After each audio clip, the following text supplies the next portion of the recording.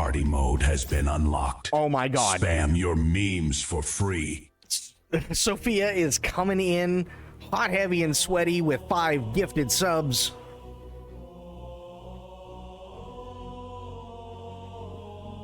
The throne awaits. Amasilid drone. Low brass rumble, distant thunder of drums. The shadow grows. We leave the kitchen behind, the spices are forgotten. The pots are silent. We ascend the stairs to the throne room. The Schrödinger realm is in chaos. Orange cats run wild in the halls. The loot, it is here, and it is not. But from the fog of war, a sovereign rises. Not a chef, a king. All hail is Sophia Fantasy is leading this hype train.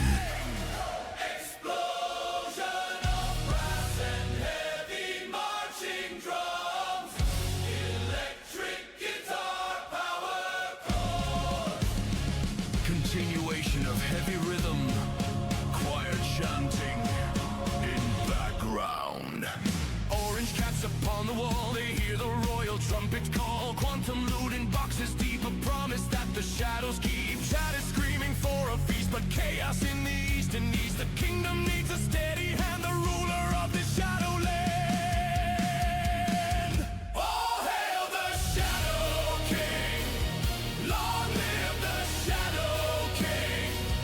Bow down to the shadow, bow down to the king.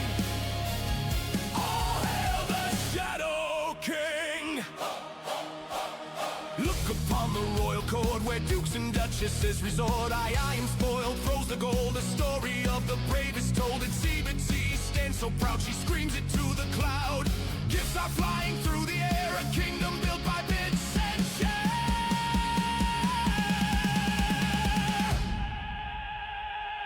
All hail the Shadow King, long live the Shadow King.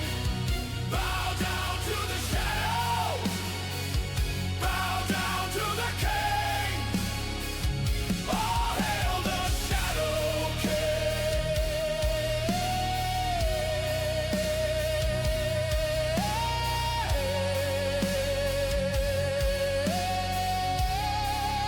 Time remaining 2 minutes. Snare drum roll accelerating. Brass stabs rising. The diamonds are shining. The jewels are mine. The crown fits.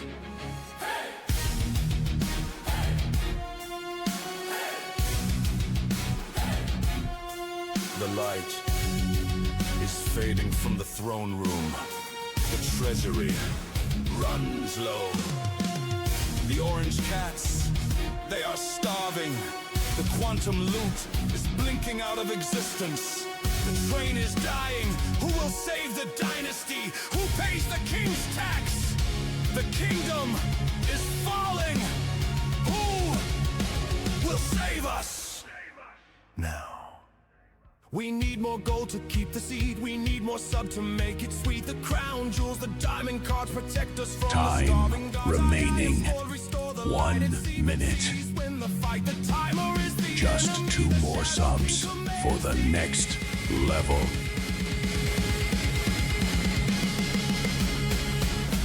Shadow King! Bow down. Shadow King! Bow down. Diamonds! Shine bright. Diamonds! Shine bright. 30 seconds. Time is running out. Lunch is cancelled. We feast on victory.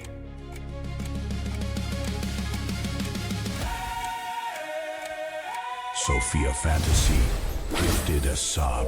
There is only 12 seconds left. The hype train is at level 3.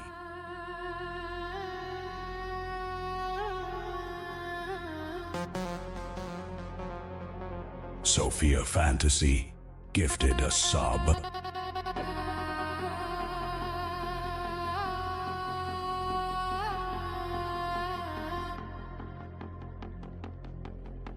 The chat never sleeps.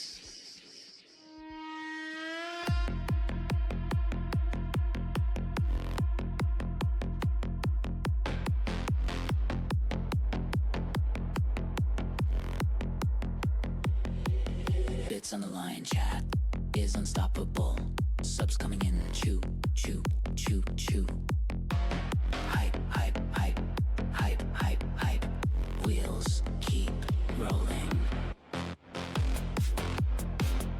Train, keep moving.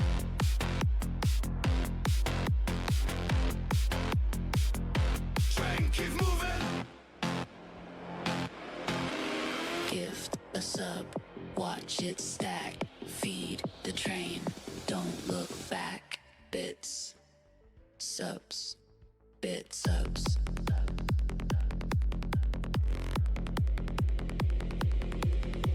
This level will not be our last. Boost the train.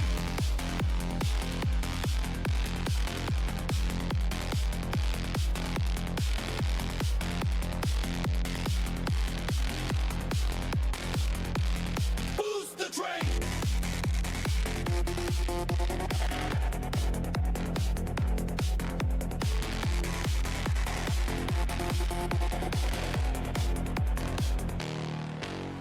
Chat cheer bits, train goes choo choo, emotes flying, beautiful blur. More, more, more, more, more, more. Clock is ticking. The train don't stop. The train don't stop. Chat keeps it rolling, rolling, rolling, rolling, rolling.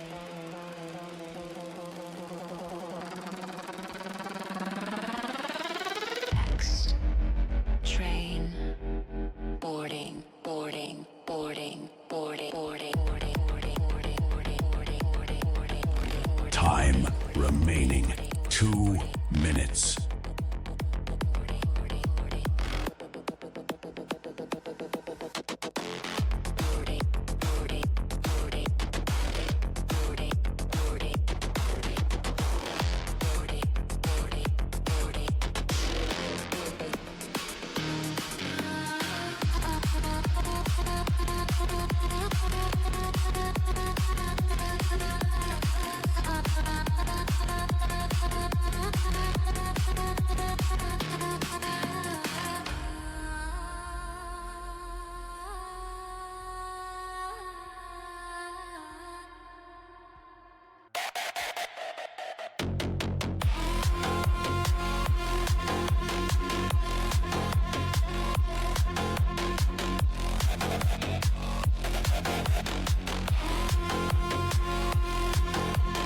Time remaining 1 minute. 4 subs away from the next level.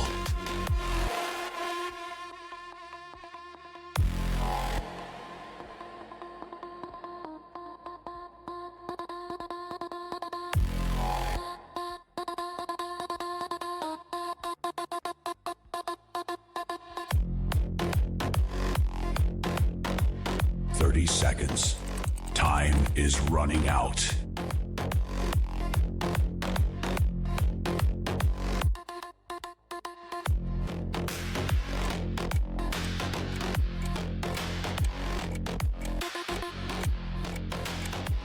There is only 12 seconds left.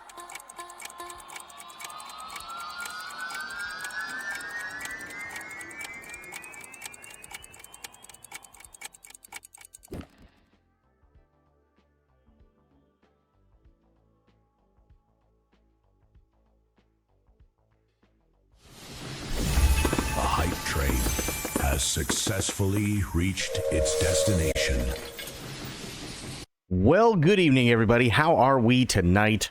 Hopefully, everybody has had a great day. Happy Tuesday. I had to think about that one. Happy Tuesday. We are back. Itzy, Bleached, Aelin, Corgi, how y'all doing? How are the things?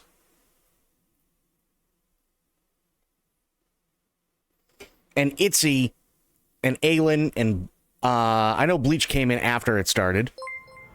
And Serrated Falls, thank you so much for the follow, and good to see you again. Welcome back. Eating dinner and trying to keep Cat from it. Nice. Spectre, good to see you. So you guys missed something last night, and I'll play it one more time for you. Because you remember the last big hype train that we had, where you guys decided to make 2 songs, and we barely just missed that last one? Well, we found out last night that it saves all the community ones. So if one doesn't make it, it saves it for the next time. And it's insanely epic. So Spectre, Bleached, Itzy, Aelin, are you all ready for this?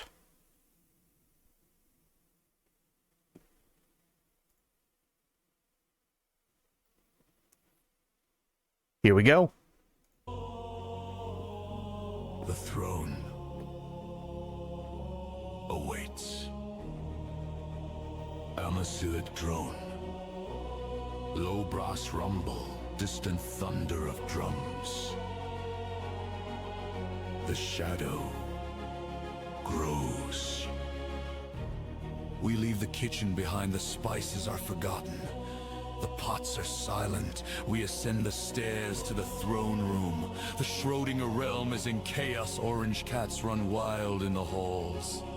The loot, it is here, and it is not, but from the fog of war, a sovereign rises, not a chef, a king.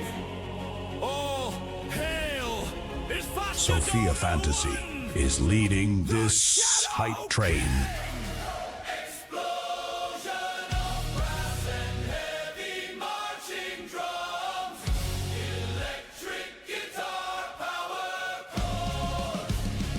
Continuation of heavy rhythm, choir chanting in background. Orange cats upon the wall, they hear the royal trumpet call. Quantum loot in boxes deep, a promise that the shadows keep. Chat is screaming for a feast, but chaos in the east and east. The kingdom needs a steady hand, the ruler of the Shadowland. All hail the Shadow King, long live the Shadow King. Bow down to the shadow, bow down to the king. All hail the Shadow King. Look upon the royal court where dukes and duchesses resort. I am spoiled, throws the gold. The story of the bravest told. It's Betsy stands so proud, she screams it to the cloud. Gifts are flying through the air, a kingdom built by bits and share.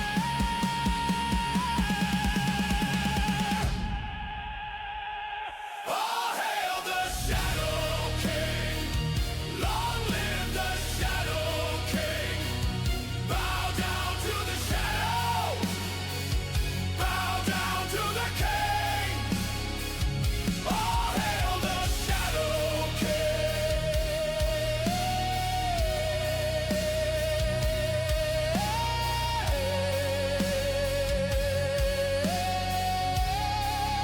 Time remaining 2 minutes. Snare drum roll accelerating. Brass stabs rising. The diamonds are shining. The jewels are mine. The crown fits.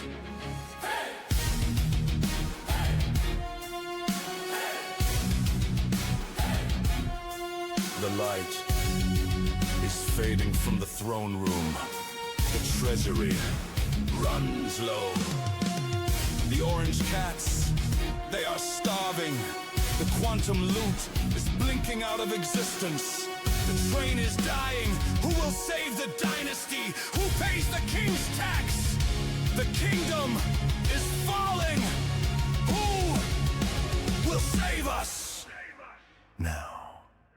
We need more gold to keep the seed. We need more sub to make it sweet. The crown jewels, the diamond cards protect us from Time the starving gods. remaining. Restore the 1 light and see the minute. trees win the fight. The timer is the Just enemy. 2 more subs for the next level.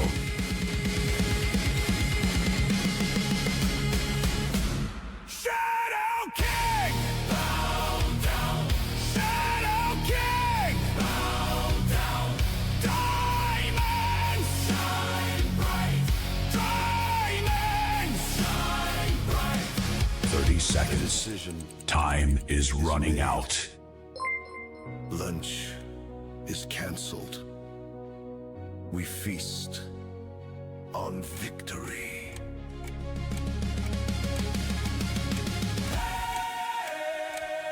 Sophia Fantasy gifted a sub. There is only 12 seconds left. That was the song that you guys came up with that we missed the last time. So, couple of changes are coming. One's already happened. I changed the channel points from council coins to shadow diamonds. And I'm going to be cutting the crap out of that song and using it for subs and stuff like that. So those are coming. Yeah.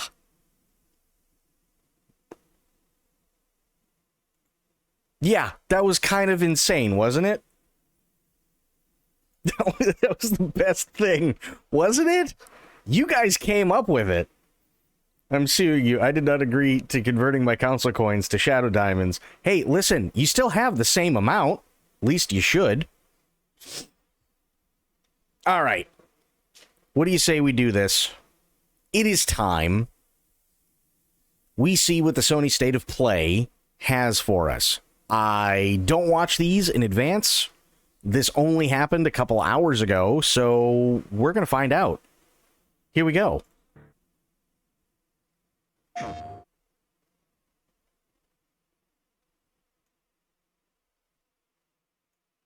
You're not missing a more billion.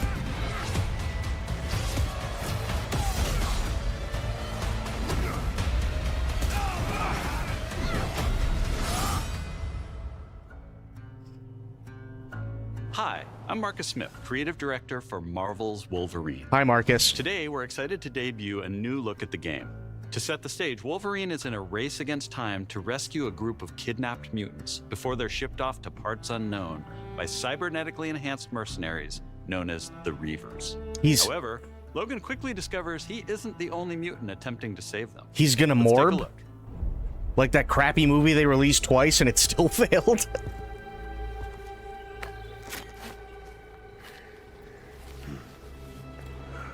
Let's see if we can find the one that got away. Redhead. Ah, well, that's it. Shit game. It's not Hugh Jackman.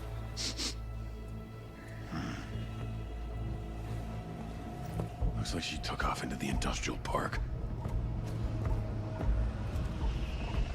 All right, let's search the area. Give me a status update. Perimeter stable. Holding position.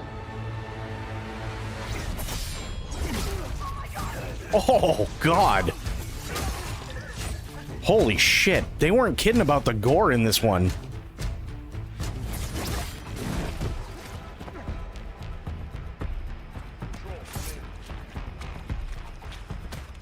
No answer. Stay sharp. I don't like this. Should do another sweep.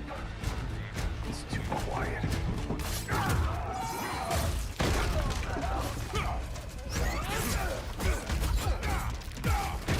Jesus.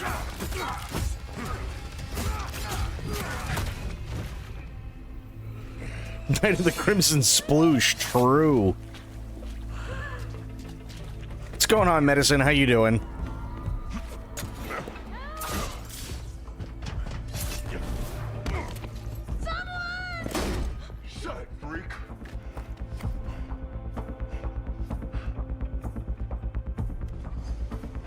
Ship's gassing off. Not today, Bob.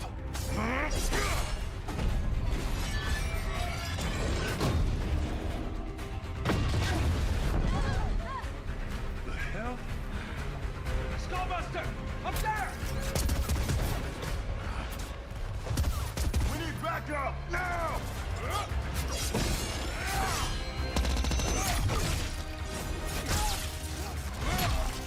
Ooh.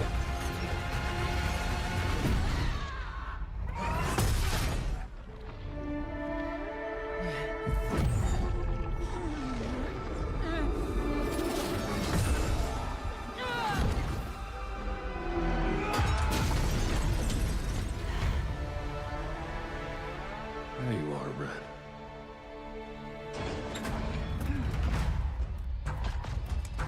Jean? Is that you? Don't worry. You're not going anywhere. He almost looks like Jesse. Everyone shoot!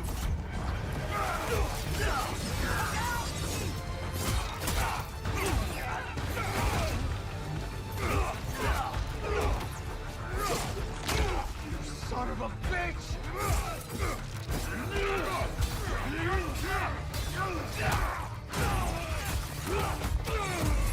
I like the environment destruction.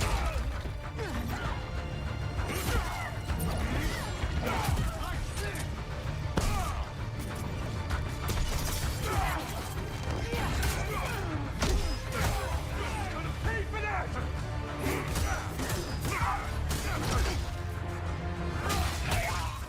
Oh.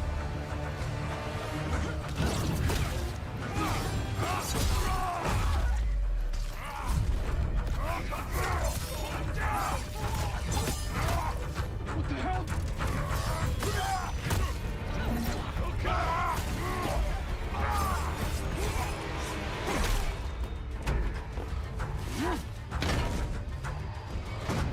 Yeah!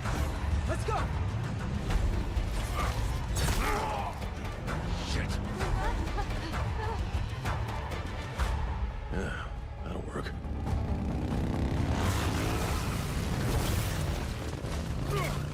Message for you, Sir Energy.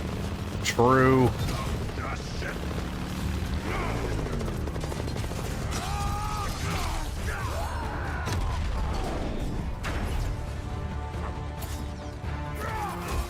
Where are those mutants? He's a wild animal!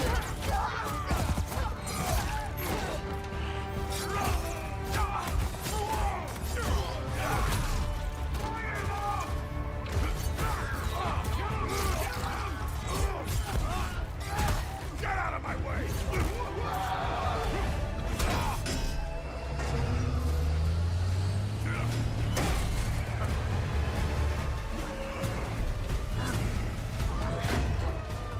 You're mine, Shorty. Isn't that the guy from Metal Gear Rising? How's that feel, freak?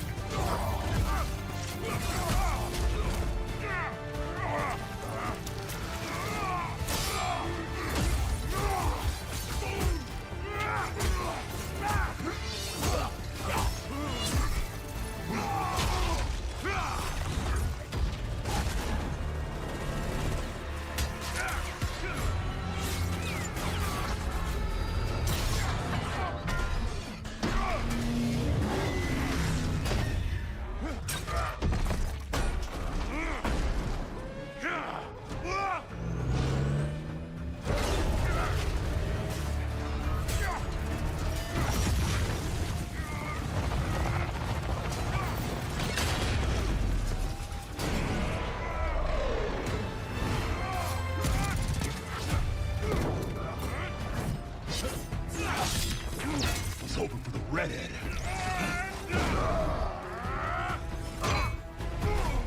Damn.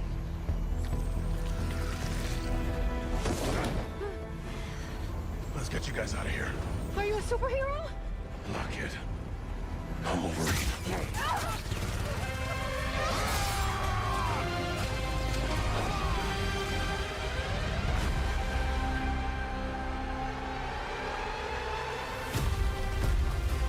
Holy shit. I'm gonna be honest, this looks pretty good.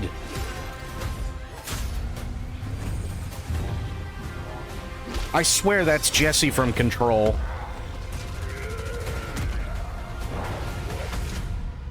Some folks can't wait to die.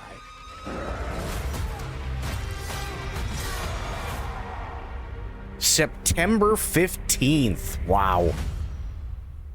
Damn. We hope you enjoyed that new look at Marvel's Wolverine.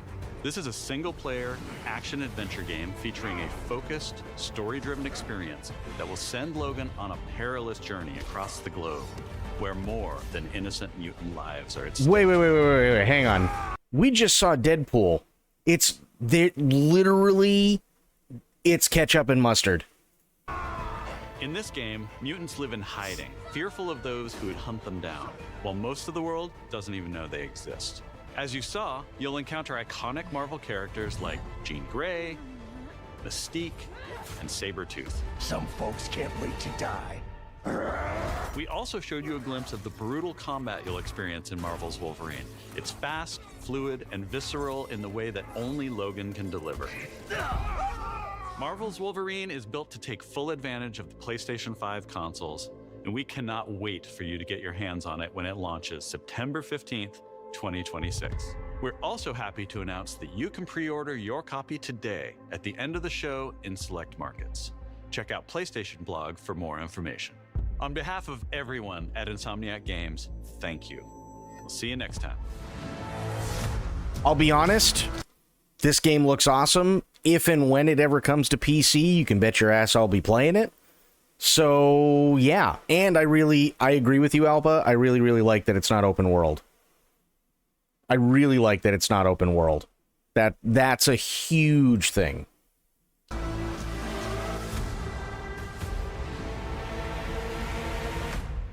Stabalicious, true. Hello and welcome to State of Play. I wanted to start by thanking Marcus and the whole team at Insomniac for that extended look at Marvel's Wolverine. We've got a ton more to share with news and updates from both PlayStation studios and third-party studios from around the globe. I haven't played Spider-Man 2 yet. I know at least Spider-Man, like the remastered Spider-Man, that one and me didn't get along so well. Yeah. Wolverine is cool and all, but you know what X-Men I want a video game of? Nightcrawler. That would be really amazing. That would be really amazing. I mean, I could see it being cool nowadays. I know they tried years ago to really make him awesome in 2 X-Men games for the Genesis, and it kind of worked, but he got really old really fast. Let's get right to it with the latest from our friends at Arc System Works, XDev, and Marvel Games. And yeah, it's a shame too, Corgi, because I actually liked Spider-Man up until that point. Prepare to face the supreme master of the pugilistic art, the Duke of Get Your Dukes Up, Mr. Champion! Actions are worth more than any word. And the greatest action is to fight. You have defeated so many. You've defeated whole worlds. But you've never fought Doom. Let me show you why you should kneel. Think you're a genius, Doom? Your works are mere trinkets. My genius is endless. And now my turn. You made promises, Doom, and those promises shall be kept.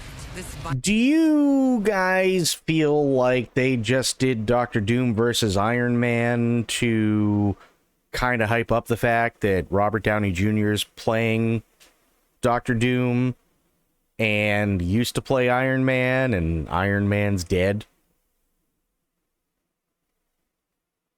I just thought of that. I'm like, wait a minute.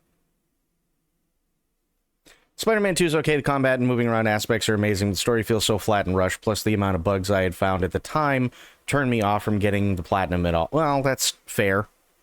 To be fair, also, I think they fixed a lot of those bugs, but I honestly couldn't tell you. Violence will solve nothing, Eric. My dearest Aurora, mutant kind shall rise, and I will be the one to lead the way! Showtime! You look a little angry, Bug. Still holding a grudge. Why does he sound like the Joker? Stop laughing, Gobby. That all you got? Bombs away! What? I'm gonna kill Spider-Man, not you! You want to fight? Carnage will give you one to the death! Moment has come! Attack! No mercy. Let me do it! I'll slice you up! Don't be greedy! He's mine!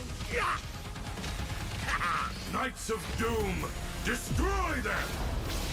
Feel my wrath! The end is near.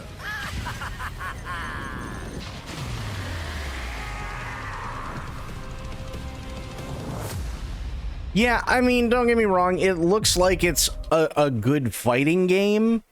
The only two fighting games that to me still really appeal are Mortal Kombat and Street Fighter at this point. I can see why people would like this. It's not my cup of tea, but yeah, I mean, yeah, doesn't look terrible. Couldn't say because I revisited after like a year and the same stupid bug happened where the whole map unloaded and I fell into a death barrier every time. Apparently many ran into that. Oh, fun. No tech. I haven't played Tekken in forever. I just played Spider-Man 2, only had like one crash, and that was half your fault anyway. Oh, that's fair. That's totally fair. And Alpa said, well, with all the MCU multiverse shenanigans, I can tell you why, though. Here's the whole thing. It's very, very, very simple as to why, even with all the MCU multiverse shenanigans, there will not be an Iron Man that we know and love, and that's very simple to explain. It's because they'd have to pay Robert Downey Jr. twice. And that's really expensive.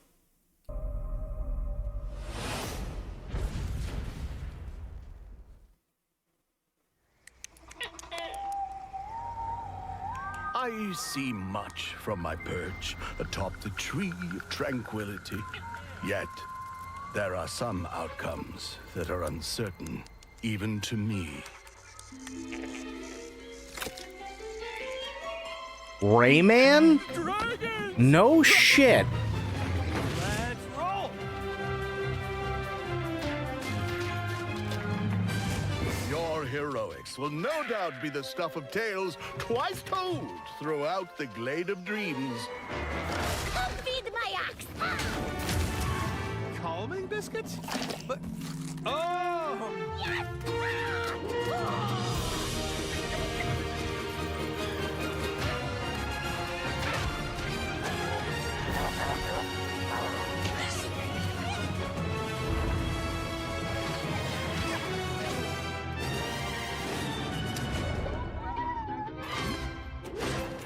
Follow me, brave heroes. The Glade of Dreams is in grave danger.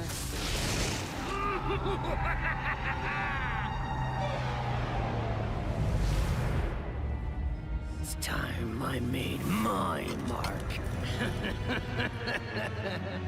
It's 4 against 1! You don't stand a chance! Maybe he stands a little bit of a chance. Robots to the rescue! I am as fast as a falcon! Kick size! For the Glade, then! What is Rayman about? Rayman was one of multiple attempts by Sony as an answer to Mario and Sonic the Hedgehog and Link and Gex and not Banjo-Kazooie, Crash Bandicoot and Spyro. Like the list goes on. Yeah. Like, there was never really, like, this massive story. It was usually, like, here is bad guy does things, stop bad guy. That's all it really was. Bubsy was the same way. The only thing I'm hoping is that at least this is a good game, because from what I understand, Bubsy is getting slaughtered in reviews. You think this ends here? Cool! I'm here!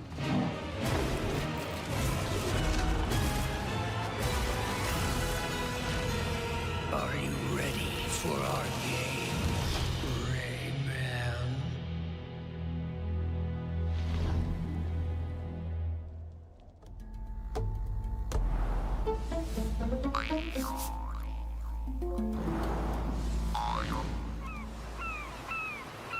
Dave the Diver. Great game, by the way.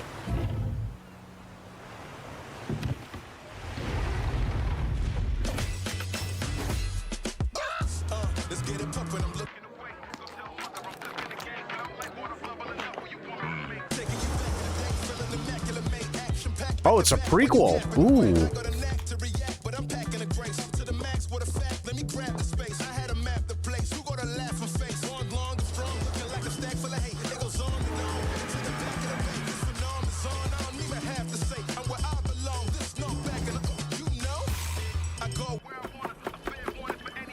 Say. You can't stop me and get sloppy to bear on them. They try to put me for man, look at the tears on a mishpat. Yeah, so incredible. When you're this good, go let them know. Yeah, so incredible. When you're this good, go let them know. They ain't never hear a man like this. They ain't never seen a man like this. Go let them know. They ain't never hear a man like this. They ain't never seen a man like this. Go let them know. Damn, okay. I dig it. I'll definitely play that if it comes out for PC. That looks fun.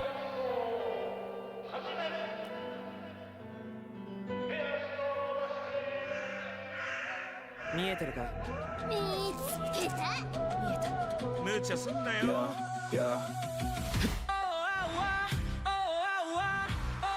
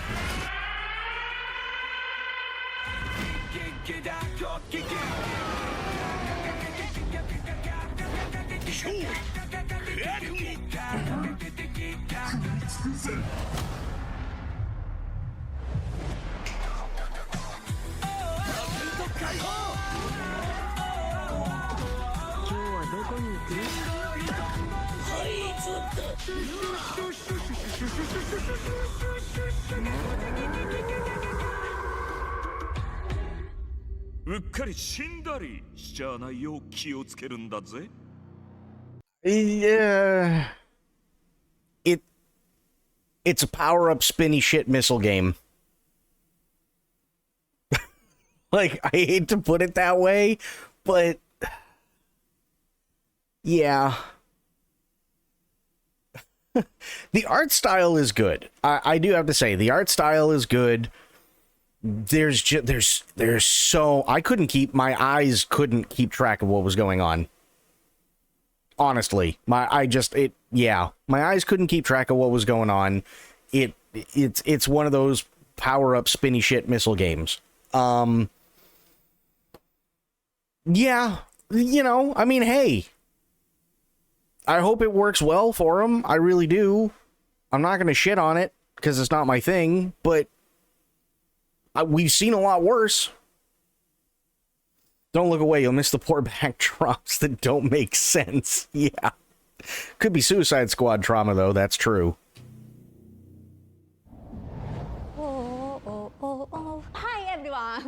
しぶりです。安心の中村郁美です。Did you miss me? I missed you! Wait. と言っても多分私のことを知らないし忘れてる人もいるかもしれないんですけど、 Who? そうだな、見てねお姉さんです。今日お届けしたのは妖怪ハンターアクションゲーム煙です。舞台は煙シティ。この世とあの世が混ざってるカオスな街をアジアをベースにいろんなカルチャーが入り混じってます。煙あるところに妖怪ありという言葉がありまして、それを妖怪ハンターが見つけ出します。そこで使うのが妖怪ハンターだけが使えるフォックスウィンドウ、狐の窓です。この窓を介してパラノーマル現象や妖怪を見つけ出して、で可視化してそこに妖怪をハントする。しかし妖怪をただただ集めるわけではありません。私たちのゲームでは妖怪と契約をしなければなりません。表情をまとい道を狩る。あなた自身に憑依してもらいます。そして憑依した妖怪のパワーを使って憑依アパレルというかっこいいアパレルをまとってスーパーパワーでもっと強い妖怪に挑んでこの世界の謎に近づいていく。ハンターは種類が3つありまして、1つは刀ハンターになります。もう1つは弓ハンター、次はシャーマン。そこで皆さんお気づきの通りマルチプレイあります。仲間と一緒に暴れて死にかけて妖怪ハンターとして一緒にこの煙シティで煙って遊んでいただければ嬉しいです。私たちはカオスをお届けして笑いをお届けしたいと思って煙を作ってます。あの世に最も近い都市煙シティへようこそと言いたいところですが、煙はまだまだ開発中です。情報いっぱい落としていきますので、もうとにかく煙の世界をこれから楽しんでください。レッツ煙、煙っていこう。シュッシュッシュシュッシュッシュシュッシュッシュカカカカカカ。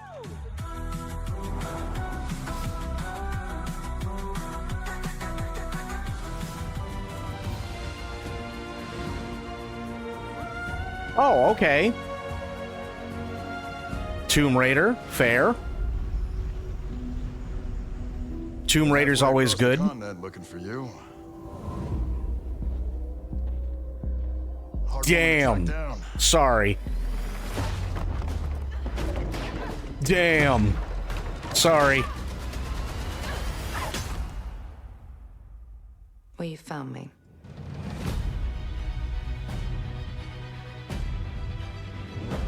Ms. Croft, I hear when it comes to retrieval, you're the one to hire.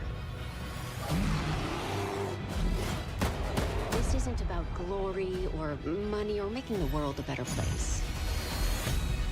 This is a puzzle, buried in centuries of silence. You don't strike me as someone who walks past a locked door without wondering what's behind it. There's a reason I can only trust you with this.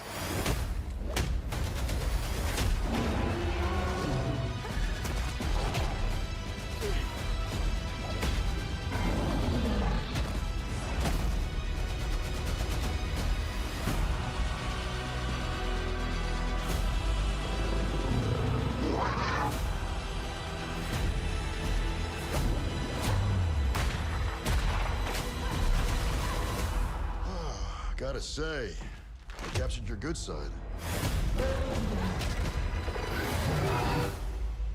This. You're assuming I've got a bad side. This looks like the Tomb Raider I grew up with. I'm all for it. That's the Tomb Raider that I grew up with, for sure.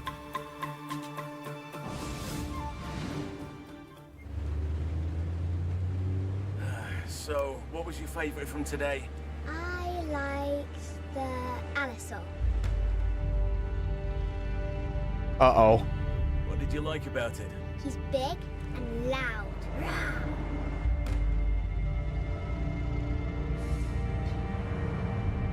Oh, I think my favorite is the Diplodocus.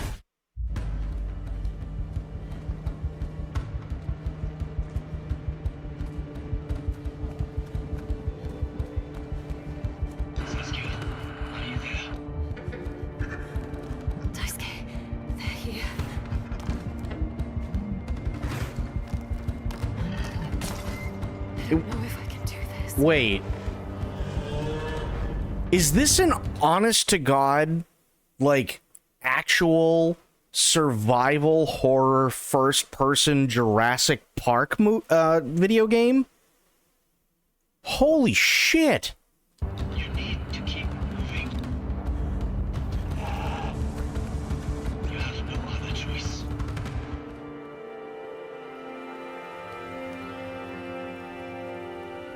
There's always a choice.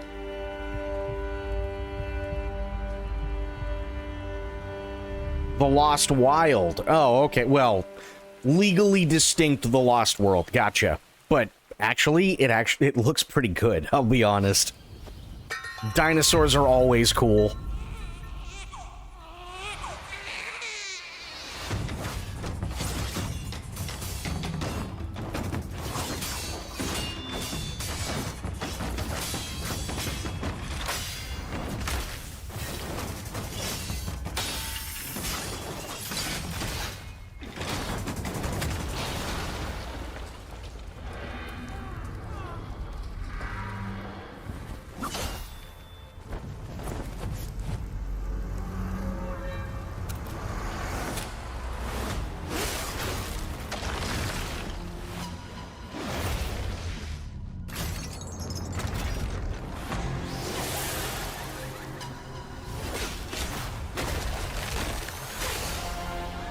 Oh, Phantom Blade, okay.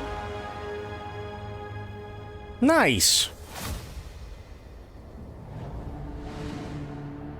Back in early 2023, S-Game first showed us Phantom Blade Zero in passing at a hotel. And we knew immediately that this game had incredible potential. Look forward to more details in a gameplay and story deep dive coming later this summer. Okay, fair enough. Next, let's head over to the sandworm-infested sands of Arrakis in Dune Awakening. No, can we... I don't... Okay. In this open-world survival RPG, you can fully immerse yourself in the world of Dune. Unravel a cinematic story filled with mystery and intrigue, featuring many of the characters from the books and movies. Find the Fremen, wake the sleeper.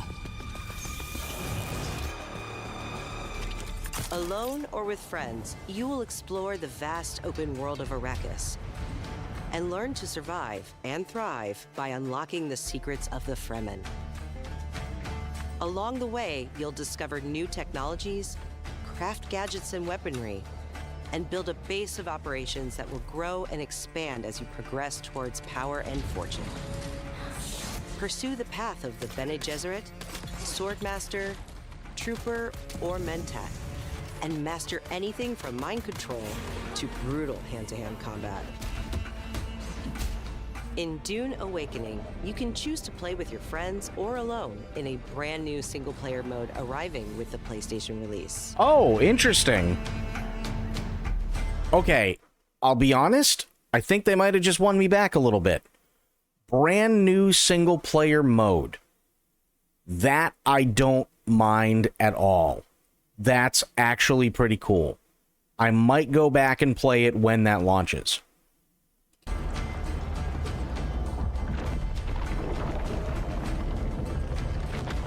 That's actually cool. Awakening arrives on PS5 on September 22nd. Pre-orders start today. The fan favorite PS2 classic Dynasty Warriors 3 is getting remastered for PS5. Good for people who, like me, have no friends. Okay, here was my issue with Dune Awakening. I loved the game. I had no problem with the survival stuff. I had no problem with the crafting stuff. I thought that was all really, really cool. My biggest issue was the economy was so off balance that if you died, unless you were so high level it didn't matter anymore, if you died at any point, you were fucked. Because you still have to pay, at the time, they still had tithes, right? So you still had to pay your tithe whether you died or not. And if you died and you only had like 3 days left, and you just put all of your resources into something big, which, by the way, happens, you still have to do whatever needs to be done in order to pay your tithe, which grows exponentially as your base does. And let's say you had a Thopter. Well, the Thopter was the best way to get to and from one of the main hub cities in order to pay the tithe, which was great. But if you just lost your Thopter, now you have to trek to one of the minor hubs so that you can pay someone to bring you to one of the main hubs, which means it's going to be even more money. That sucked. So, yeah, that got tiring after a while. It really, really, really did. They kind of screwed the pooch because there was a lot of things that they promised when they came out with the first major update. It didn't go so well. They lost a lot of people, a lot of their audience. But to be honest, if I can go back and I can just do all of it and do it as a single player experience, that's not bad.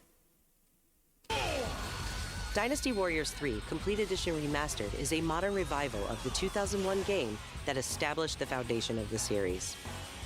Players can become one of over 40 officers and experience intense 1 versus 1,000 skirmishes across vast battlefields. And joining the battle is Zilwan, the protagonist from Dynasty Warriors Origins. Oh, cool.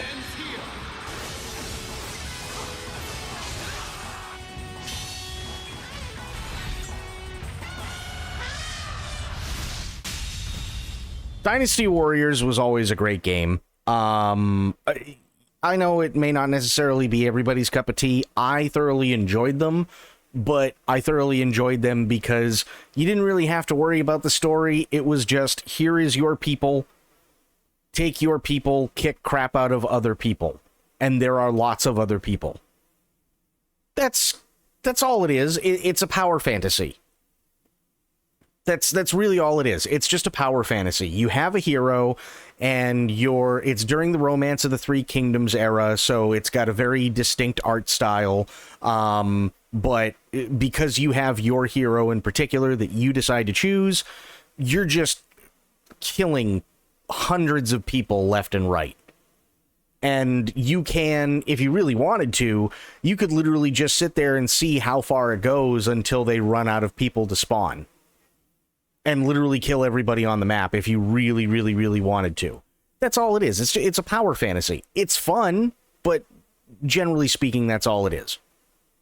But I loved it. I thought it was a blast. Dynasty Warriors 3 Complete Edition Remastered launches later this year. Pre-orders start today.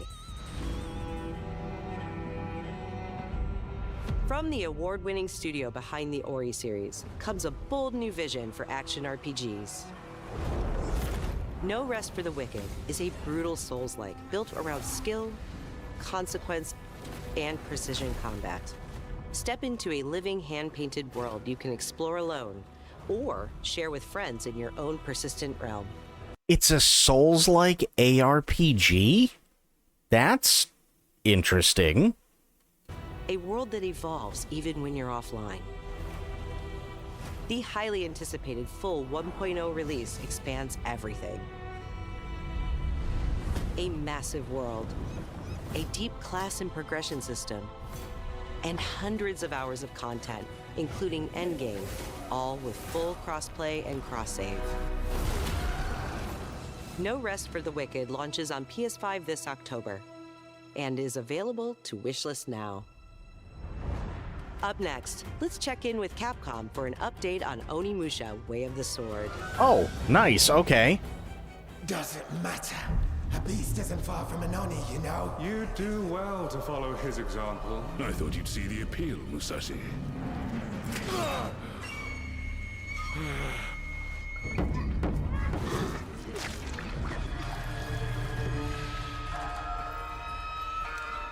That castle on the mountain.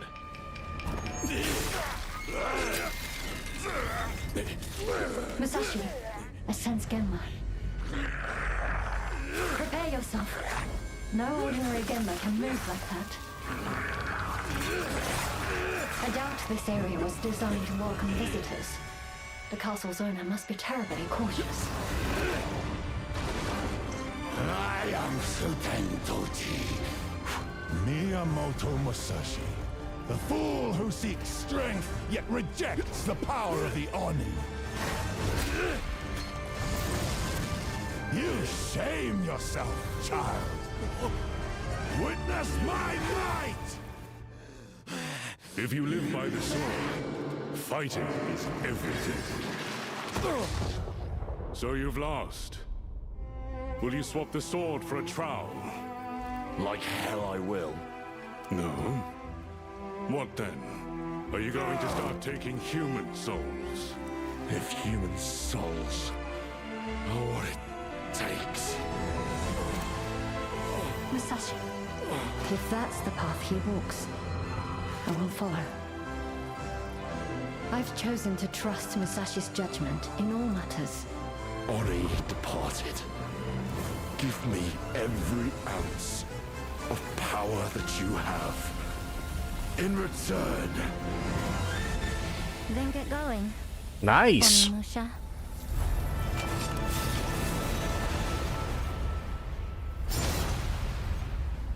Nice. I dig it. September 25th. Hell yeah.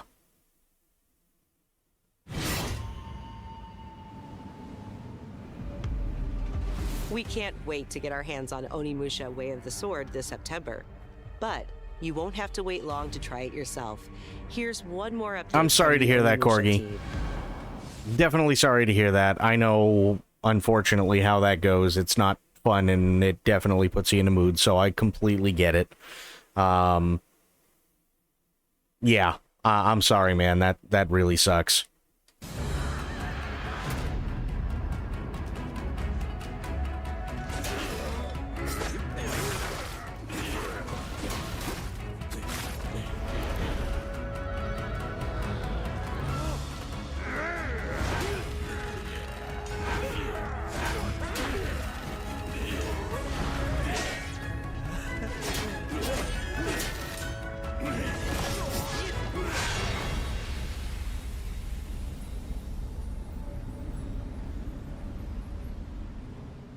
Again, if this one comes out for PC, I will gladly play that. Honestly. I was saying when my grandparents died, losing a friend is much harder. Don't feel bad. Yeah, it's rough. It is. It's very, very rough. I completely get it. And I think most of us do in some way, shape, or form. So, yeah.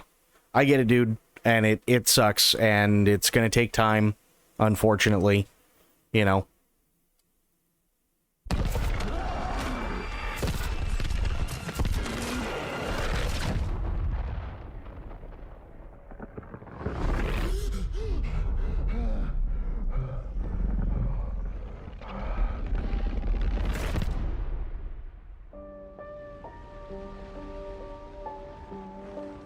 Wait a minute. I think this is the Silent Hill game that takes place in Scotland. It is. Yep. Hey! Who's there? Simon. Are you there?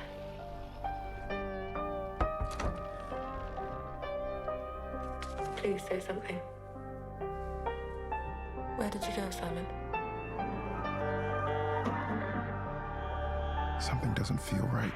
Yeah, this is Silent Hill Townfall. Like a comfy sweater. Mm-hmm.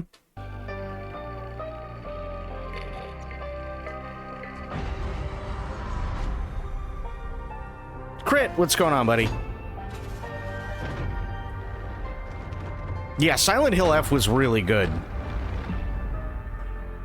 Zoe? I'm sorry, Zoe? What are you doing here?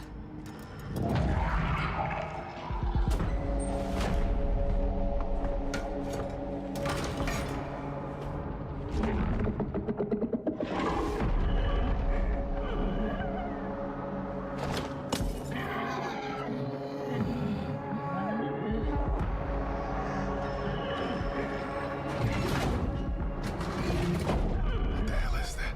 There's more of them.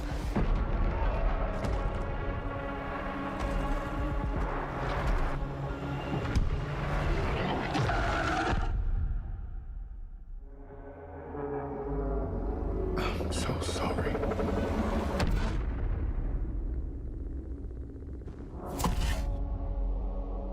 September 24th. Nice. So this one is actually really, really cool because there was a deep dive, I want to say, a couple of months ago for this, and they were talking about how everything works.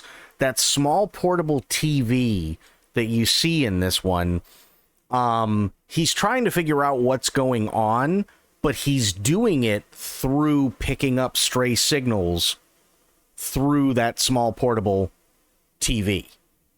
So it's less like Silent Hill 2, less like Silent Hill F, or really much of anything that came before it. There was a game where you did something similar, and I'm trying to remember what it was. It was another like survival horror kind of deal. But yeah, this looks interesting. I'm really, really interested in this one, and it's done by Annapurna. And they usually have some pretty damn good stuff. The target is the front gate of the capital of our homeland, the Federation of Central Asia. We will storm from the sea and take the capital back from our enemy. Ace Combat. So you're the next one? The one whose rear we'll have to cover? The people left behind back on the continent need something to hold on to. Some sort of symbol that inspires hope. We will be in visual range of the land battleship soon. That's giant! Enemy artillery intensifying. Damn it. Where's Wings when you actually need him? All units return to base. Where are you going, Copter? Cover Tasha, Rex. That's where the Wings of Thief comes in. The legendary savior. Dee Dee wants the legendary savior to get as much publicity as possible. The more exposure, the better. Cannon firing. We're gonna be wiped out. All aircraft, pull out.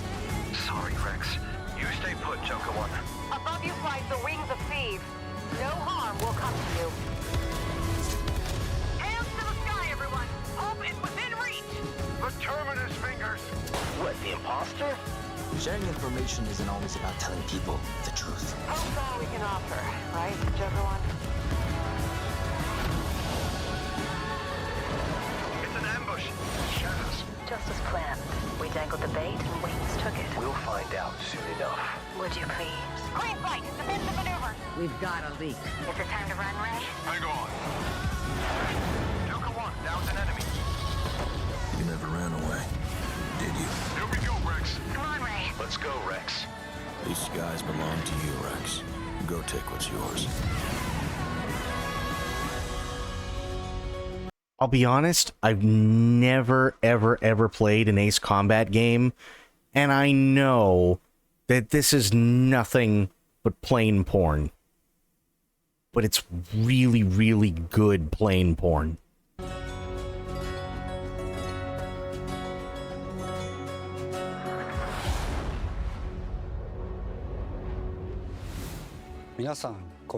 See, Crit, I love stuff. I love military aircraft and stuff like that.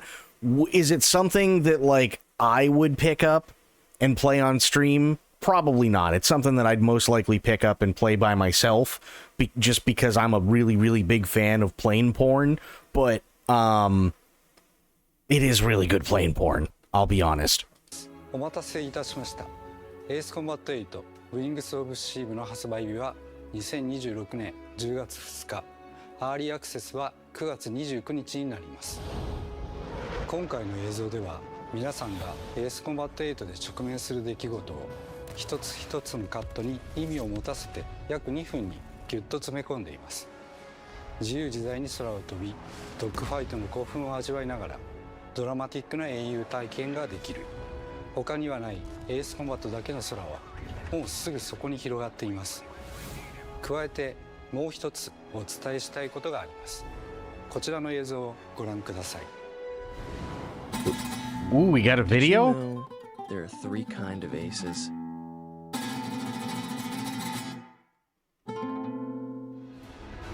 今回エースコンバット8ウウィングス・オブ・シーブにはダウンロード版はプレイオーダー特典として、パッケージ版には早期購入特典としてエースコンバットゼロザ・ベルカン・ウォーの移植版が付くことになりました。ぜひ8と世界を同じくするストレンジリアルの世界をもっと深く楽しんでください。お知らせした通り発売まではあと少しです。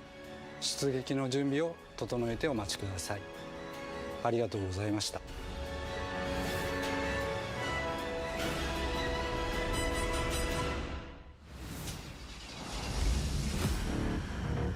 Ooh, Saber, what do we got?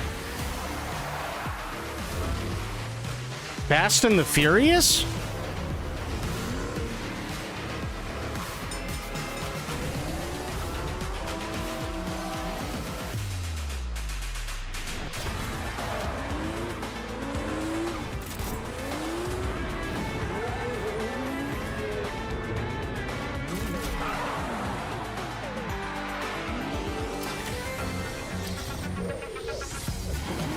Knight Rider, what the fuck?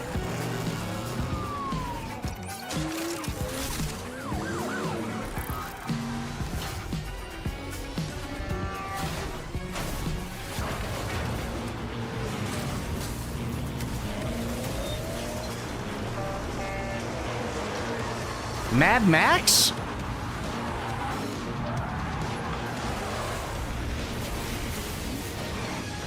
That... The DeLorean?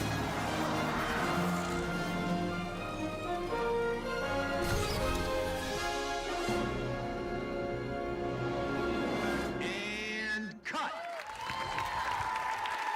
Oh wait, Stuntman? I think we got it. Yep, roll playback. No shit.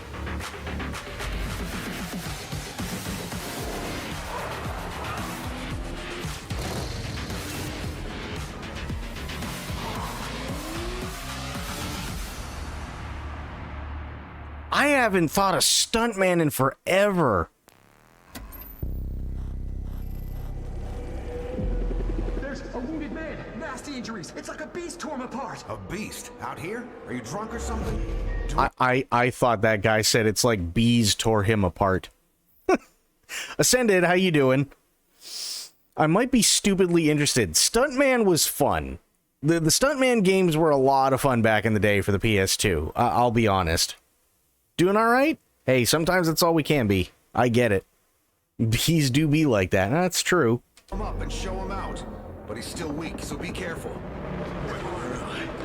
What's going on?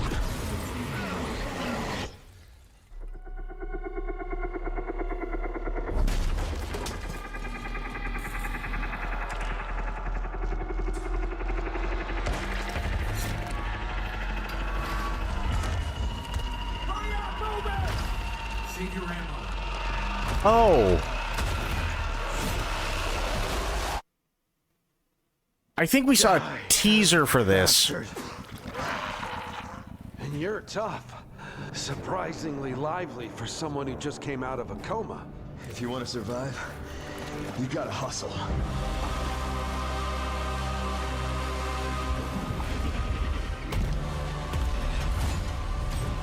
You fell from the moon.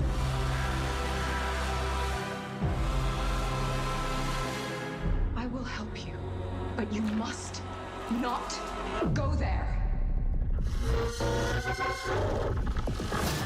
I'll take my chances. Turns out I'm a lucky man.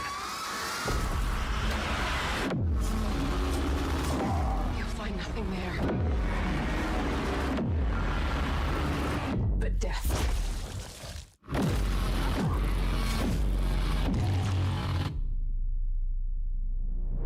Well, good luck. Keep quiet in there. Huh. I mean, it in all honesty, looks like a good spook game. You know? Looks like a good spook game. I'll give him that. Oh, here we go. Control Resident. Finally.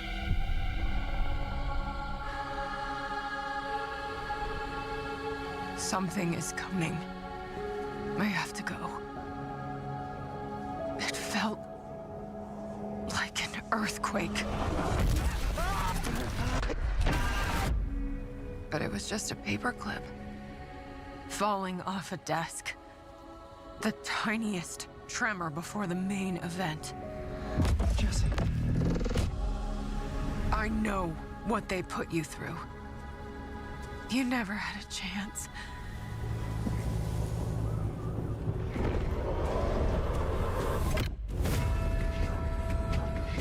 Two days before the lockdown fell, an uncategorized resonance appeared in Manhattan.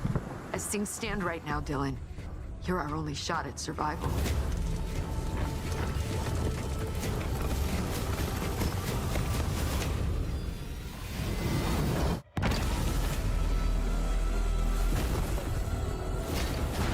You are not FBC. You're not even fucking human. The FBC locked me in that cell for years and forgot about me. The hiss, it was a way out. People can change. The past doesn't matter.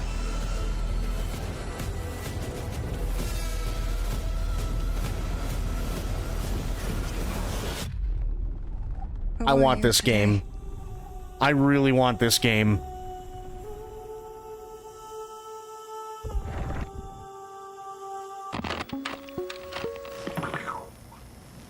We're gonna have a lot of fun together.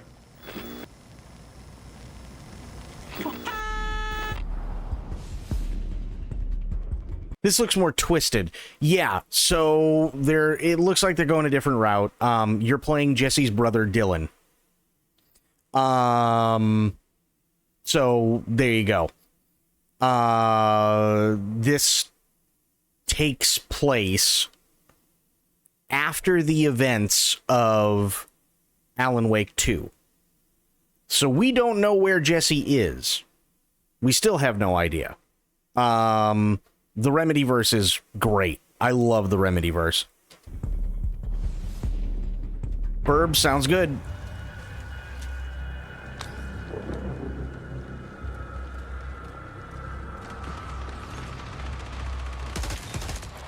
Oh, this is Marathon?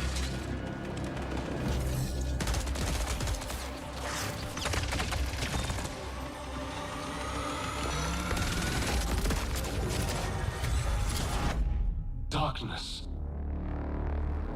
For those without eyes to see. The canvas, blank and vast. Secrets buried in shadow. The graves.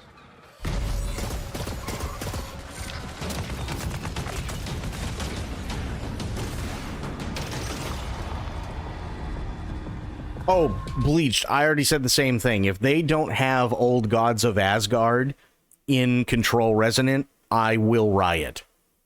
Like, just that simple. I cried out in my sleep. A warning. A hunter's...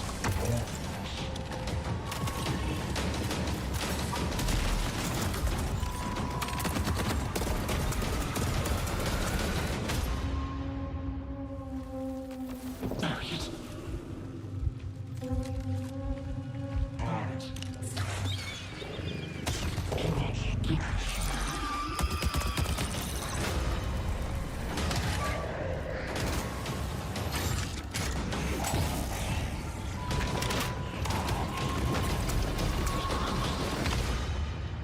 Well, so here's the thing you got to remember, right?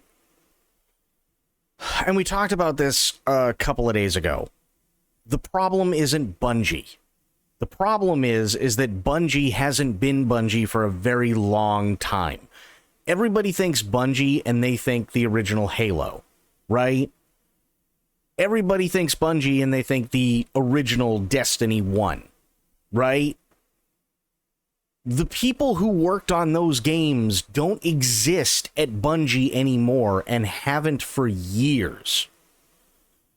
So it's the same name, yes, but it's not the same Bungie, and it hasn't been for a very long time. At the same time, they are owned by Sony. Sony dictates what Bungie does. That's how it works. That's why, now that Destiny 2 is being put in maintenance mode after the last massive thing, so that people can still play it and they'll keep the lights on, there's talks about, literally from a team of 400 developers, there's going to be quite a few people losing their jobs because they can have a smaller team run Marathon, which, by the way, didn't start off so good to begin with. Unfortunately, I think Sony's learning their lesson, and sadly, I also feel like there's going to be a lot of devs that have to learn it for Sony, which really, really, really sucks. And it's sad that they're losing their jobs. The only silver lining, literally the only silver lining in this entire thing, is that they are doing the same thing that they did with Destiny 1, which is keep it online. So even to this day, you can go play Destiny 1 because it's just in maintenance mode. There are no more bug fixes. There is no more story for Destiny 1. But if you want to go play Destiny 1 right now, you absolutely can. And that's what they're doing with Destiny 2. I know a lot of people have, negative feelings about Destiny 2, and I don't blame you whatsoever. I know that they really mishandled the content for quite a while, but to be fair, hey, in all honesty, at least you get to still play both games. Do you crave endless life?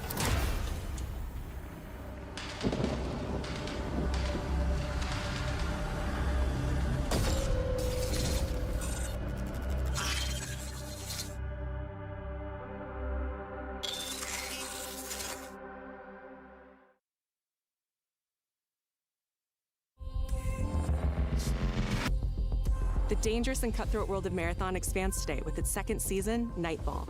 And if you haven't checked out Marathon yet, Bungie announced an open trial period for the launch of Season 2. You'll also be able to pick up Marathon at a discount.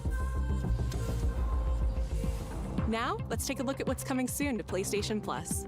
Up first, a beloved fantasy world is finally coming to... Well, and I get that, Alpha, but you also have to remember, there are still tens, if not hundreds of thousands of people that still love playing Destiny 1 and 2, right? And we would all be sitting here bitching relentlessly if the situation was different and they said, no, fuck it, we're just shutting down Destiny 2 and 1 altogether, and all the money and all the time and effort that literally everyone put into it is just going down the fucking toilet.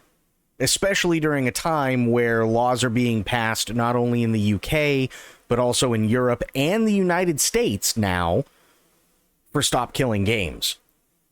PlayStation for the first time. RuneScape Dragon Wilds is an open-world survival game where you rise from survivor to dragon slayer. Play solo or with friends as you explore Ashenfall, a beautiful, dangerous new frontier in the RuneScape universe, where power is earned and every action deepens your mastery. I'm interested in this. With magic at your command, cross deadly terrain, mass forage in seconds, uncover hidden paths, and outmatch brutal monsters. Craft stronger gear, master magic, melee, and ranged combat. No, I don't think that's true. I don't think that's true whatsoever. No. League of Legends people do it because they hate themselves. That's why they do it. Destiny 2 players and even Destiny 1 players still play the game because they remember how good it used to be. And for the longest time, they hoped and hoped and hoped, and they sat there and they listened to what was being told to them, how things were going to get better, and how everything was going to be better, and how the new update was going to come out, and it was going to change everything. And for a while, it worked, and it was great, and people had a lot of fun with it. And then Lance Reddick died. And honestly, it kind of felt like that was the final nail in the coffin. Because after that, it just kept getting exponentially worse and worse and worse and worse behind the scenes. And people were still playing in the hopes that something would actually make it the way that it used to be. League of Legends players get the same experience every single time and do it literally because they hate themselves. That's the only reason they play League, because it's the only thing that they can feel. And push deeper into uncharted regions of Gielinor.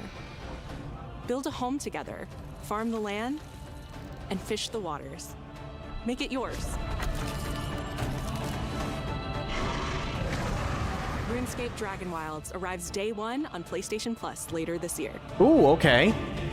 RuneScape Dragon Wilds, I'm actually interested in. Mostly because I played OSRS a long time ago, and I couldn't get into it. I'll be honest. Yeah.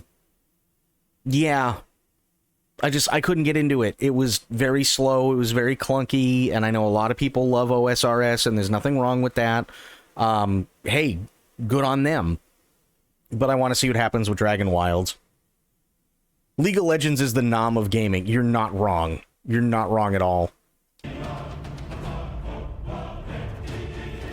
Next up, here's a preview of games coming to the Classics catalog over the next few months. In June, battle playful enemies with musical instruments in Guitaru Man, one of the most stylish rhythm games from the PS2 era. Dear God.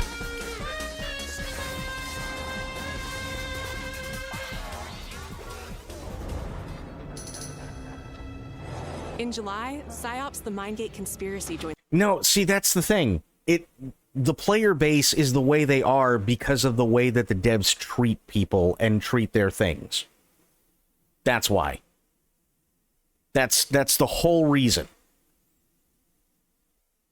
The player base is the way that the player base is because of the way that the game is designed and because of the way they treat their players. That's why League of Legends is the way it is. You would not have a Tyler 1 if it wasn't for the fact that Riot made a game that for years allowed people to be the most vile, vicious, terrible fucking people on the planet. To the point where literally if anybody comes in and tries to start anew, they will shit on anybody who tries because they don't want another member of a fan base in there.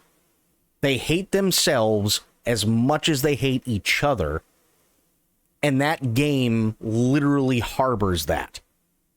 The Classics catalog. This PS2 action adventure mixes run and gun gameplay with psychic powers.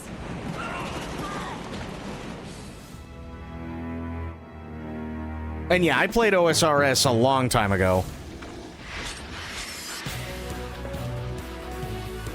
And finally, Onimusha Dawn of Dreams, a Capcom classic from 2006, launches later this year in August.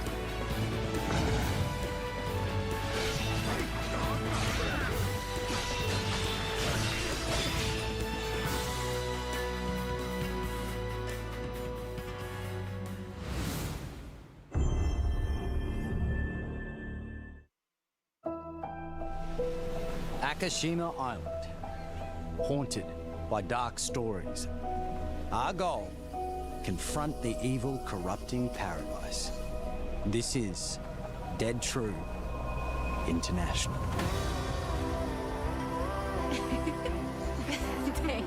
Why does this feel like... I mean, literally, we've only seen a couple of seconds, but why does this feel like it's going to be another Until Dawn kind of game? If it is, by the way, I'm all in, because they're goofy as shit. Come on, let's get a photo together. No, it totally is, because she's been in a couple of them.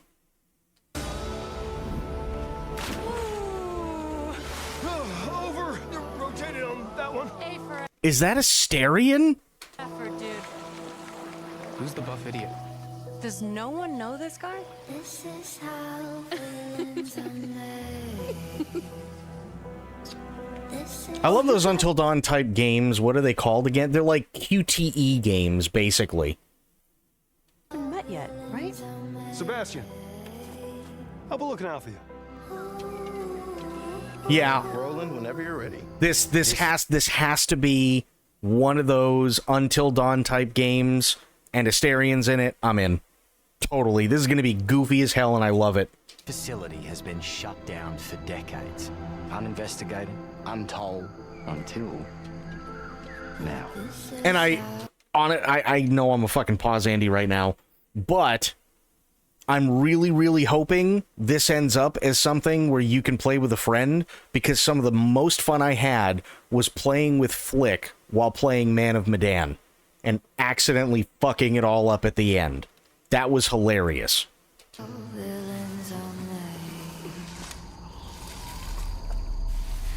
Did you hear that?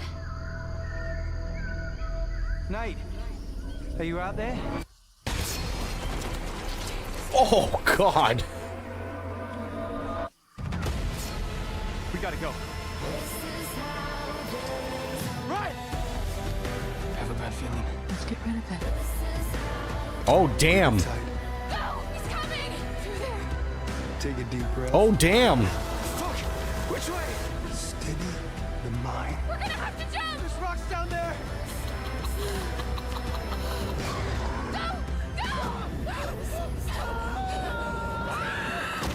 Oh my God. Can you do what needs to be done?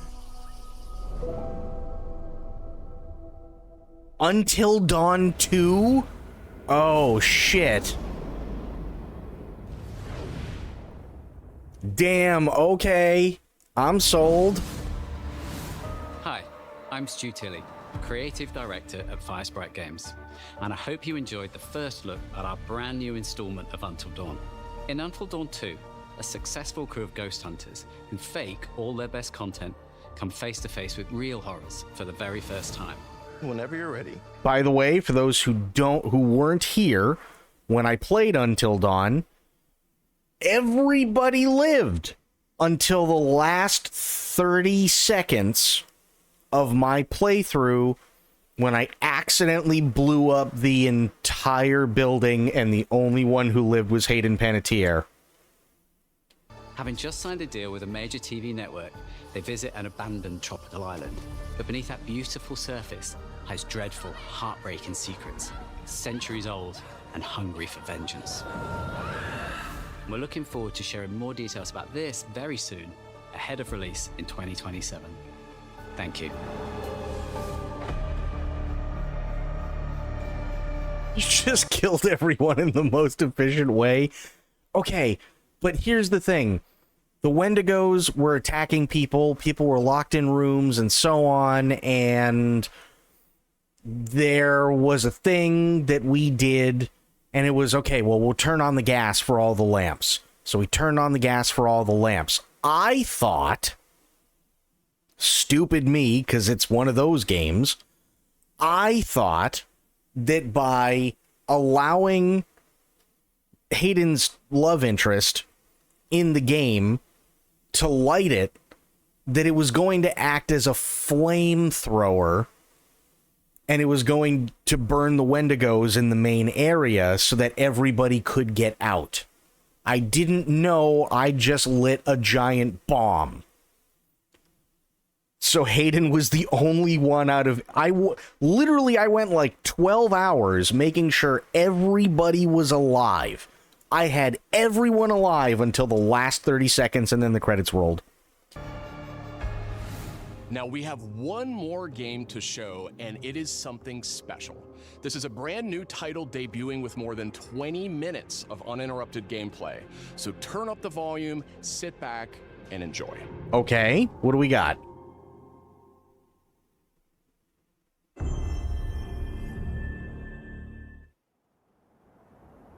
Sounds like a perfect run. I mean, Hayden Panettiere did live, and she's really hot, so, you know, fair enough.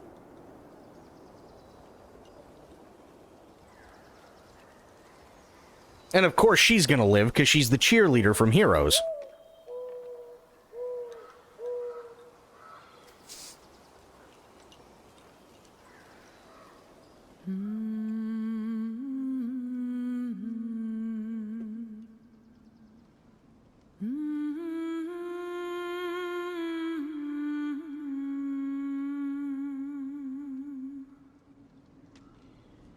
Santa Monica.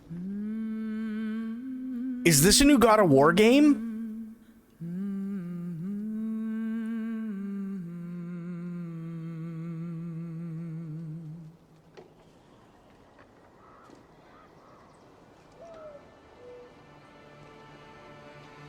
find your way home.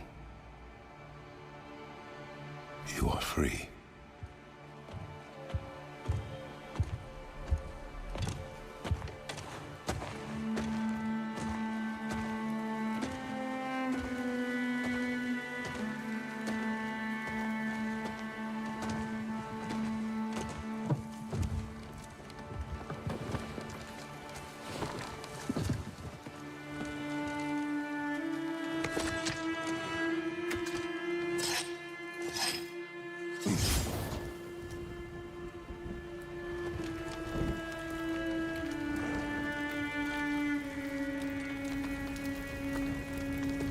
Hashtag fuck Atreus.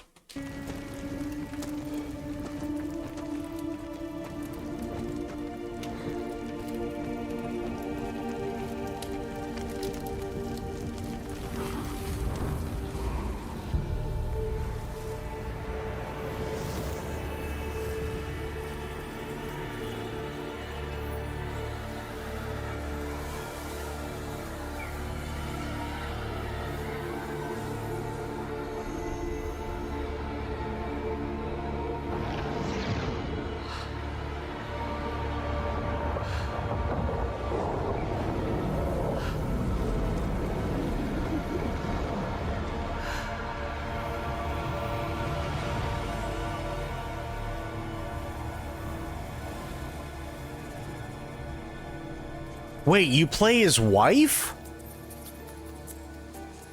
Interesting.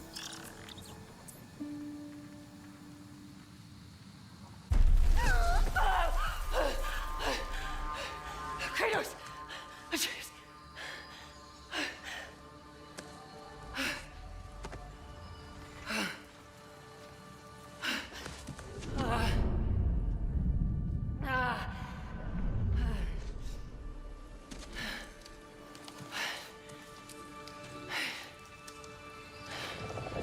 Where am I? Also, I really like her only because she was incredibly horny redhead vampire in the look at what Suki Stackhouse can fuck this week show. True Blood.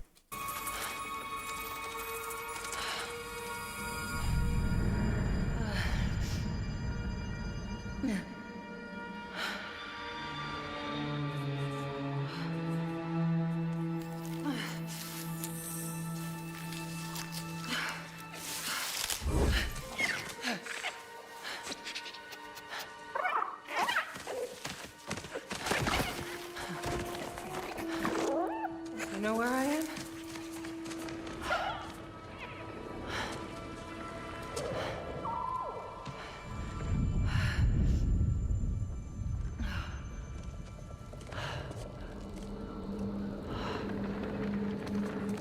Okay. Burned clothes. All right, we're playing as his dead wife. Interesting. Starting on the path. It's just... I didn't get to say goodbye.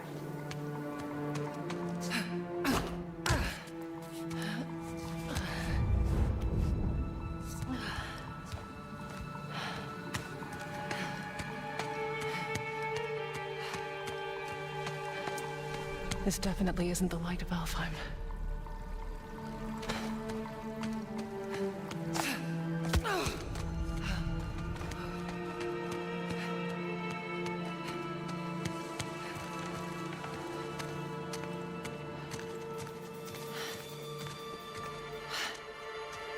Mask. How?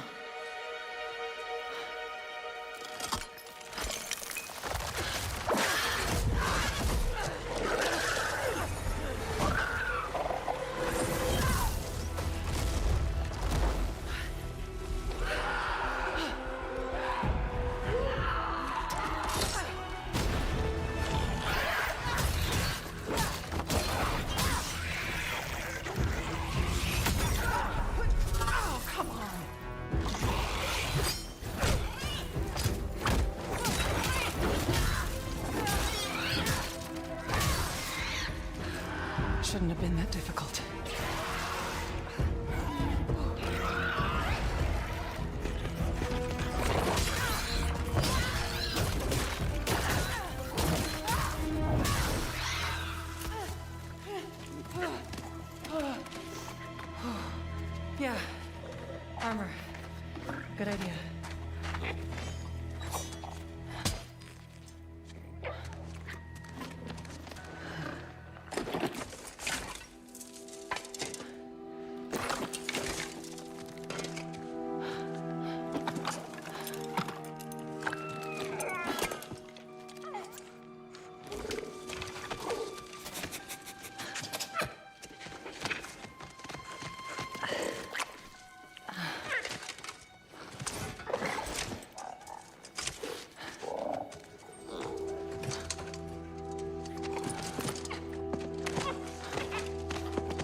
Now, how about a way out?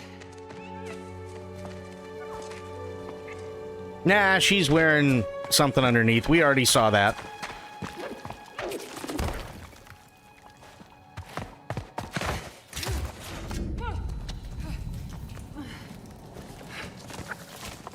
Not to mention, and I can never remember her name off the top of my head, but she's like incredibly well respected when it comes to role-playing games and TTRPGs now. So the only way she would ever show any nudity is if she wanted to.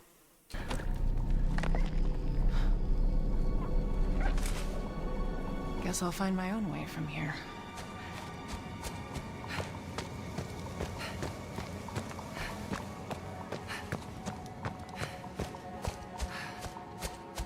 That mask. No, it can't be. It's not possible.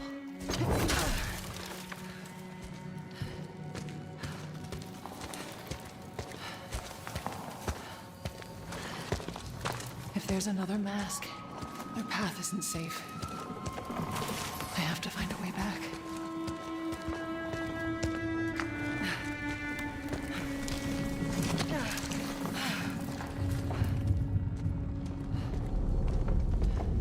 And you know what? I'll take this.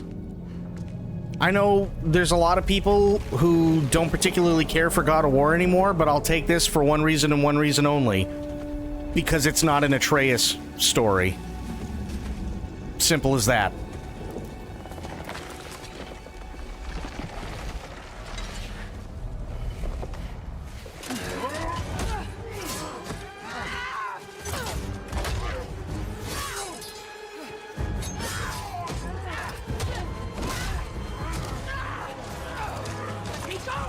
Did she come from the Eagle Outlaw? Not the gates. The gateway is closed. Wait a minute. Wait a minute.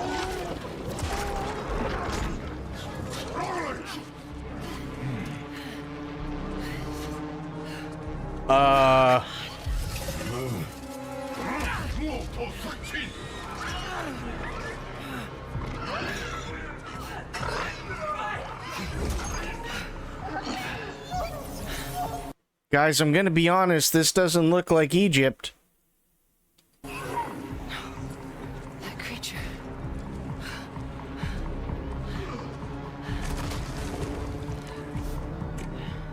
Hey, hey! Kid. Let him go!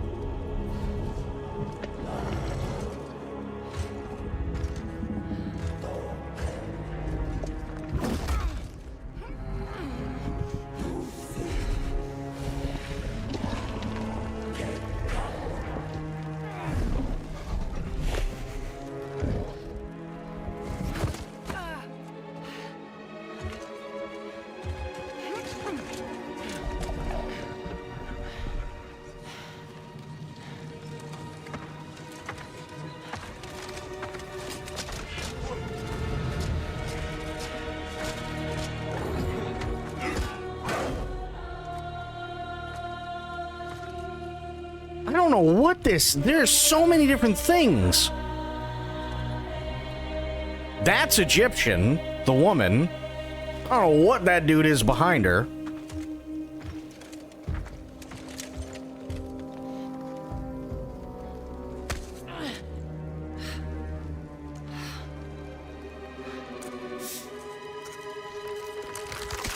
Owie.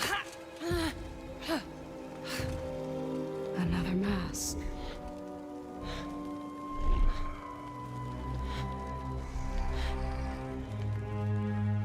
This is important to you.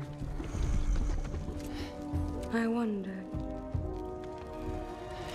do you think this could set you free?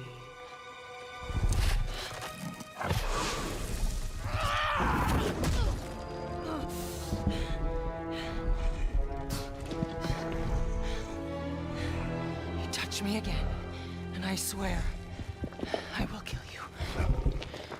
Would you like to see how hard it is to die here, Godly?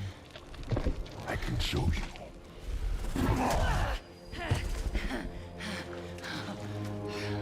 You can't keep me here.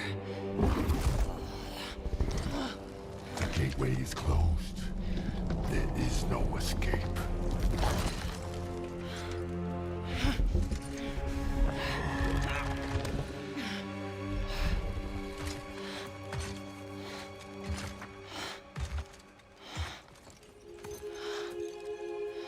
Resisting the truth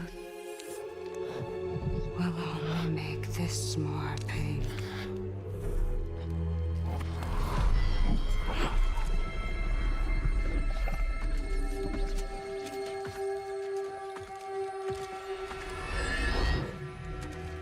Segment. No, Betsy. I will handle that problem. You deal with our new pet.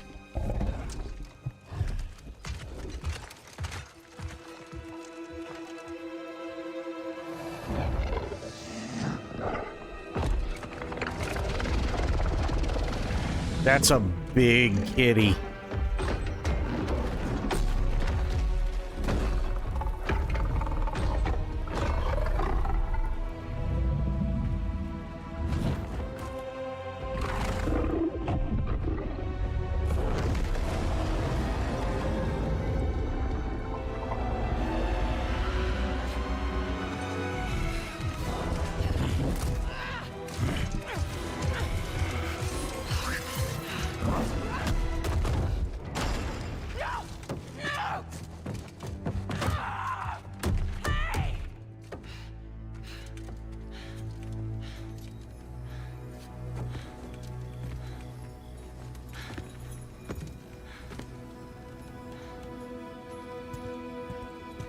Okay. I think they're gone. Just be careful. A gelatinous cube? Fresh air. Oh, you're different. You're a cube. Talking. You know what? It doesn't matter. How do we get out of here? Yeah, we've tried. There's no way out. And you're a talking sword. I'm not the sword. I'm the ribbons, obviously. And my name is Rue. The cube is Frank.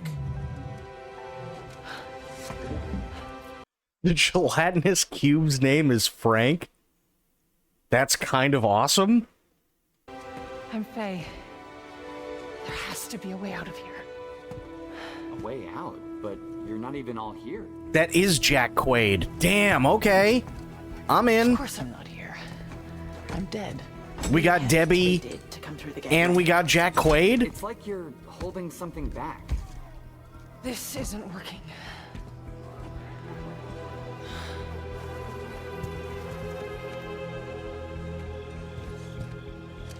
Where are we anyway?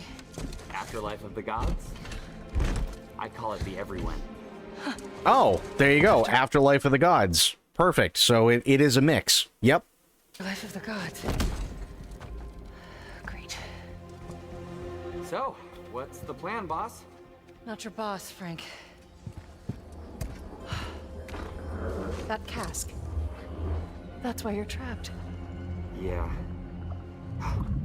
Wait, you made that big... Faye was not a god, but Faye was married to Kratos, which would make her a god by marriage. That's why she'd end up this way. She was already a giant, which was on par with the gods to begin with. But because she married Kratos, who is quite literally the god of war, there you go. Explosion happened, right? Could you do that again? My magic, it's wrong here. I feel wrong here. You want out, right?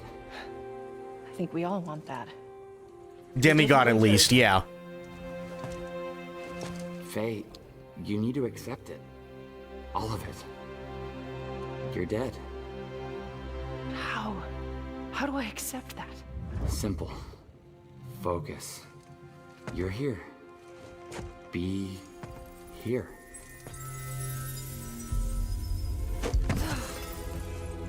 But what if I need to be somewhere else? Then focus on what you do need. No, she was full, if I remember correctly. Atreus is half god, half giant. Find your way home. Hey, that's it. What were you thinking of? A promise. Okay, we'll take it. Now let's get out of here. Okay. Get ready. Yeah, she's a giant. Wait! Not a good idea. Bad idea.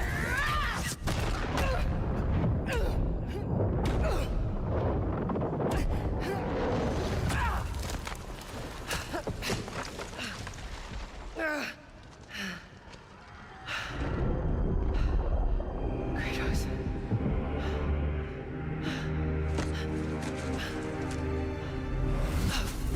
Kratos.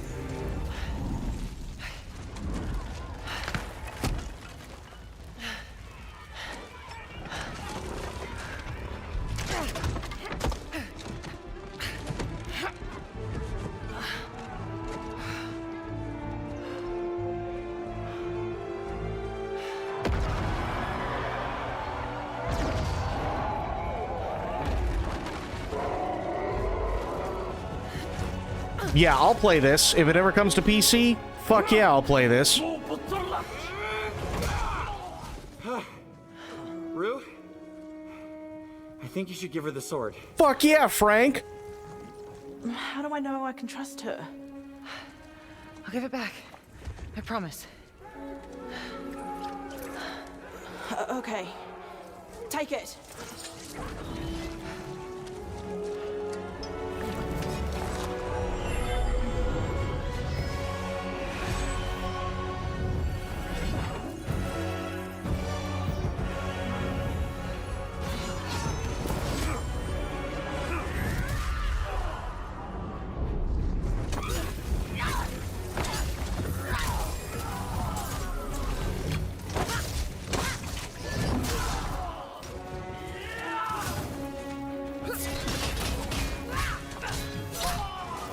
Lady, you need to get out of here. Not until I get you out.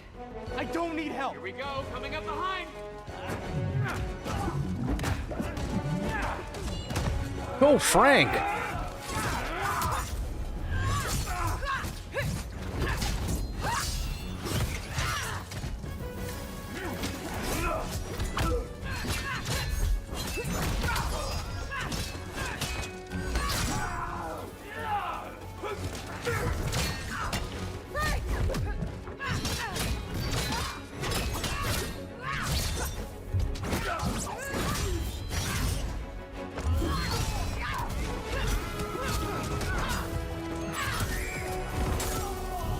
Got an idea on opening that cage. Hey, kid, get ready. Come on. No, I got a promise to keep. Fine, but lady, that sword, it's more than you think it is. I have no idea why the final countdown is playing.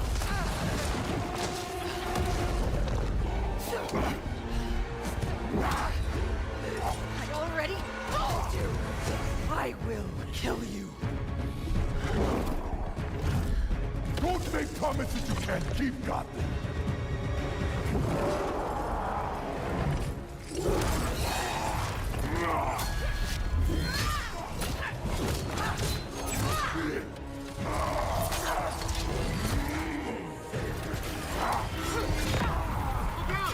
Try again! Ow. Hey, focus! Traitor! I will wrench you thread by thread! You don't know what you wield. What is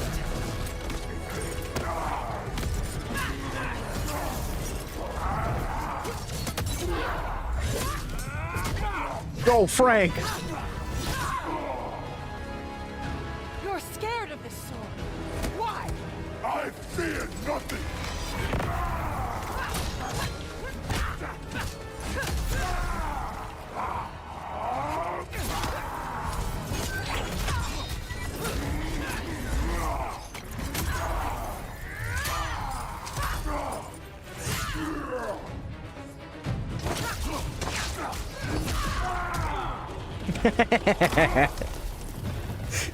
There's just something funny about watching a gelatinous cube bump into something violently.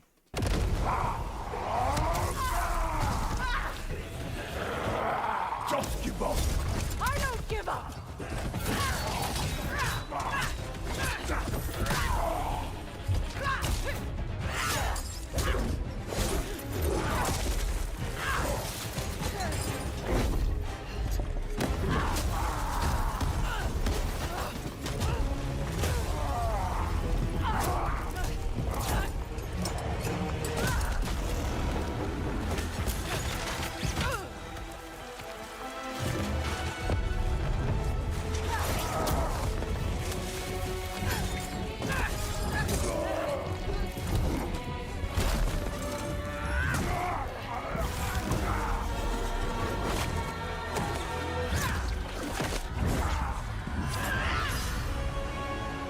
Damn. Okay.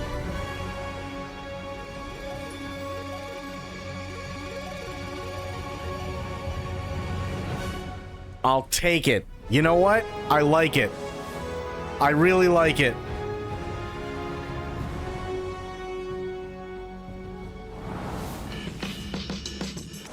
And I'll be completely honest, they are missing a golden opportunity if they do not sell a Frank action figure.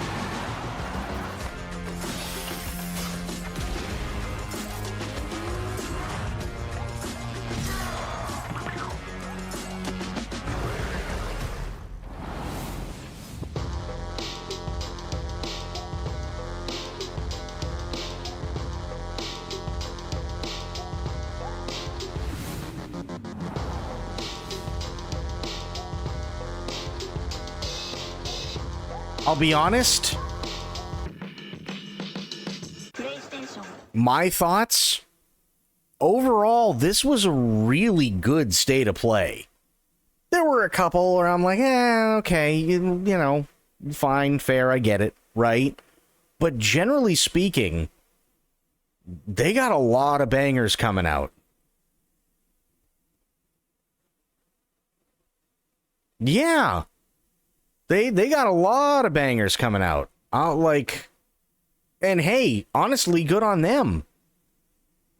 Seriously good on them. That was really well done. I mean, what? They had Wolverine, they got God of War Lao Fei, which, I mean, hell, again, if those two ever come to PC, you can bet your ass I'm going to be playing them. For certain. They had a lot of, those are going to be the two, big ones, other than, Phantom Blade Zero, Onimusha. Those are going to be two massive ones as well.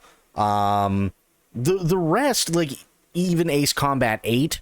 Ace Combat 8 looked good. I know it's not everybody's cup of tea, but plane porn can't go wrong. You know, pleasantly surprised. Yeah, I was pleasantly surprised too. Now for Xbox, or as I'm not calling it, we're delaying Fable for another 5 years, the showcase.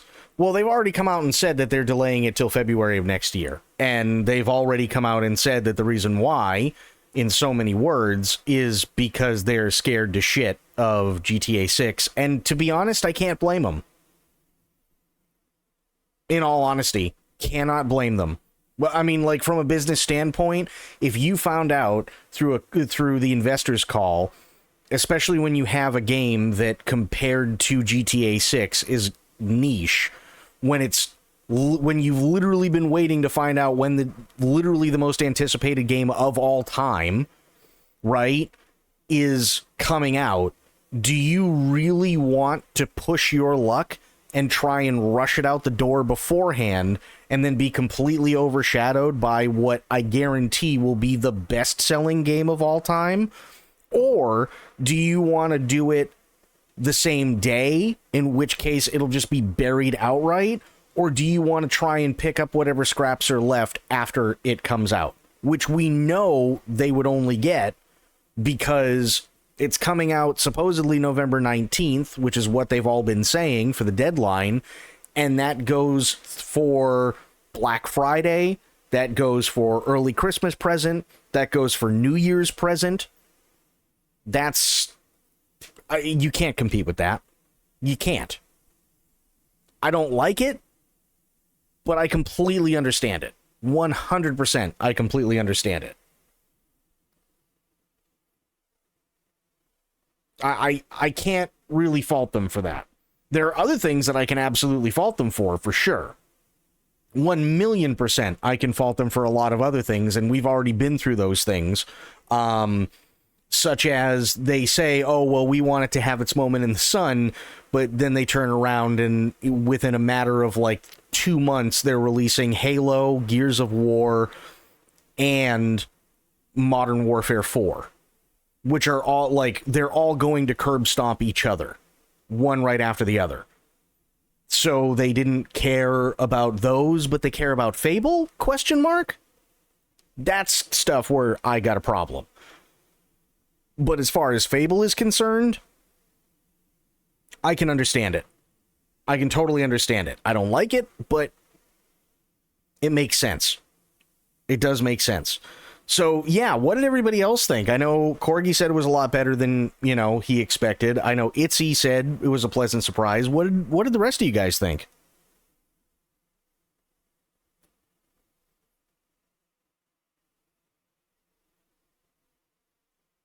I was definitely pleasantly surprised, that's for sure. Dugget, lots to dig into, yeah. Better than most other state of plays, true.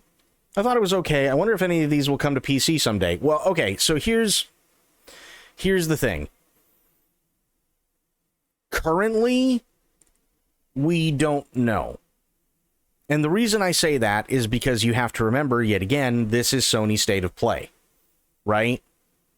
Had some good stuff, but it's all stuff I'll have to wait on or get a PS5 for. That's true. We don't know what else this is coming out for. Now, the only reason why I say you got to remember this is Sony's state of play is because up until like 2 years ago, Sony would always only put their logo on the stuff for their state of plays. It's only been the last couple of years when you have something that's going to be multi-platform did they list all of them. And actually, Xbox was just put in a world of shit because they decided that they were going to do the same thing that Sony does. And then a small minority of people pissed and moaned, so then they backtracked on it. But Sony's been doing that for forever. So, can I say it's coming out to PC with any certainty? No, I can't.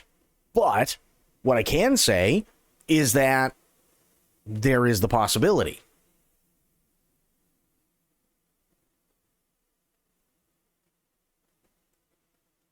There were also rumors of executives supposedly saying the PSN games were not coming to PC like ever, which is insane because more revenue from them even if years after release. That's not how it works.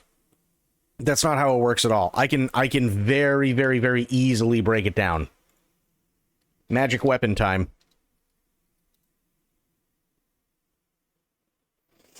Magic weapon time. Here we go, right? So you've got... I'll bump this up to... let's do 24.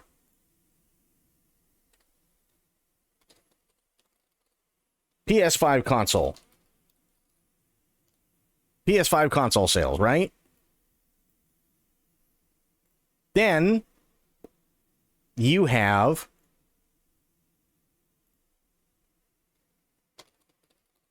PC sales. Can anybody guess how much they expect to make in terms of return on investment for PS5 console sales?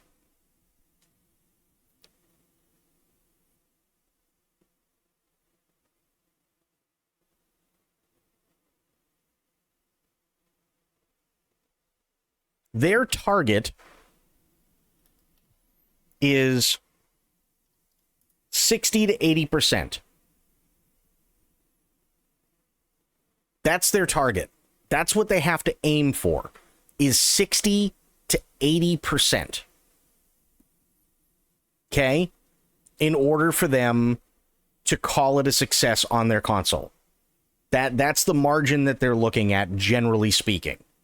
When it comes to PC, it is a vastly different number because they are putting it out for PC players, but there are also, at this point, seemingly an infinite combination of CPUs, graphics cards, and RAM setups that they have to optimize for. And they can't, even with everything that they cover, they cannot do it all. And some are going to run like shit. Some are going to run perfect. There are going to be people who can run it in 38K at fucking 2 million frames a second. There are going to be people who can't even run it at 1080p at 12 frames a second. Right? There are thousands of combinations that they all have to take into account. And they automatically know they're not going to be able to do it as best as they can for a fixed hardware console. So they look at 12 to 20% return on investment. That is their magic number. If it falls within 12 to 20% of the entire audience of people that they can reach on PC, it is considered a win. That's what they're looking at.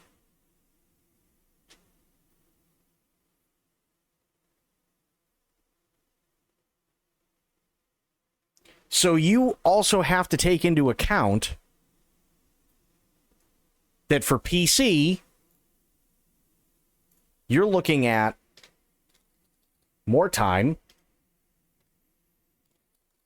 more money, more optimization,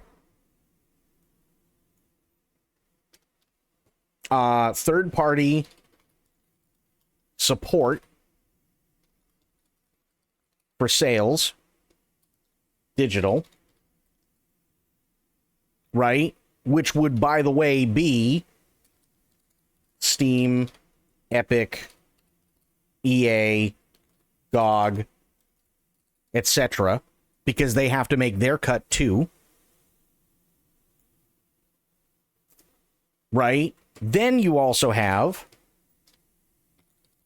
porting party, typically either in-house or third party.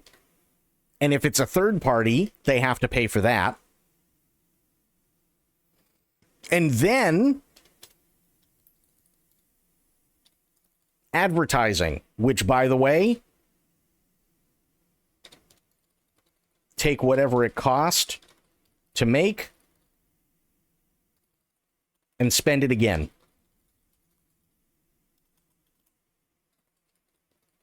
To advertise. That's the reality of what you are looking at for PC sales. And by the way, this is an incredibly simplified thing. Incredibly simplified. So that means, right, you have a fixed hardware console up here, which is perfectly fine.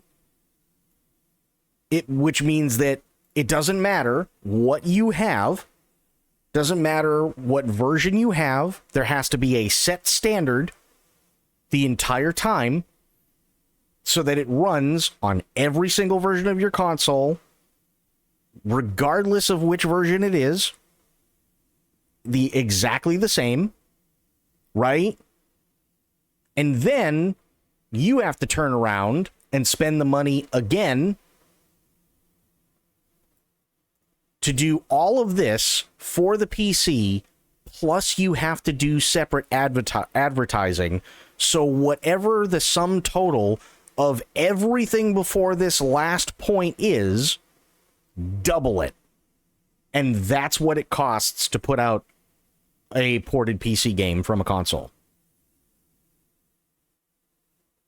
That is a very tall order.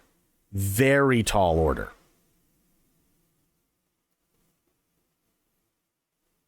Now, it's doable, yes, but generally speaking, this is what Sony, this is what, before Microsoft screwed themselves, this is what Microsoft was looking at, this is what everybody else looks at. They typically, especially if you have your own console, they're looking at 60 to 80% roughly for people who are going to pick it up because it isn't exclusive, because it's going to run perfectly on their console, and so on and so forth. PC sales, they're looking at 12 to 20%, because you also have to take into account that they can't sit there and go, oh, well, I mean, we had 30 or 40% of the people who have, you know, all the PCs that we've accounted for buy it. No. Because Steam has a return policy. So if Steam's got a return policy and people go, oh man, this thing runs like shit, now they have to wait even longer before they can start counting their money because of all the returns.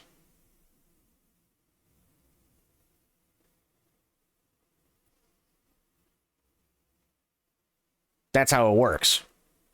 It's sad, but it's true. So yeah, PC, unfortunately, has always been like a really tough thing to break into for Sony and even Microsoft, which is why for the longest time Microsoft literally just threw everything on Game Pass, right? It kicked them in the ass. It absolutely turned around and kicked them in the ass, but that's essentially what Microsoft was doing for the longest time to combat this 12 to 20% return on investment. Because that's all they're ever going to make, roughly, unless the game is quite literally the best game of all time. And we already know what everybody thinks that's already going to be. So we know it's going to be on PS5. We know it's going to be on Xbox. And we know that it'll eventually come to PC. So they can't even guarantee that anymore because it's not theirs to begin with. So that's generally speaking what they're looking at, and it kind of sucks. So, I mean, from a business standpoint, yeah, I can see why some Sony executives are sitting there and going, well, it's not worth our time. Okay, sure, fair enough. But there is a kicker. There's a very, very, very big kicker. 60 to 80%. How many people, just ballpark, how many people do you think of, or how many people do you think right now own a PS5? Just in total, just ballpark number.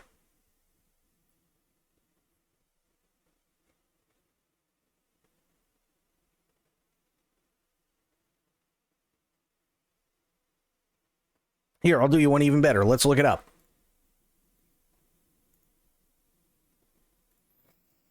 How many people own a PS5? We'll just use whatever the AI says. Okay, 132 million players, right? 93 million PS5 consoles have been sold to customers. So we'll do 93 million, right? So now we will do 93 times point. Oops. Fuck that up. 0.8. So if they hit 80%, they're looking at 74.5 million PlayStation 5 consoles that are going to have that game. Whatever game it is, right? How many people own a gaming PC? 908 million to 1.8 billion. Tell you what, let's round it down. Just for a conservative estimate, okay?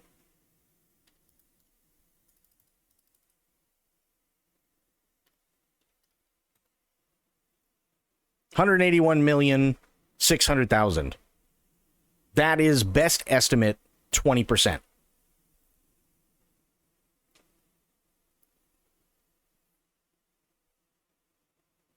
So there's kind of the rub, right? Sony looks at it from the standpoint of we need a certain percentage of people who have our console to feel like they are getting what they need, right? They're getting what we promised them and so on. Is it worth spending that much more money and going through all this hell for another 2 more years with the same games and all this other shit to make only at best a 20% return on investment? From, if you look at it from that standpoint, no. But when you look at it in terms of sheer numbers, I mean, shit, let's just say Luafei is going to cost $80 because it's coming next year. So who knows what's going to happen, right?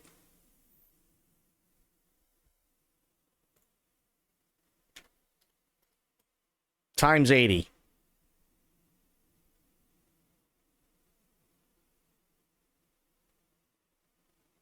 So it's not like they're really losing money.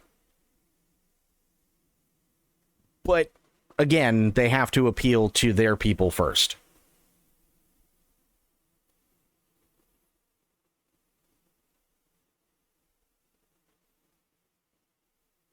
Right? And then obviously this number gets cut down by a lot because then it's, you got to make sure that the people who ported it get paid. You got to make sure the advertisers are all paid up. You got to make sure that, all the companies that you worked with in order to get licenses back again to work on the stuff and paying people who are going to do the ports and, whatever extra stuff is going to be put in. Like that number does get cut down considerably. Right? They're not going to just pocket $14 billion. Chances are it's probably going to be more like 6. But that's still a pretty good chunk of change. Console is where they establish their own market. PC is where the bigger money is. Yes. Yes, exactly. But they also have a lot more to lose. And that's also kind of the big thing. So it's a high risk, high reward kind of deal. I feel like I should not have gone to take a shower. Oh boy. Here's the problem with Sony. They're a very traditional Japanese company, which can make them seem Klingon to us here in the West. That is true. That is very, very true. And again, it's just one of those things, right? Japanese companies are always incredibly, incredibly loyal to their base customers. Always. They always, always, always come first. And that's not a bad thing, by the way. But it's also a safe bet. Right? So what did we say? 90 was like what? 93 million? 98, I think it was, right? So 98 million So 7.8 million is 80%, right? Now we're going to call it an $80 game. So they're only making they're making slightly over $500 million, but they've got 80% of the people on their consoles that are actually going to buy it. Best case scenario. It is a success across the board for them. Now, PC, yes, they can make a shit ton of money, but it's a very high risk, very high reward thing, because if it bombs, they're kind of fucked. So coming from that standpoint, it's a toss-up as to what's actually going to happen or not. That's generally speaking what it is. Right? Unfortunately, Microsoft had to learn that the hard way. You don't see prices being quite that high. No, I'm just using numbers. Right? Let's call Lua Fey an $80 game when it comes out next year. Because again, we don't know. Right? We have absolutely no idea. So this is all arbitrary stuff. But the math itself, that's how it works out. But it's still very, very high risk, very, very high reward. And if it bombs, everybody is on fire. And that really, really sucks. So, I can't, as much as I hate to say, oh, well, this is, they shouldn't be doing this, or as much as I want to say they shouldn't be doing this, let's face it, us PC gamers are really, really, really, really, really fickle, and we have no problem, even if we've sat here and talked about this ad nauseum, we have no problem buying a brand new game, even if our PC is old, even if our graphics card can only barely handle it, even if the CPU is screaming at us, and go, this game's a piece of shit.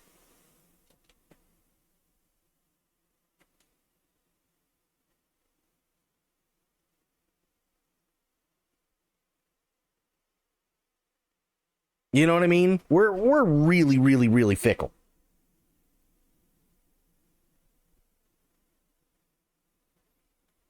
So, yeah, it is what it is. Sadly. But, hang on. Let me do this. And we are done with the secret weapon, also known as paint. By the way, for anybody who is aspiring to be a streamer, that is a massive, massive weapon in anybody's arsenal, is paint. Always. Also, I do have a thing that I could use through OBS, but I'll be honest, it works, but you better get used to trying to do it on another screen, and that's a bitch.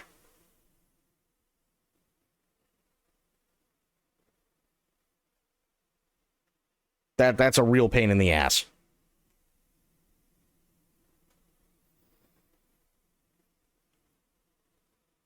Okay, let me change this over here. Schrodinger. Yes, Schrodinger's cat burglar. Turn your paint sessions into YouTube shorts as demonstrated by Pirate Software. Yeah, that went really well for him though, right? Sky Dragon, what's going on, buddy? How you doing? Risk of sounding condescending. This is why I primarily play on PS5, because for the most part, it just works. No, and that's the thing, is that you're absolutely right.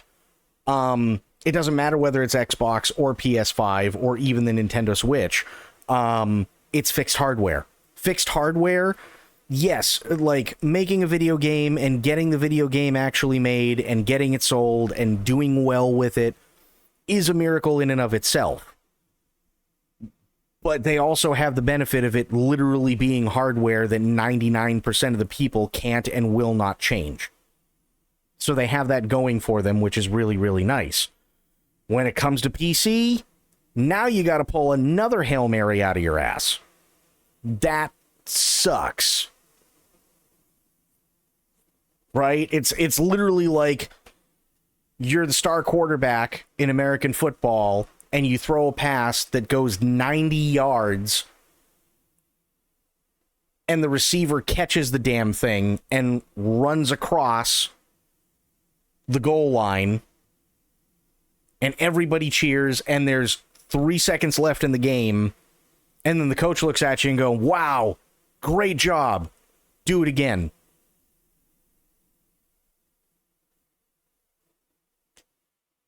That's a tall ass order. That's a really tall order. So, you know, we got to take that into account.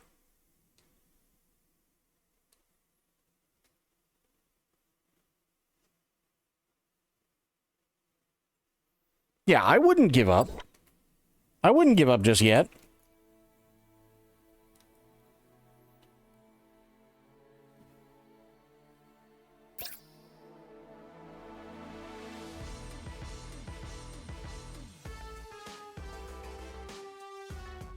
It's not a soapbox trying about Todd Howard. No, it's not. It's not, and I'm not even bringing that up. But you're right. Like that is the benefit of consoles. They do exactly what they say they're going to do. Unless somebody royally fucks up the game.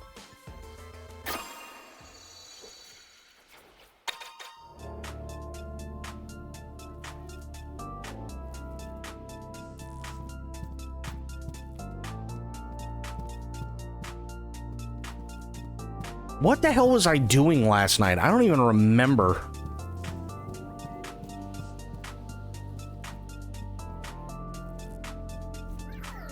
Oh, okay, here we go.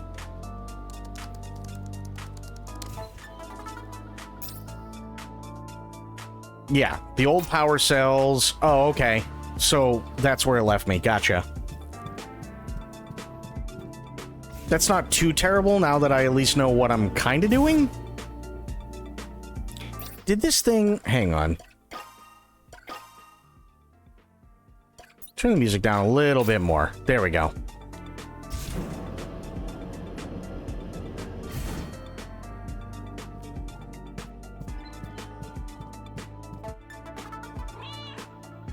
Sorry, yeah. We gotta do 4 puzzles and all that good stuff to open the big door.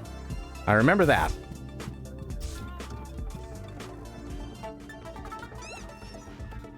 Yeah. Squeaky. Okay. Go here. Here. Oops. Perfect. Perfect. Nice.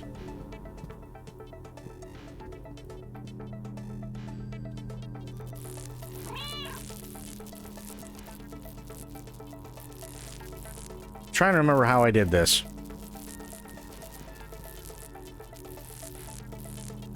How did I do this? Oh, wait. Okay. Now. No, wrong one. There.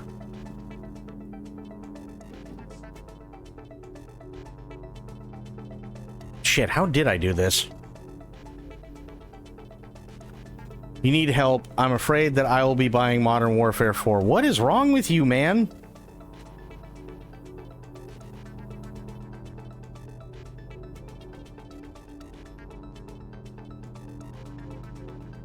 Oh, I know what I did. Here. There we go. That's what I wanted. Perfect. Good.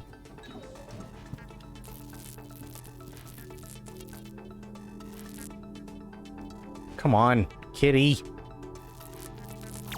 There we go. Okay. Here.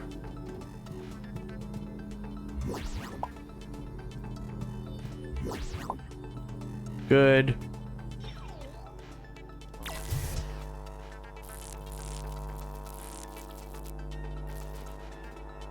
Okay.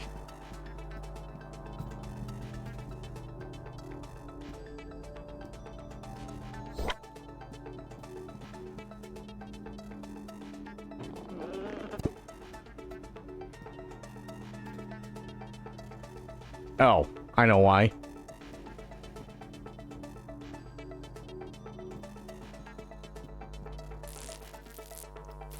Damn it.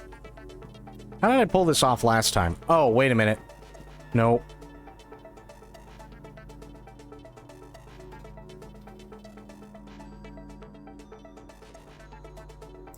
They're doing the whole we're listening to the players thing again, and I'm afraid I'll be falling for it again. I mean, here's the thing, man. Eventually, you gotta stop listening to them.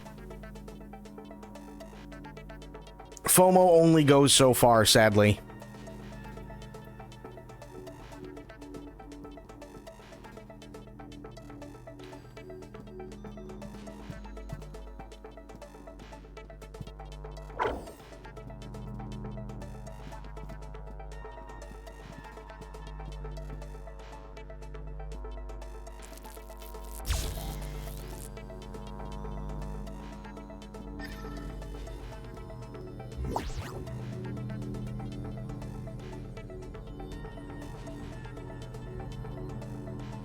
Okay, what did I do last night? I'm trying to remember.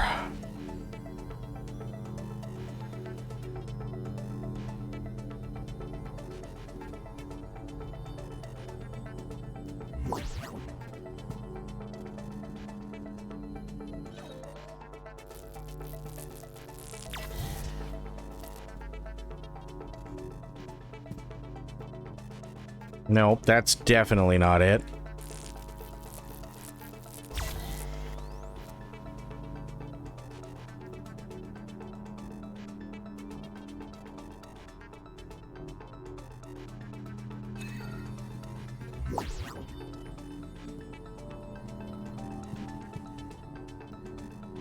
Come on, there we go.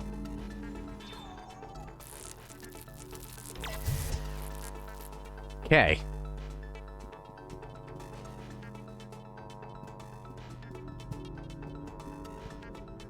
Black Ops 7, they raised it to 80 bucks. For MW4, they lowered it to 70. Yeah. But you also have to remember, it's owned by Microsoft. It's Activision Blizzard. They're owned by Microsoft. Right now, they're on life support and trying to do whatever they can to bring people back. That's really all it is. That's all they're trying to do.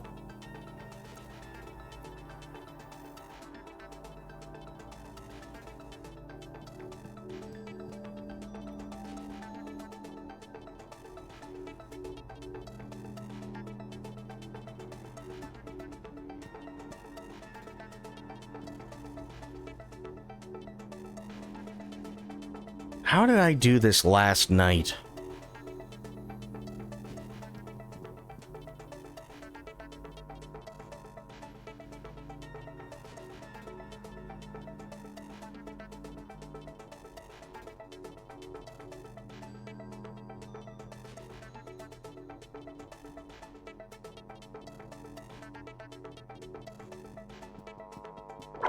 Go back in here. Down here.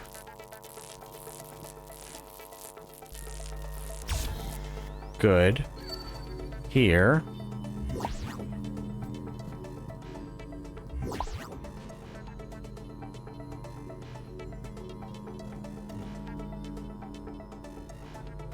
No, that's not gonna work.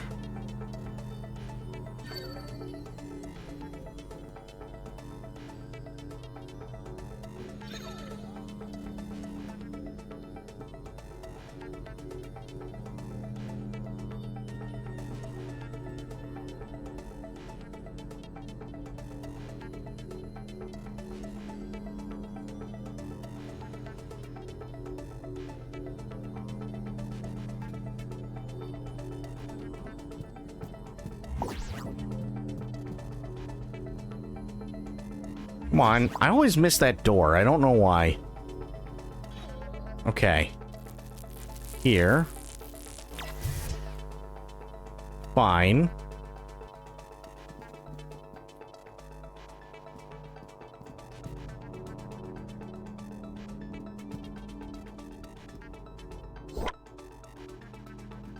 I gotta remember how I did this last night.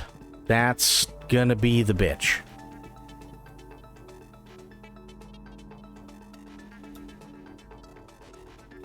Actually, no, you know what? Worst part? I think I just figured it out. Damn it.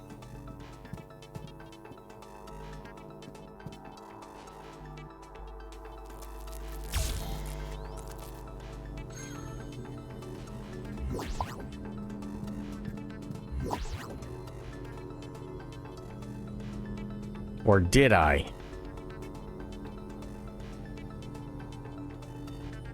Oh, wait. Move him out of there.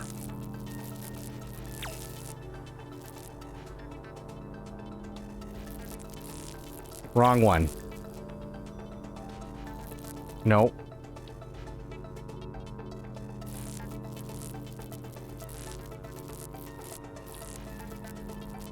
There.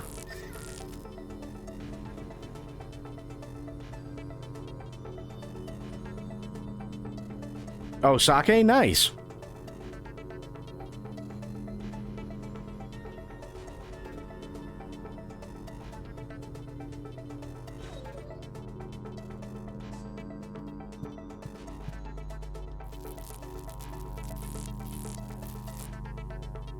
Nope, that's not gonna work.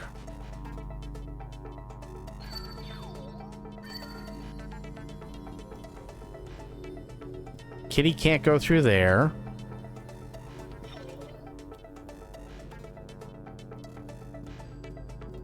How did I pull this off last time?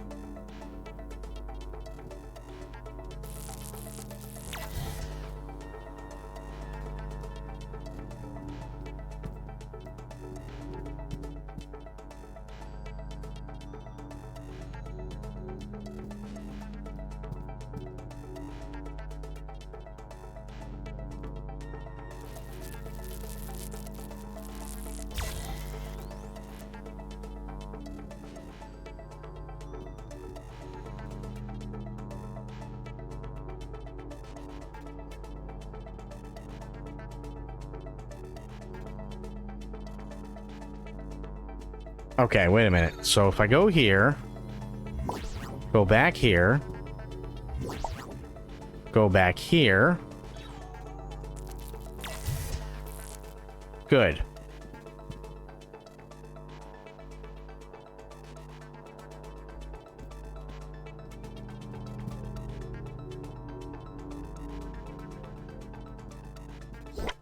Okay.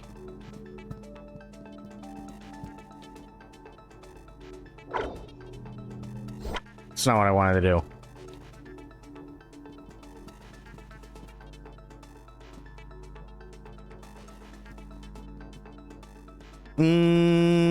Trying to think. I think brain was smoothing. But what if this time they actually listen to the players? When's the last time they listened to the players?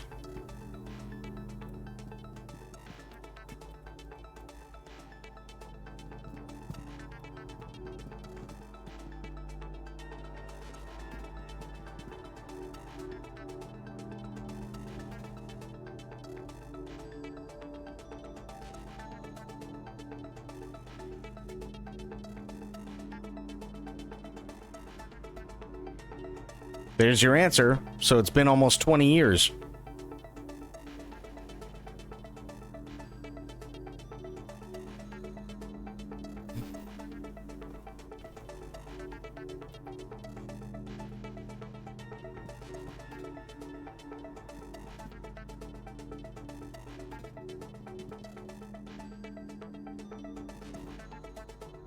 How the hell did I do this last night?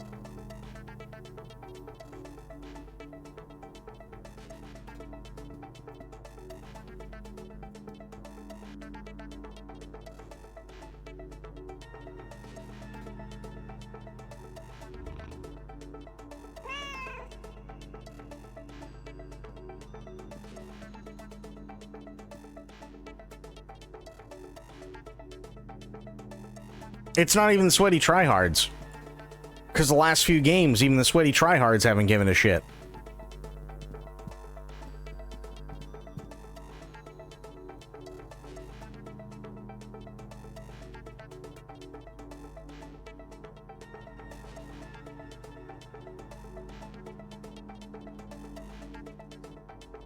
What if the game is fun?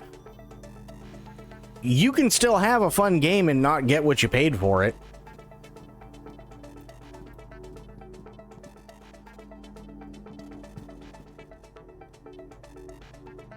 Here's the thing, and Corgi already said this. I'm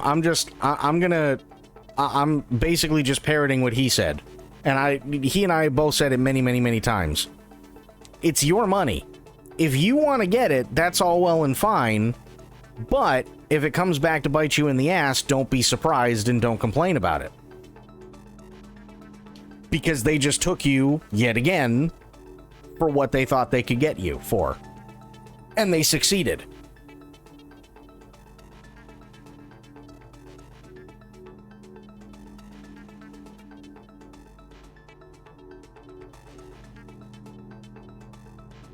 That's kind of the problem.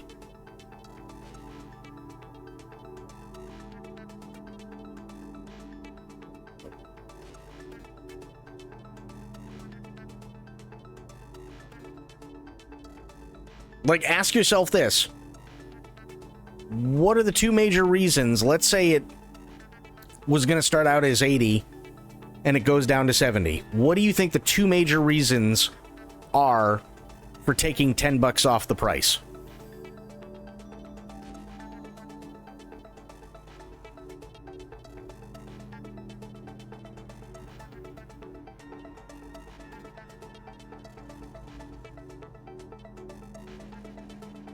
Yeah, I was paraphrasing.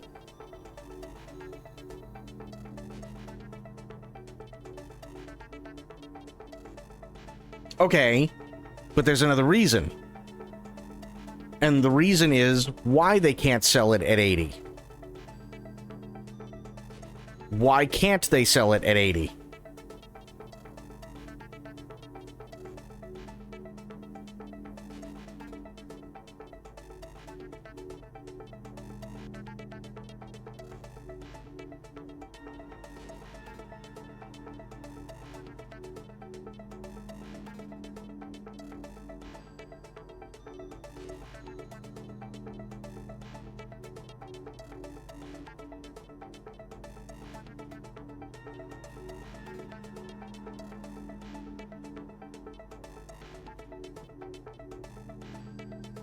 You got it, Corgi. Because people didn't want to buy it at an extra $10. No, that's not true at all. That's not true at all. And we know this because we just had 007 First Light come out. Right? It's an $80 game in a lot of places if you get the digital deluxe now. In Canada, it was a $90 game. If you got the collector's edition, you were looking at over $300. And guess what? People still bought it, and they love the fuck out of it. So why can't they sell Modern Warfare 4 for $80?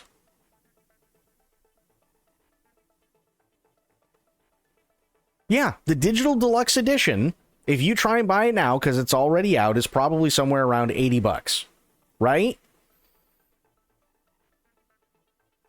You got upgraded to the digital deluxe edition if you pre-ordered, which was cool.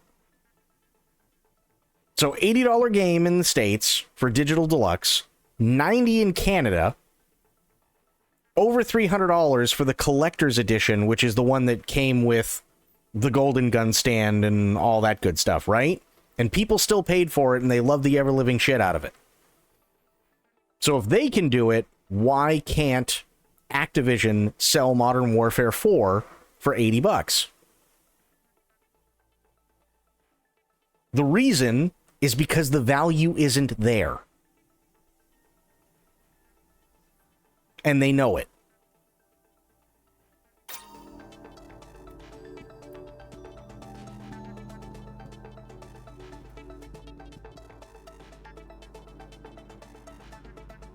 To be fair, that's the extra version. It doesn't matter if it's the extra version or not, because all you had to pay initially was $70 for the pre-order, and if you pre-ordered, they gave you the digital deluxe edition and automatically upgraded you to the digital deluxe edition if you paid $70 before it came out.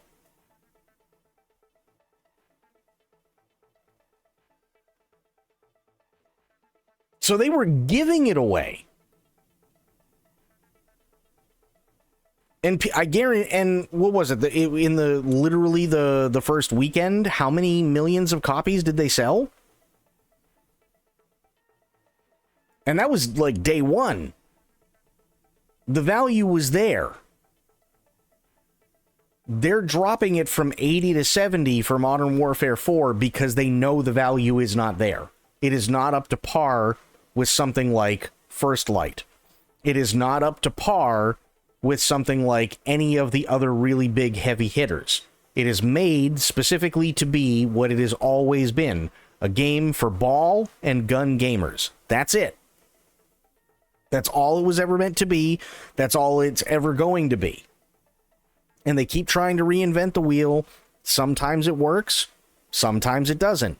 They are not confident in what they are currently doing with Modern Warfare 4 to keep it at $80. If they were, and you complained about it, they'd tell you to go fuck yourself.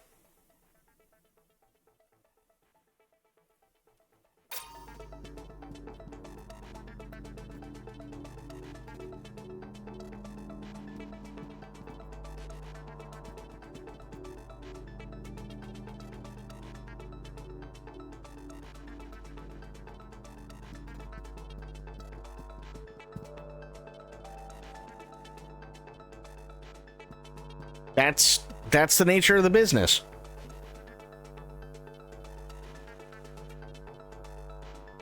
Now, to be fair, they can also still be the best ball and gun gamer game out there. Absolutely they can.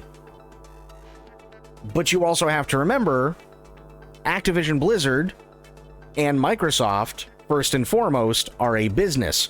So they are going to try and milk you for as much money as they possibly can without you pissing and moaning about it.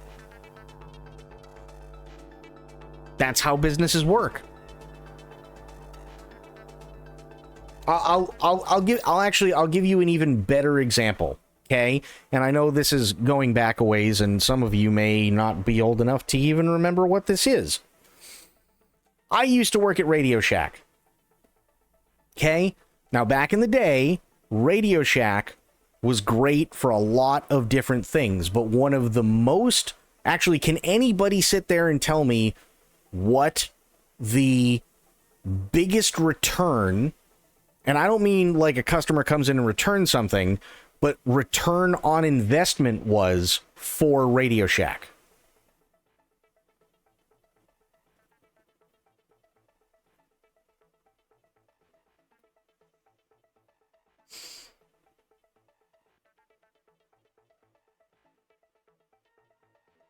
Because this right here is business 101.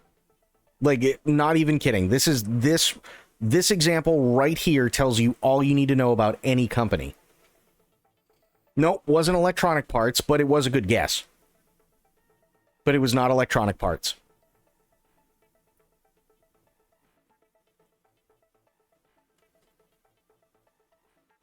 It was batteries. So AA's, AAA's, 9 volts, the CR2032s, CR1189s, all the watch batteries and pacemaker batteries and all that stuff. Batteries in general was the biggest return on investment they had. Here's the reason why. It cost them, I kid you not, to make a pack of 4 AA batteries 15 cents.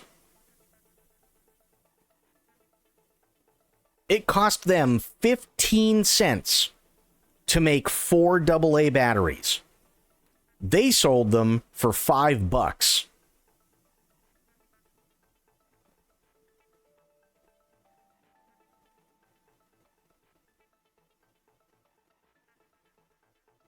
So how much of a percentage markup is that?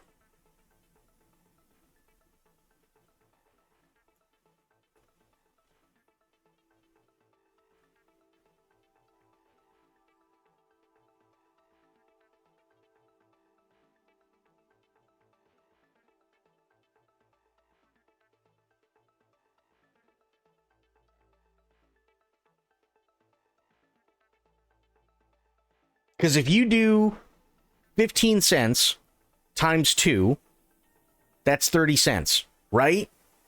That right there would be 100% markup. Cool.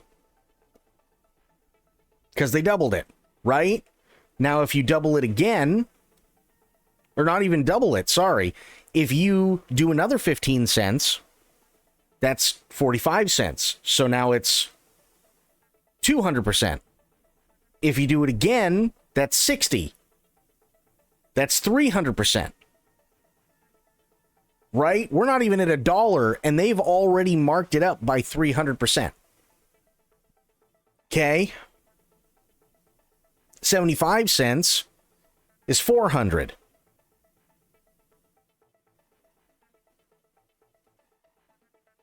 $0.90, we'll round it, we'll call it $1, right, is 500. So we'll just keep it at 500. Now, multiply that 5 times over.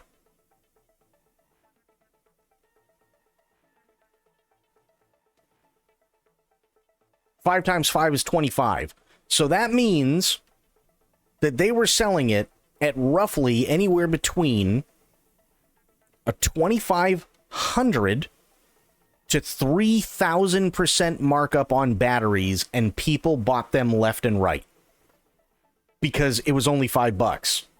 Now take a $70 game and do 2,500%. Mark it up by 2,500%. And how much is that? Nobody would go for that. The reason why they can do it with Radio Shack could do it with batteries is because $5 and $10 are two very magic numbers. Specifically, $5. And the reason why is because $5 is something that you see at a grocery store, it's something you see at McDonald's, it's something you see in a gas station, it's something you see at in electronics places, it's something you see literally everywhere because it's only $5. $5 is not something anybody's really going to complain about if they're already spending anywhere between, say, like 50 to 100 when they walk in the store, because what's an extra $5? Right? $5 is a cup of coffee that they're not going to be able to stop off and get on the way home. That's what that is. Right? So they're going to try and milk you for every single dime that they can. And as the price goes up, the amount that they can mark it up by gets smaller because the value of a thing stays the same. So if they tried to sell you a pack of 4 batteries for $30, they would have been out of business decades before they went out. But that's how business works. If the value stays the same and they go, well, we want an $80 game, and then they realize, well, shit, this isn't an $80 game, they have to do something. So either they have to spend a shit ton more money and give you more value, which doesn't make any sense, or they're going to cut the price down. Which one's going to be cheaper for them? Cutting down the price. They're not going to make as big of a profit margin, but at the same time, something's better than nothing. That's how it works.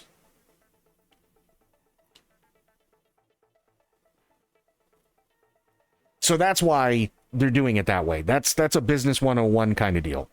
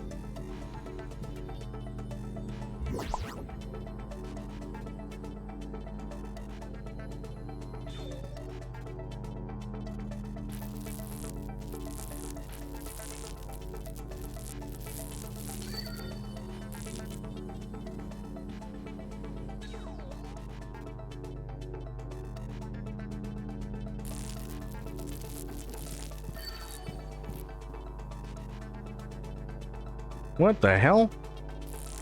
There we go.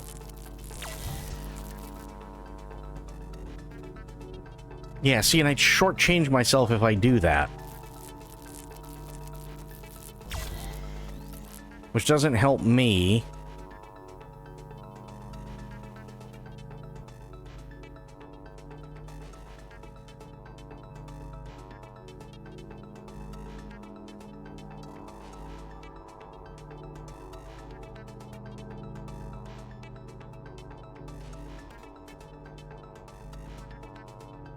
We got Tomb Raider Atlantis, God of War Lao Fei, Until Dawn 2, Control Resident, and Khmeru Hunt the Unseen. We also got Wolverine as well. Onimusha, and Phantom Blade Zero.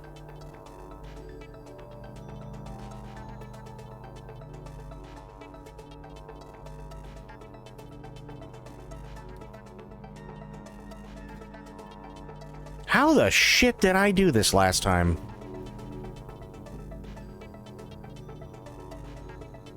Oh, and Silent Hill Townfall, yep.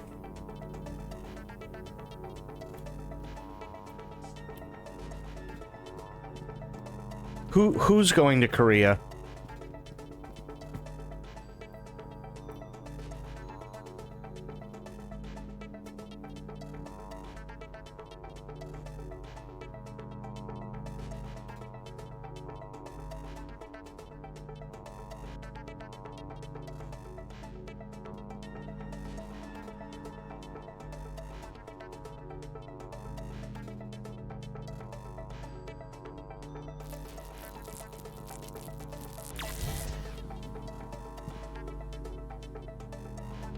Call of Duty? So?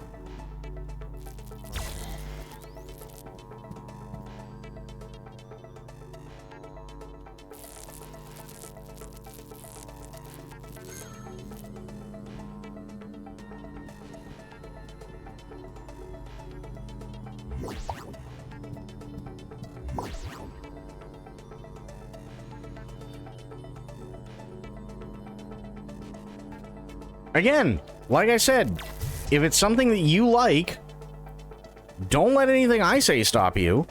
But that is the sad and unfortunate reality.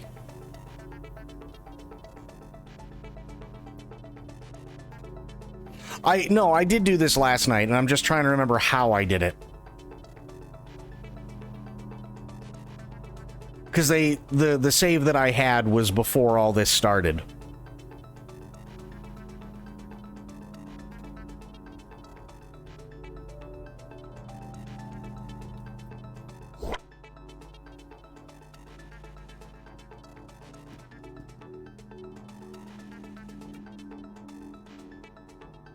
No, it's the save itself was before, if I remember correctly.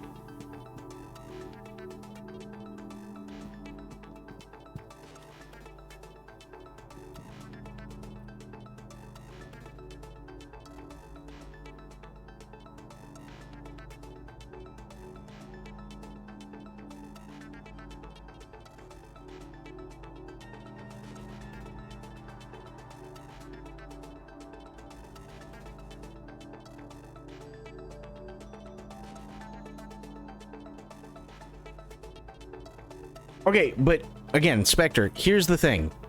Are you trying to have people talk you out of buying something that you like?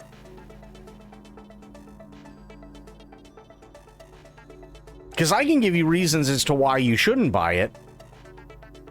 And yes, I am biased, by the way, because in my opinion, Call of Duty sucks. And has for a very long time. So, I mean, if you're looking for reasons not to buy it, and you're trying to have people talk you out of it, then yeah, sure, I'm your guy. But, you know, I mean, again, it's your money.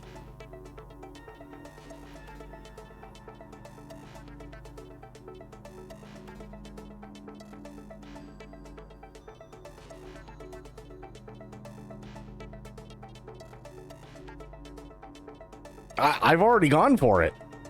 I've already gone for it. That's the whole point. They're not doing it because they're listening to the fans. They're doing it because it's good business. Because something is better than nothing because the value hasn't changed at all. And because the damn thing's coming out literally in a couple months. They don't have time to add anything else to it. Whatever the value is already set. Just that simple.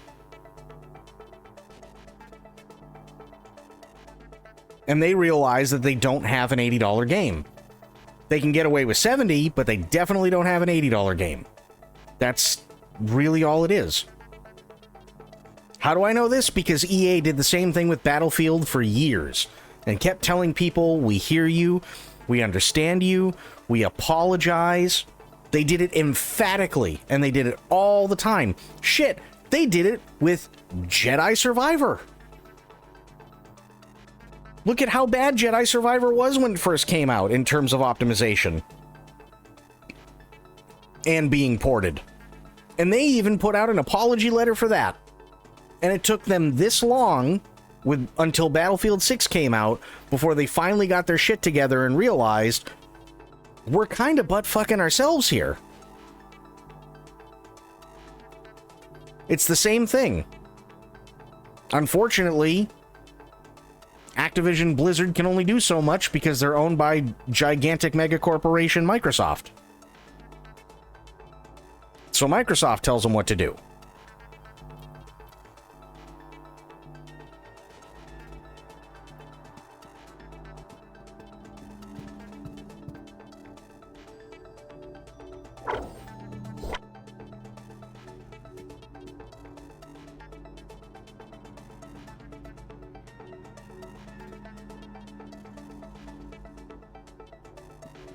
Oh, hang on. I think it just hit me. Fuck. Hang on.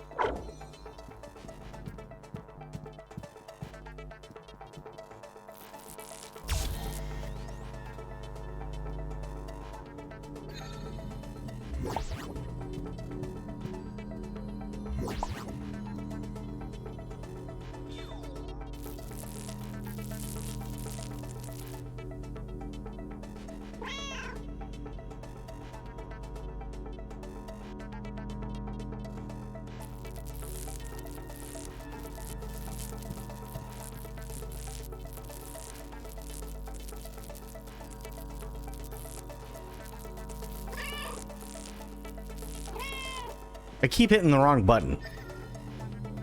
That's what's screwing me.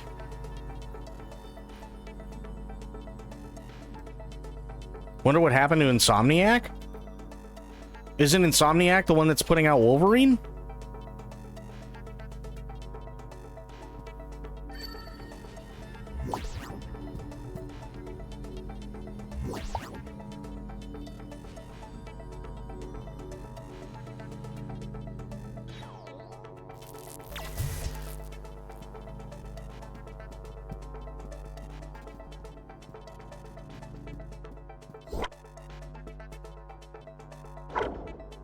That's not what I wanted.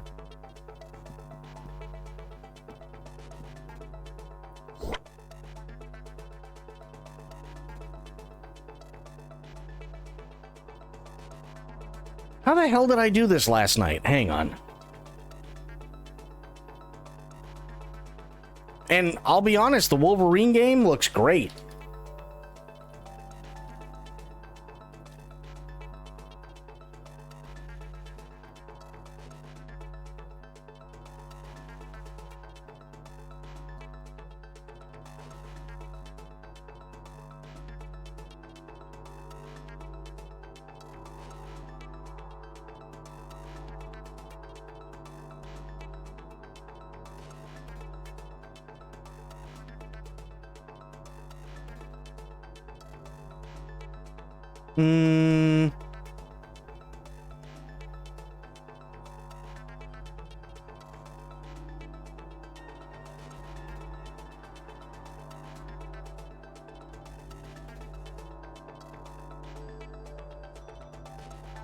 Oh. Okay. I had to look it up. I was like, what the hell did I do last night? Now I know.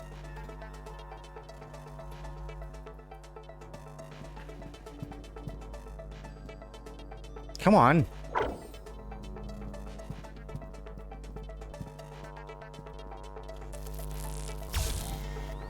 Good. Here.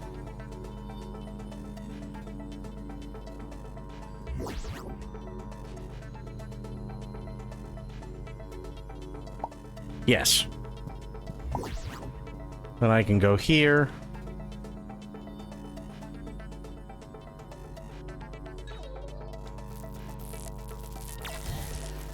Yes. No. Fuck.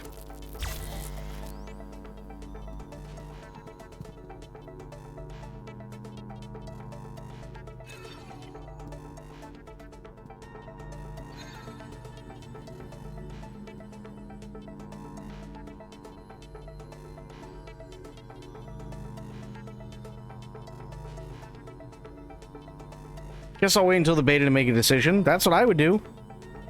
They have Spider-Man 3 coming along as well. I mean, I hope it turns out good. I really do. When people say it's a miracle video games get made and released and do well, they're not kidding. It's a minefield. It's a disaster. Unless you have something that's, like, gonna blow the doors off of everybody because it's so creative and it's so new, it is a miracle.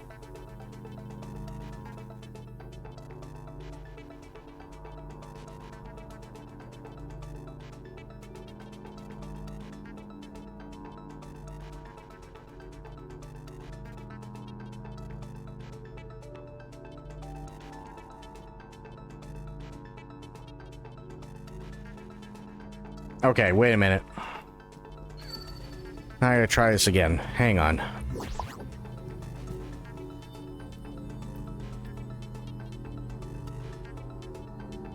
No, because that's not gonna do me any good. Fuck. Hang on, let me see something. I'll quit to main. No, wait. Reset puzzle. Much better. Okay, so...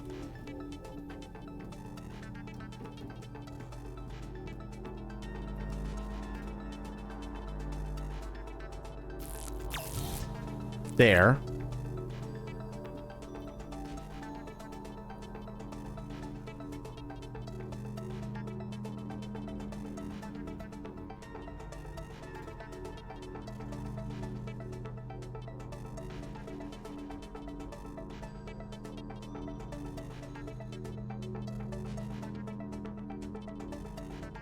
Oh, god damn it, I did it again.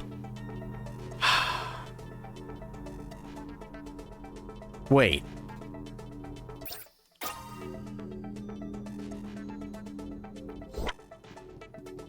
Am I...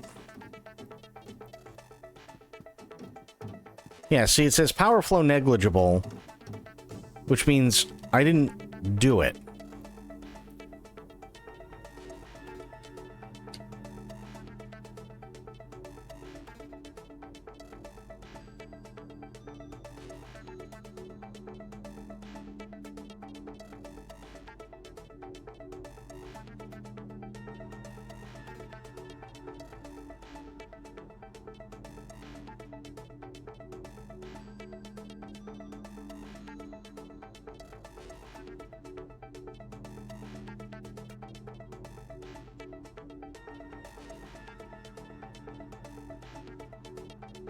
Okay. Maybe. So...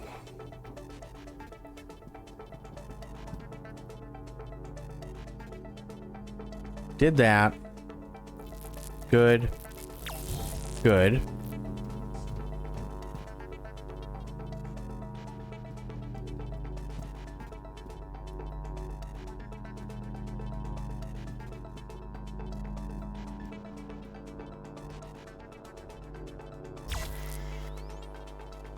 Good.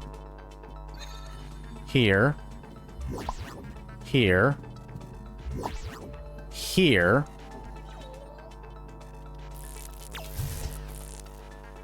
Good.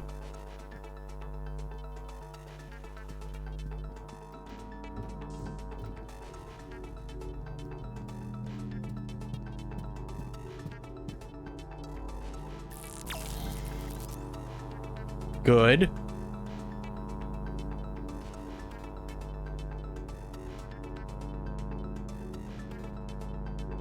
No.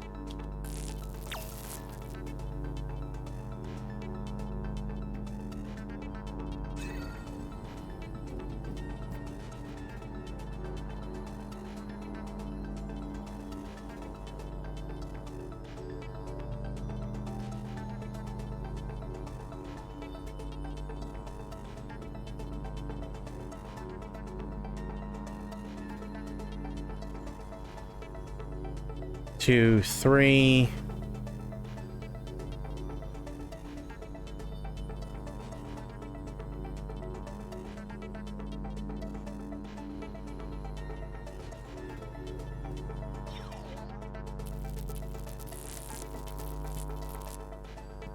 Damn it. There. Here.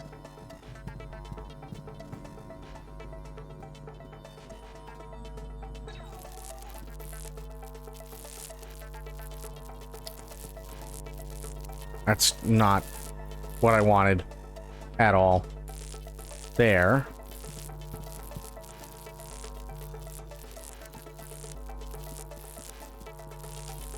Shit, I did it again.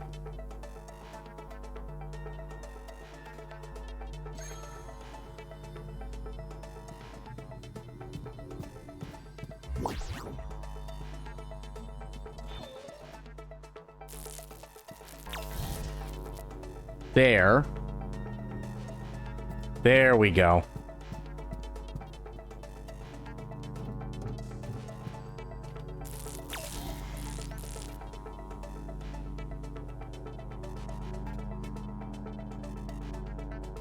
Maybe.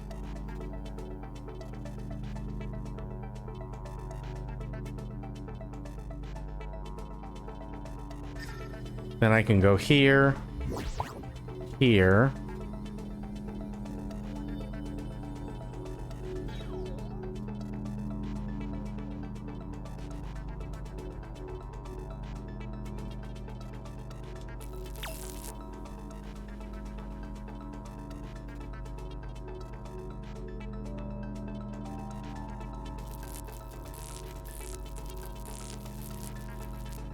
Damn it.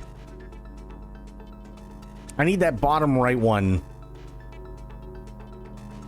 set up, and I can't remember how I did it.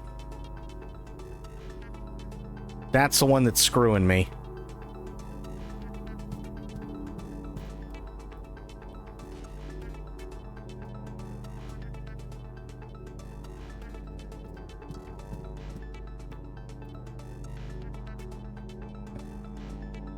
Well, I can walk around, but there's a gate here, and I have to do this in order to do that, which is all well and fine.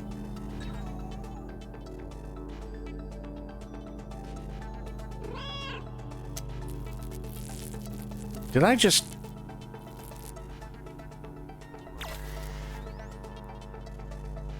So now this bottom left one is screwed.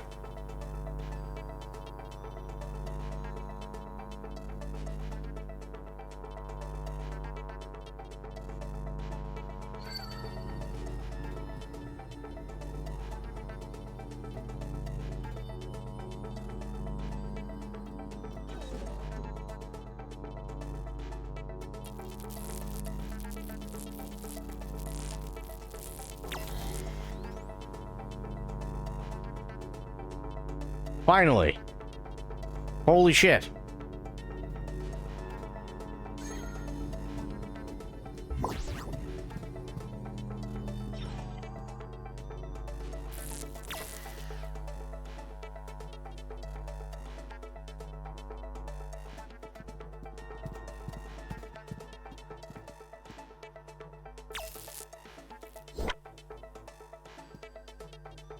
No, keep that there.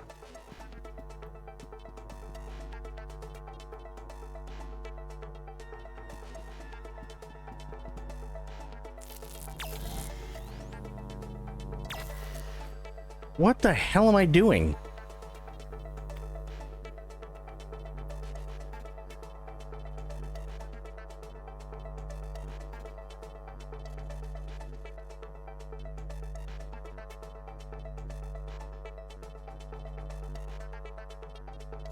Oh, because the top right one isn't. Shit.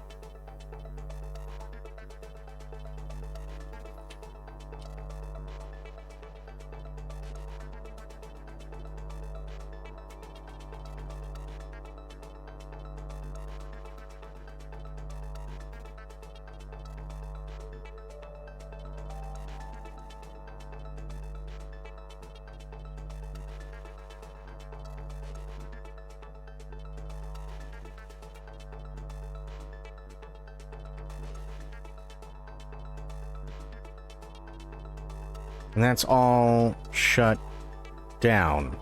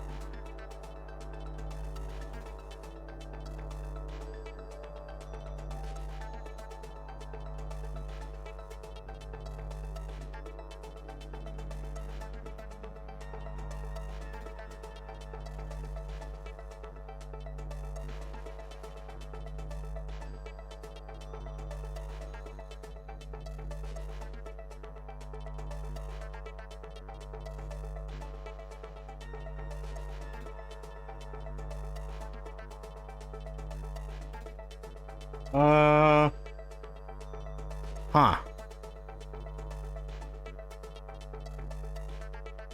So then...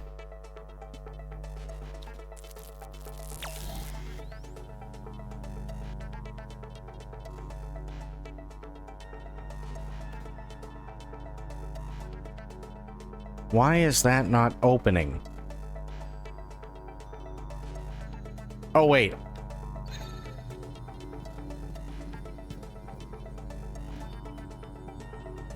Come on. There we go. Now, go here, here. Good.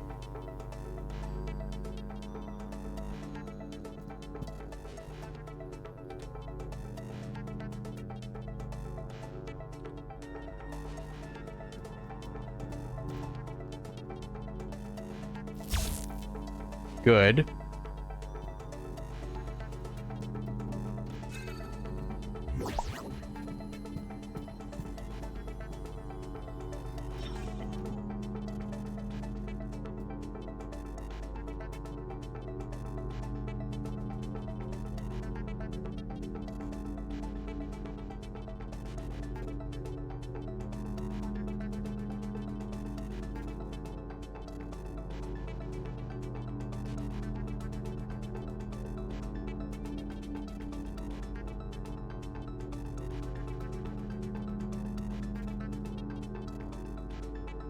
Okay, that's... okay.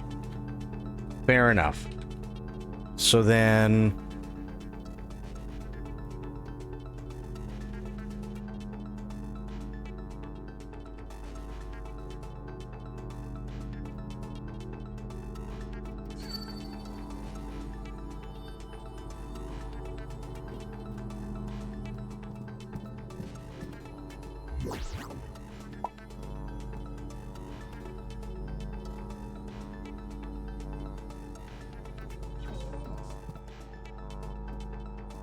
No. Shit.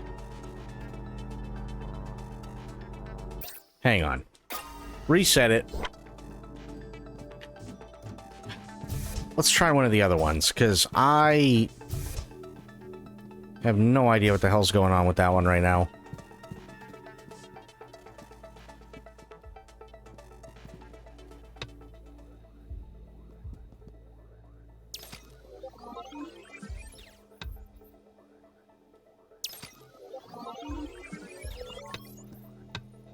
Okay. We got this here. Okay.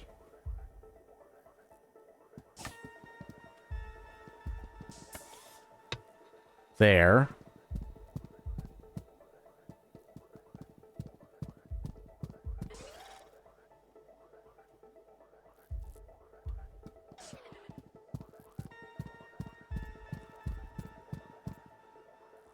Oh, shit. Wait a minute. Okay. Now... Here...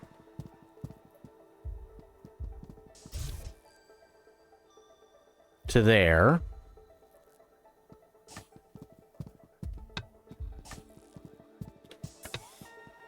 To there...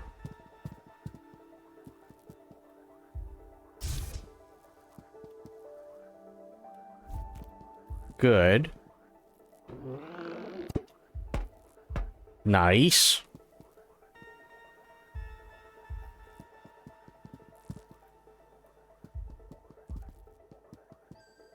Bring this back over here so he can get out. Good.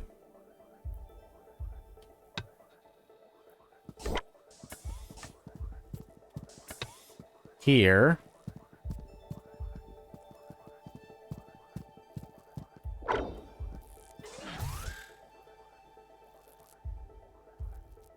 Aha. Okay, wait a minute.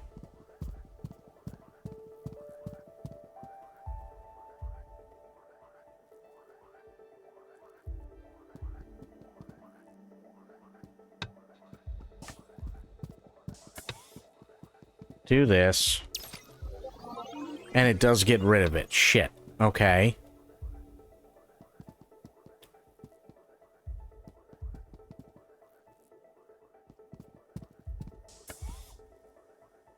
Nope, we gotta go to this one. Like so. Bring him here.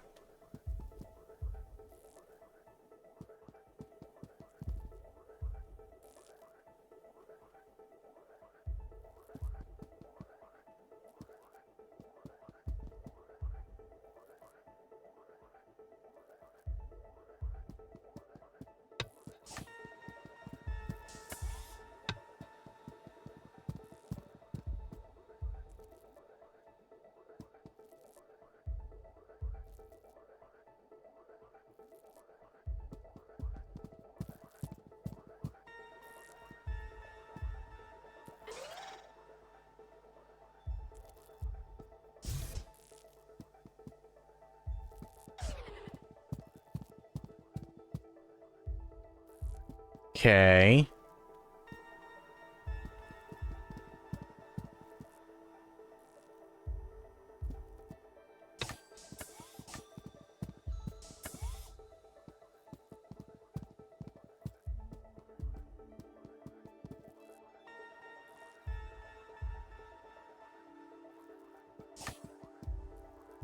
Oh. Wow. Okay, hang on. Duh.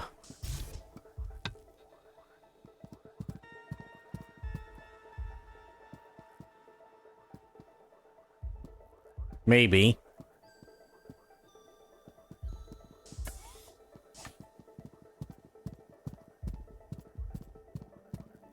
Go through here. No, same problem, right? Yeah, same problem. What's going on, Don? How you doing? What stood out for the state of play? Wolverine, God of War Lua Frey, Silent Hill Townfall. I liked the dinosaur one. The Lost Wild. That looked really cool, actually.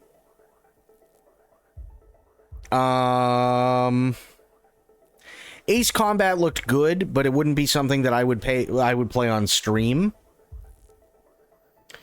Tomb Raider Atlantis looked really good. And I'll be honest, the cool thing about Tomb Raider Atlantis is that's the Lara Croft that I grew up with. Right? No more that, like, I understand what they were trying to do with the first couple of reboot games. But the problem is that, especially in the first reboot game, it was, let's see how many potential sexual assaults Lara Croft can get through before she finally starts fighting back.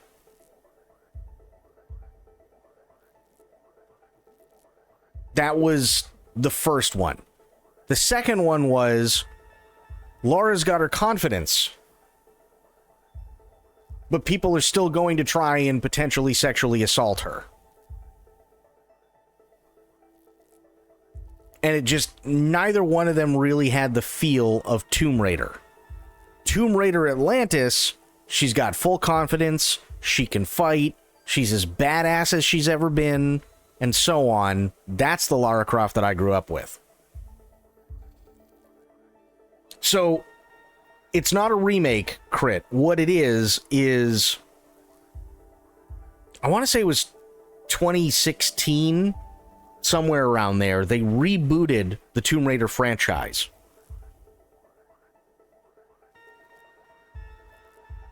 That's what it was. They rebooted the Tomb Raider franchise. And when they rebooted it, they wanted to make her vulnerable because it was like her first time out, and she, you know, yes, she was a treasure hunter and an archaeologist and all these things, but she didn't have any confidence. But unfortunately, every single time she came up against a bunch of baddies, somebody was trying to sexually assault her.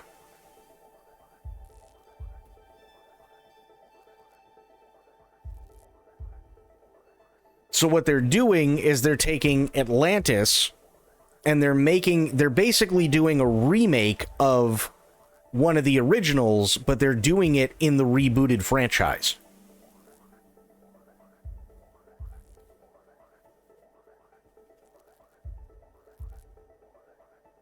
Which I think is fine, because that literally means that now Lara doesn't have to worry about all that dumb bullshit, which is really nice.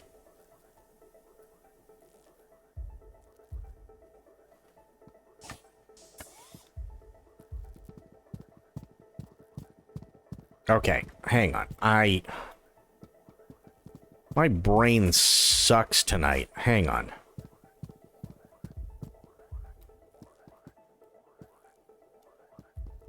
So if I take this, right?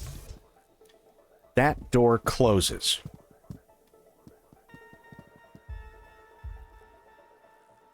And then I can put that kind of there. Like so.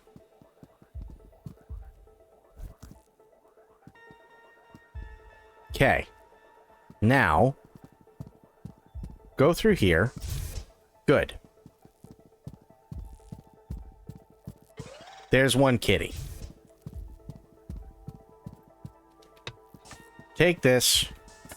Bring it over here.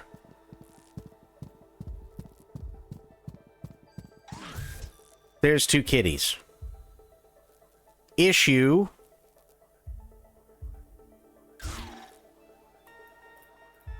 Big issue. I think your jank weekend sleep catching up with you. Yeah. People were getting weird about it too on top of it. Yeah, they really were. They really it was like really weird, and like it didn't feel like Tomb Raider at all. It really didn't feel like Tomb Raider, and honestly, like, I played through the entirety of the first one. And I didn't like the game until the last maybe 4 hours. But the only reason why I liked it in the last 4 hours is because she finally got sick and tired of playing the victim and started just hunting everybody. But it wasn't out of a sense of, well, I'm the Tomb Raider. It was out of a sense of, I have to get these assholes back for everything that they've been trying to do to me.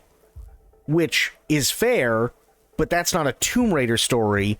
That's the story of a sexual assault victim.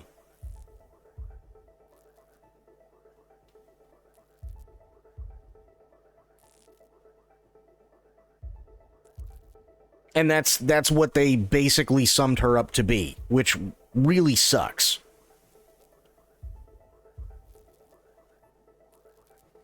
So yeah, I was bothered by that. I was really bothered by that. Because that's not, under any circumstances, what Tomb Raider should be.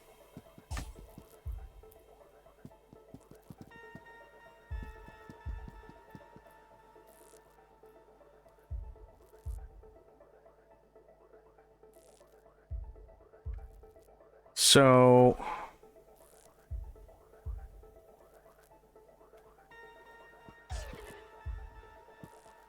why can I not go in here? Is there like...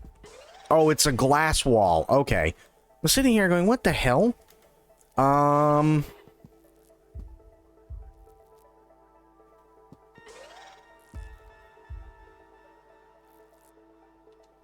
No, wrong one. Damn it. There. Okay. Here.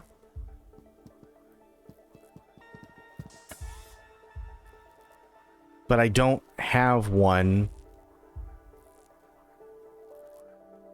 for this now.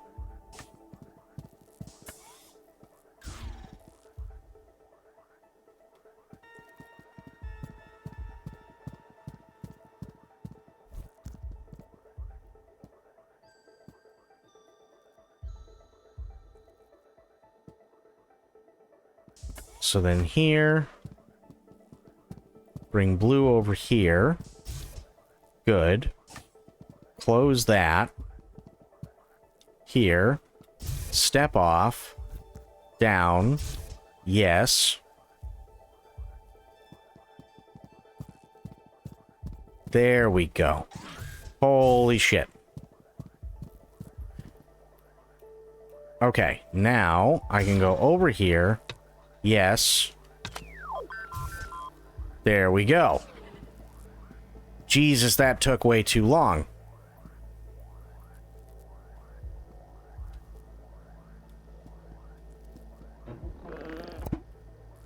Okay. Good.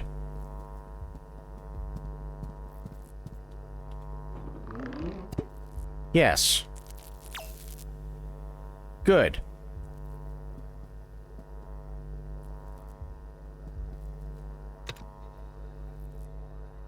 Now that should be full power.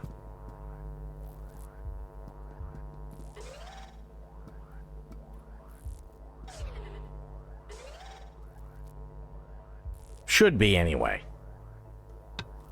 Drop this here.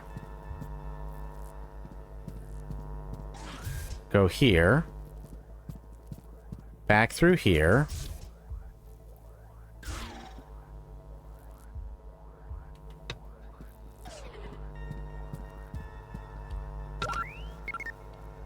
Perfect.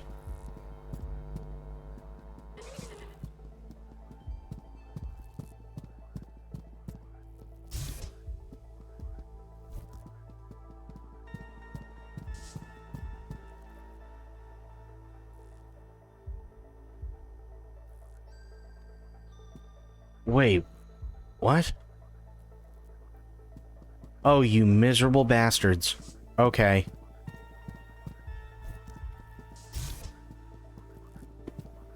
Hang on.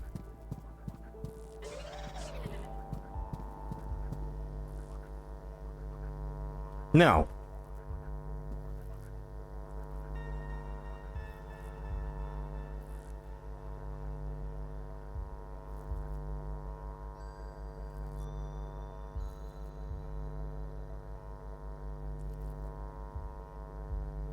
Insufficient energy for transfer. I need to get all 4. That's fine. So then I have to do that. Great. Now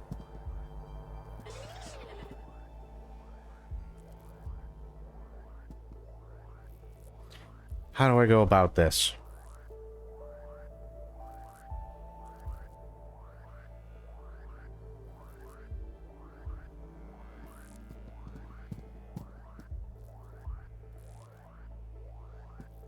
Okay.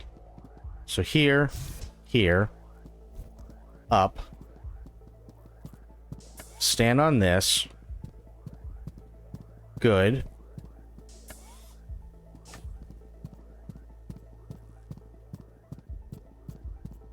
Go all the way over here. Good. Go up here. There.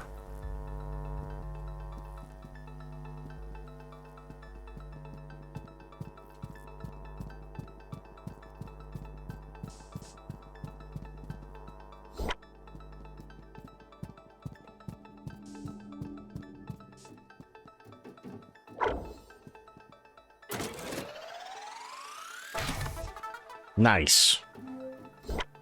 About damn time. Okay. Save here. There.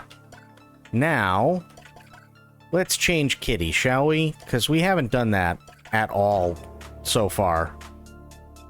We'll do Gray Tabby. Yes. Only passing by a short time today, but good luck and have fun. Absolutely, Don.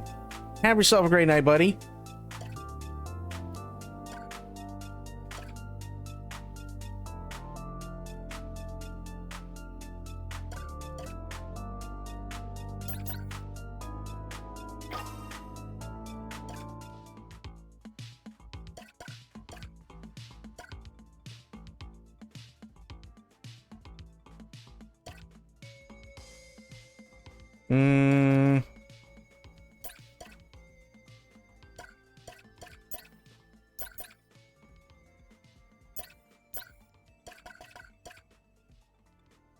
Little Susan. Sure, why not?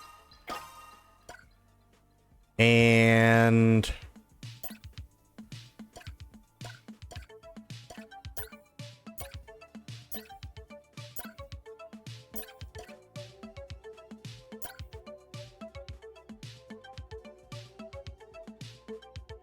sure, why not?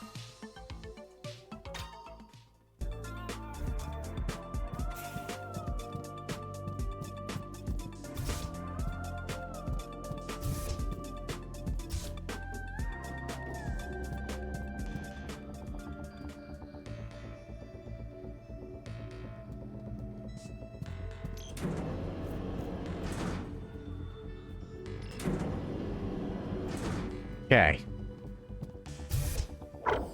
There.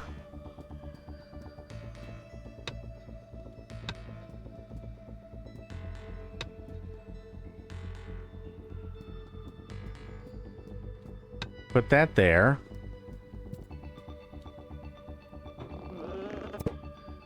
Good. Go over here. Good. Okay.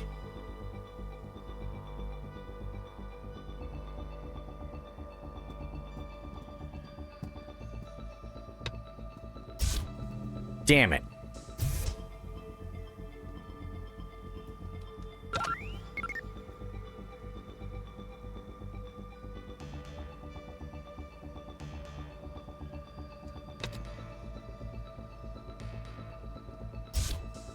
Damn it.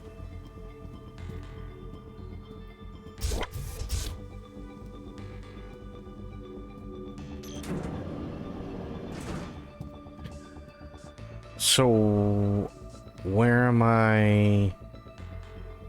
So that powers that. Oh, shit. Okay.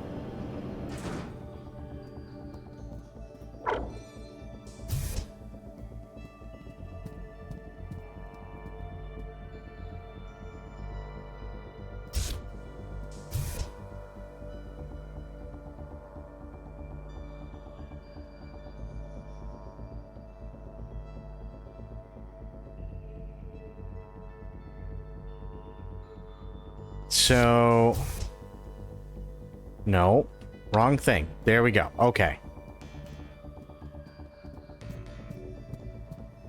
Here.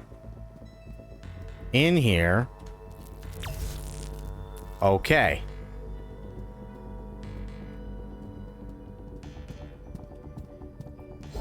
Go back out.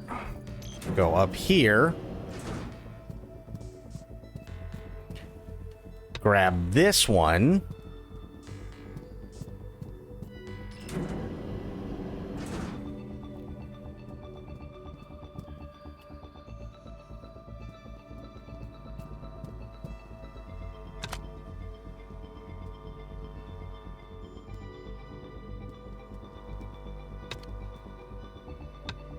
Put that down.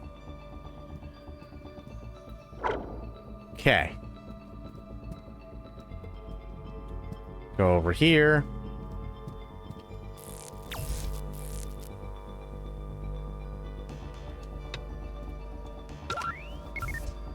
There we go. Okay.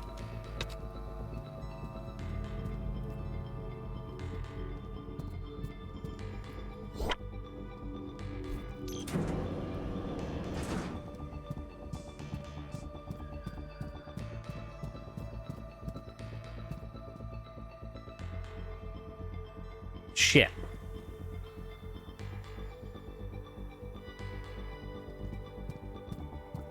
Oh, no. Wait.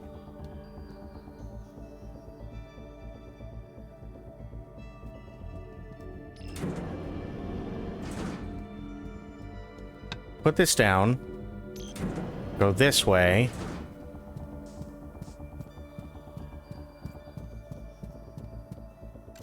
Grab that.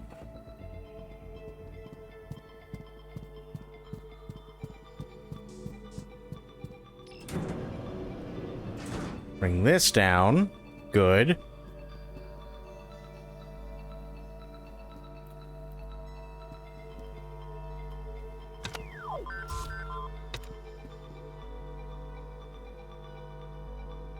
Oh.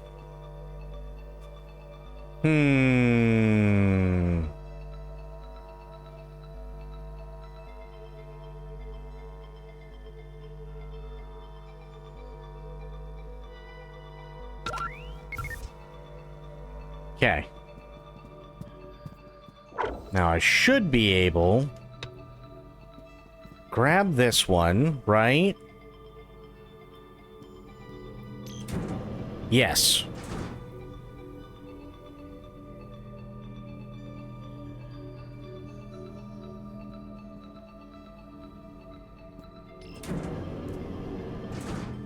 Okay.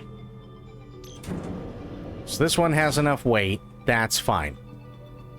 So now I can go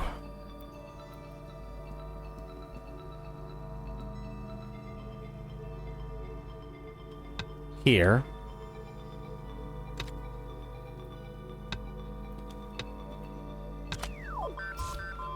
That's fine. Here.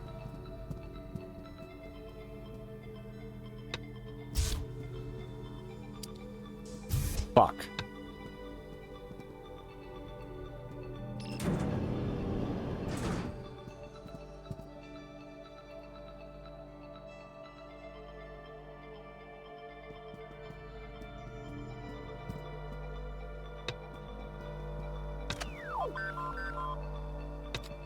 Good.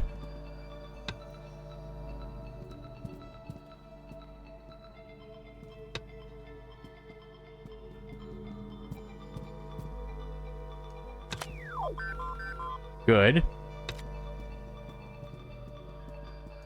Put that here. Here. Door's gonna close, which is fine. Bring him up here. And there we have it.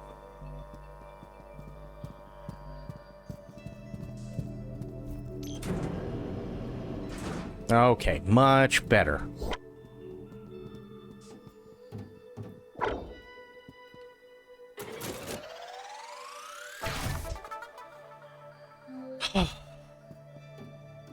Halfway done.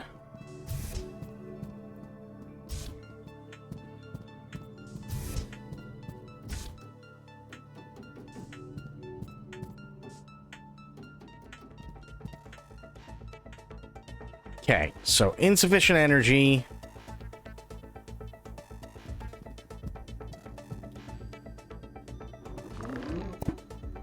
Pull that off.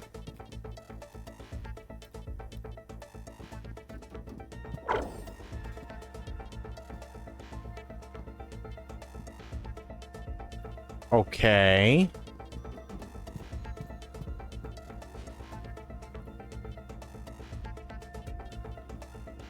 Oh, wait a minute. Wait. Hang on. Okay, so he goes through. So then...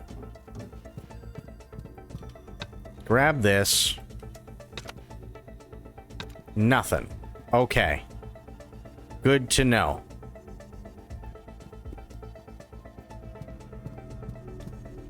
So then take the orange. Fantastic.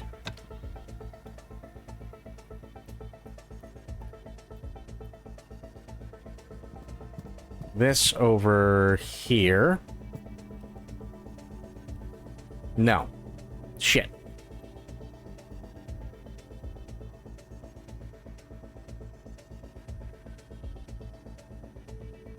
Oh. Hang on. That opens that door. Good. And then... perfect.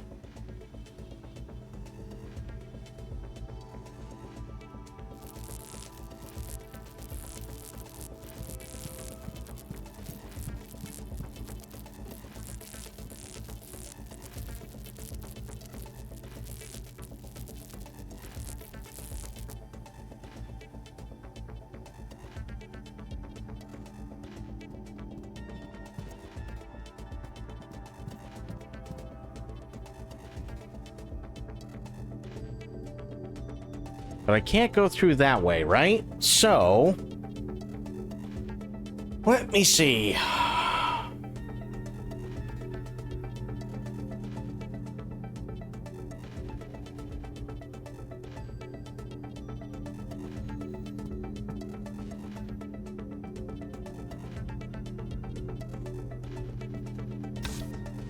So if I pull this... I'm kind of screwed, but then I can go in here, put this back in here.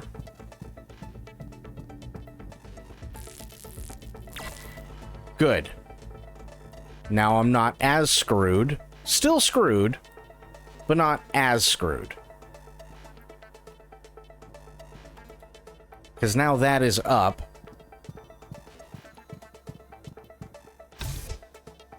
Take that.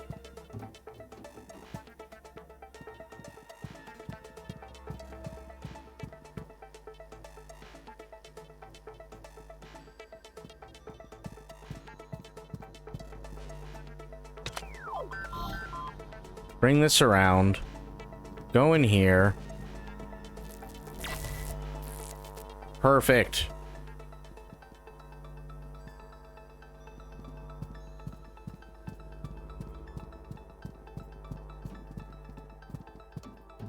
Okay.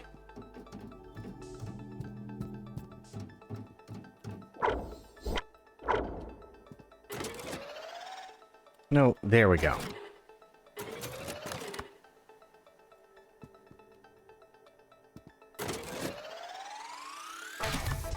Okay. 3/4 of the way done. Now we got that last pain in the ass.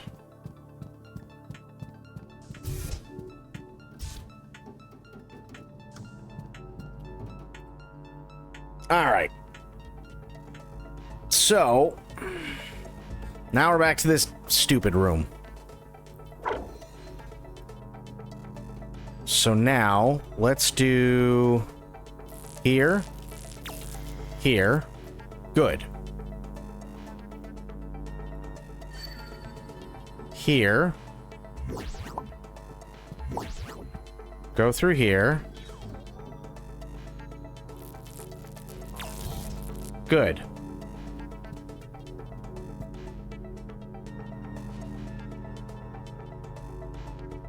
Maybe. Damn it. Oh, wait. No. I got it right. Here. Here. Good. Here.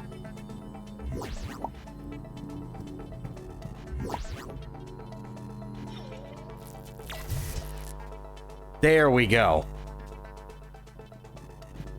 Holy shit. Okay, now. It goes...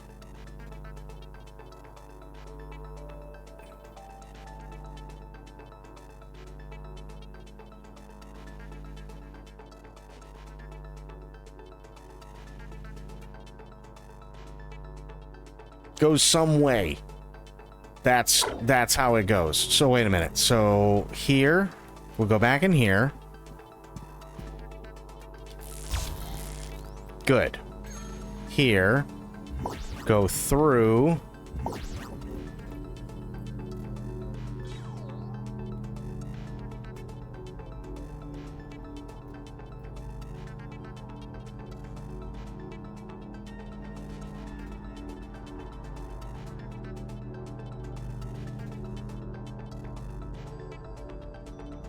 So I need all 5 of these to be opened.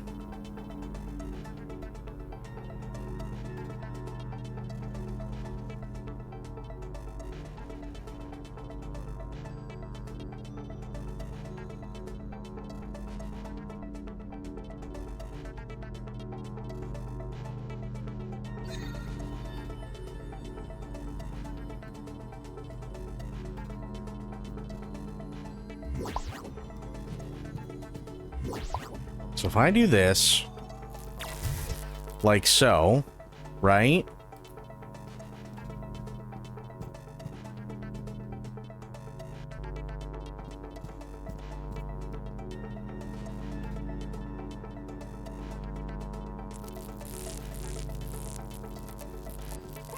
That's not going to do anything.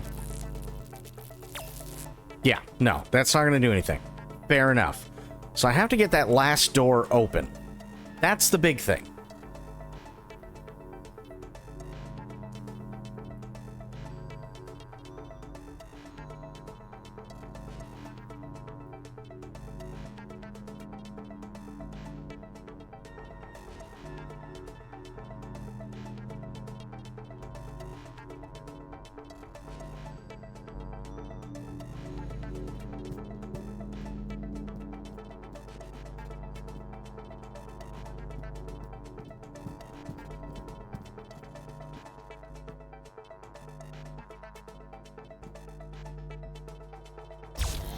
There.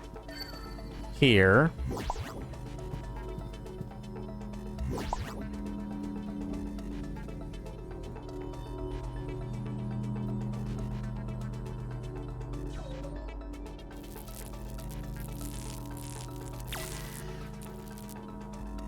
But then he's locked in.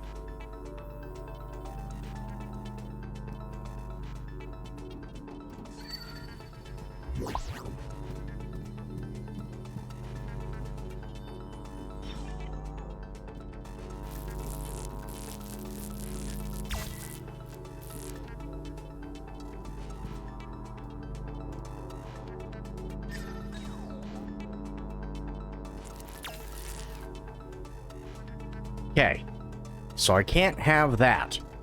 That's the problem.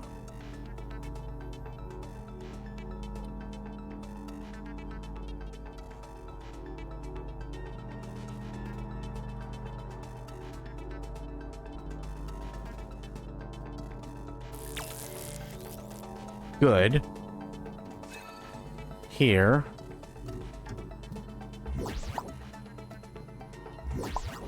You have to go through here.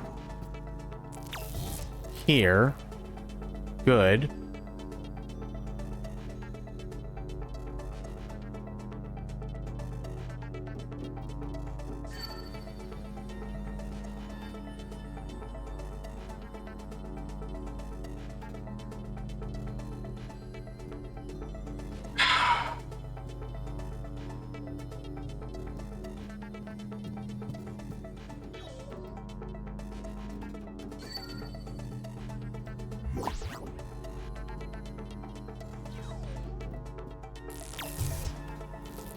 Okay.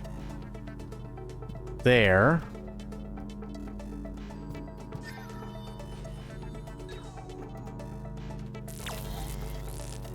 Okay.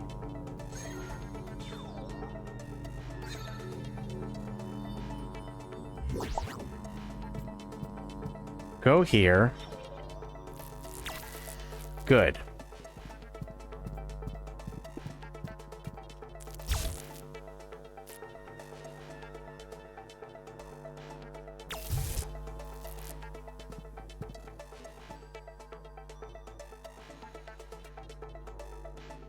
See, that doesn't help me.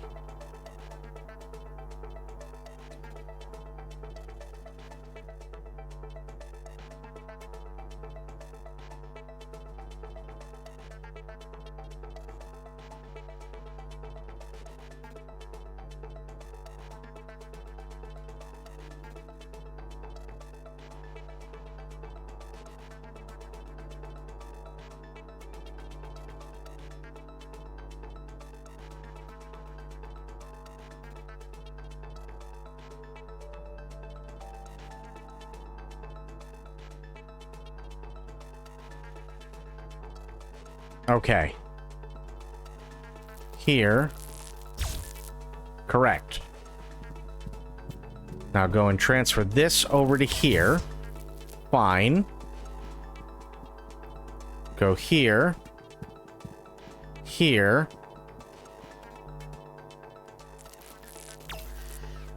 Good. Now we got it. Maybe.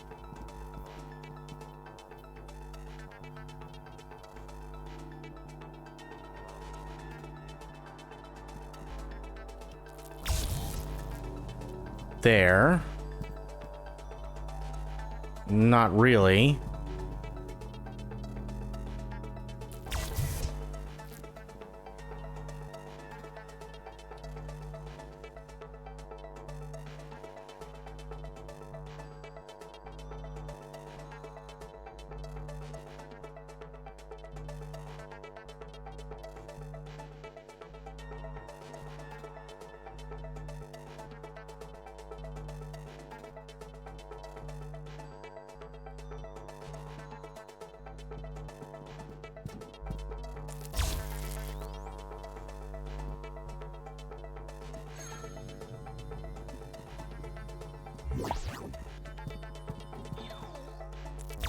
There we go.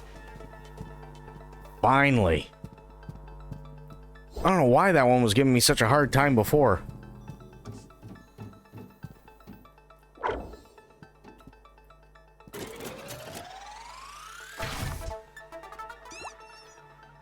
That's the last power substation, Mittens. Head back to the main area. The maintenance access door should be open now. God, I hope so. That was... That room, I don't know what it was. That room was torture. Sweet Jesus. The door's opening, Susan. Not for the first time on this mission, I have an ominous feeling. My telemetry is telling me you're on the right path here. That said, I don't know what to expect in this next area. Keep your wits about you, Mittens.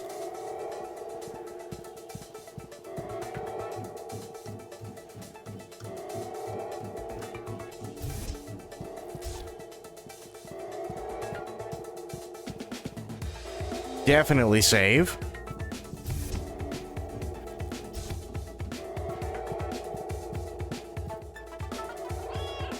Hey, Susan, I can see why all the alarms are going off now. What's afoot? Dangerously overcharged power cells by the looks of it. The way forward seems to be inaccessible right now. Don't worry, though, I'm sure I'll think of something. Okay, well, keep me in the loop.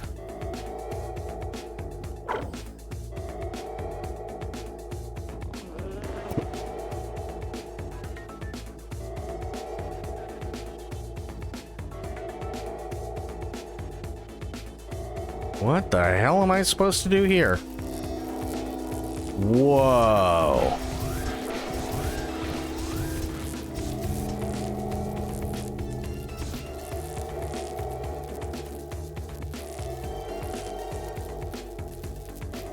Yeah, I have no idea what the speedrun would look like for this.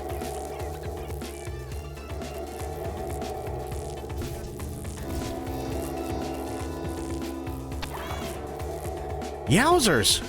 Okay, so I need to be split if I'm touching an overcharged cell. And not touching two at once. Lesson learned. Okay.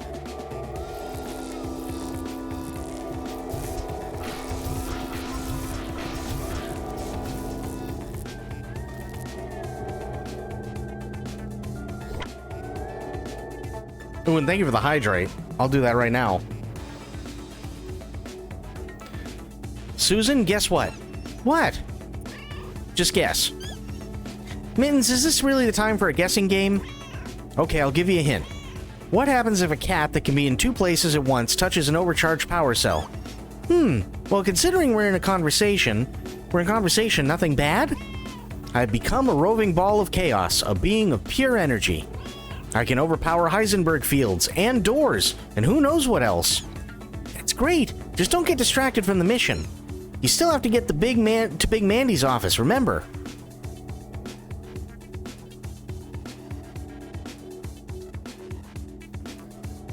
I honestly don't even know what Assassin's Creed games have co-op.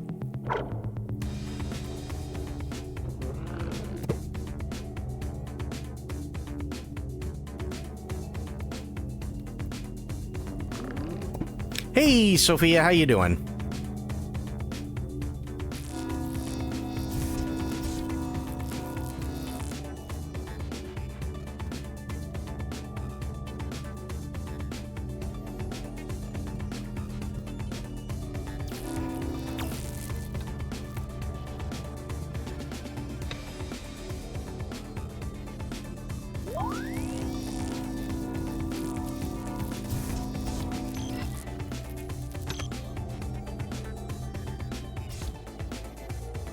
Eyes are starting to droop. How about you? I'm doing pretty good.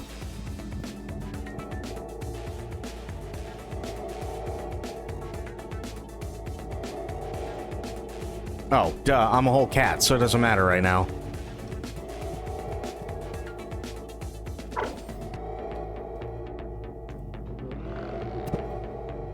There. Now...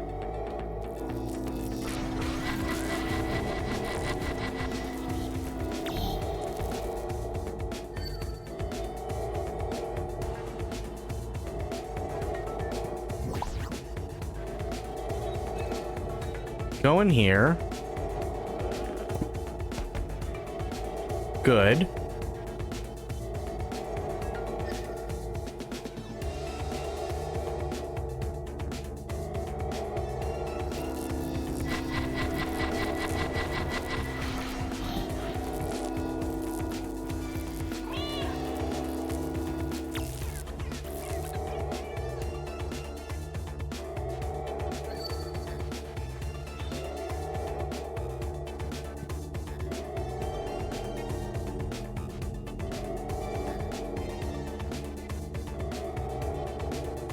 Recently swapped my rooster with a duck. Now I wake up at the quack of dawn. Oh god.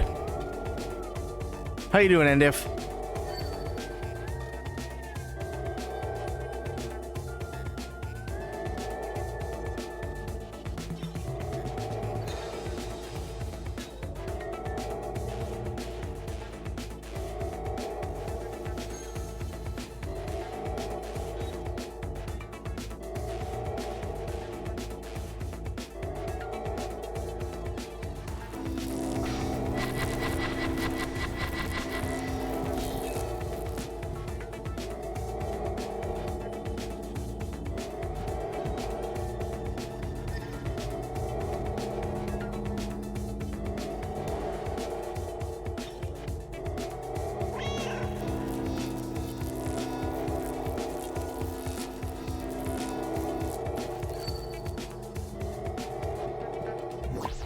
There.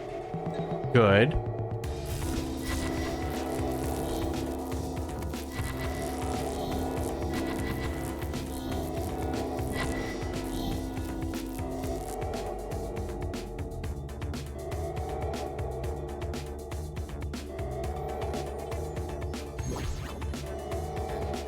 Aha. Okay.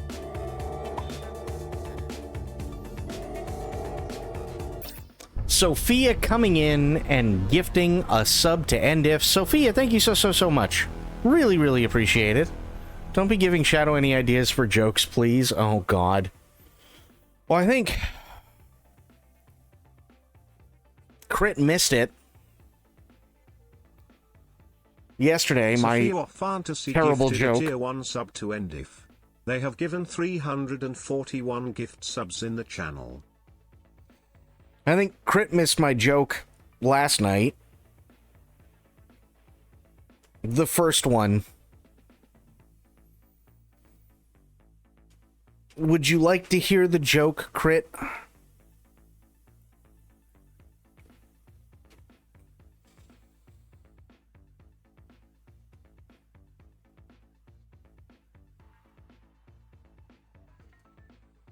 So a guy walks into a seafood market and he's got a trout under his arm. And he looks at the fishmonger. He goes, "Hey, you guys make fish cakes?" Fishmonger looks around, looks a little confused, but he replies, he goes, "Yeah, of course we do." Guy goes, "Great, it's his birthday."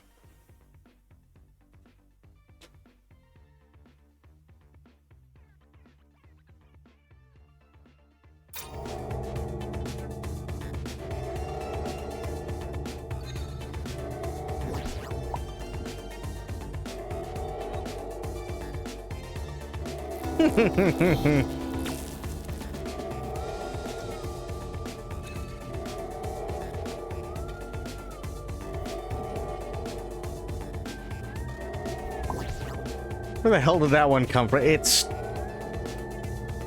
you know, one of those things where it's probably best not to ask.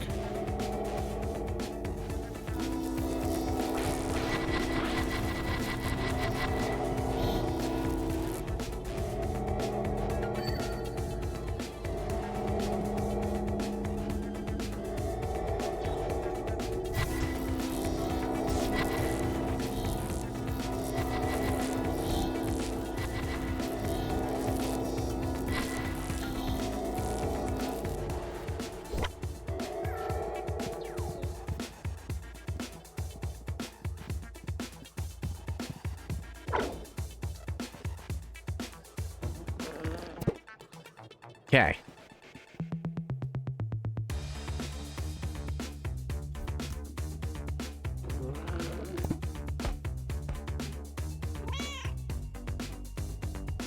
Okay.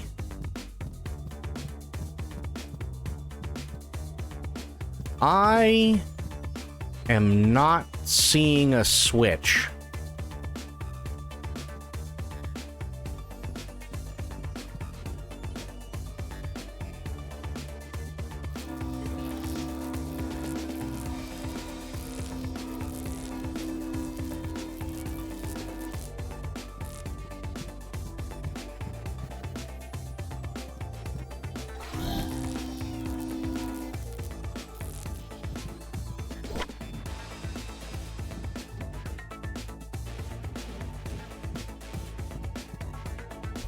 There we go. Wait.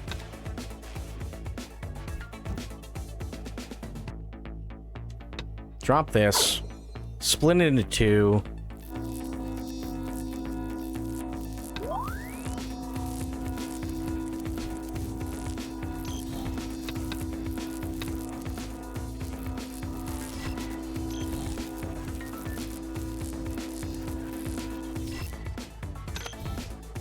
There we go.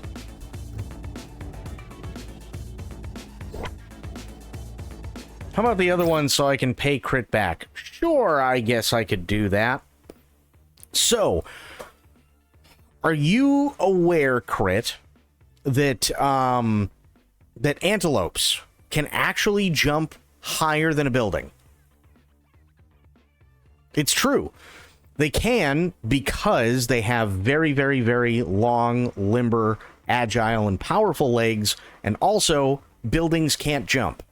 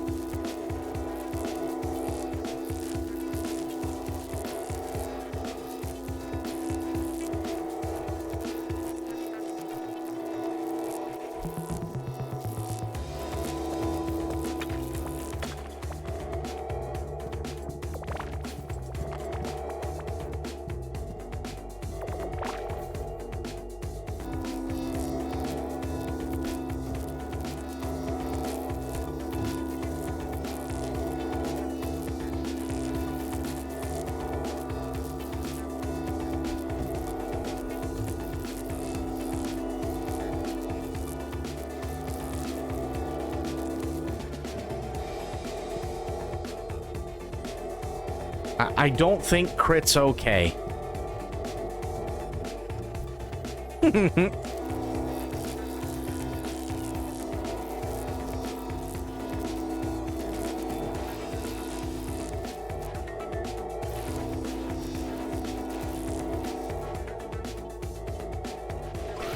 There we go.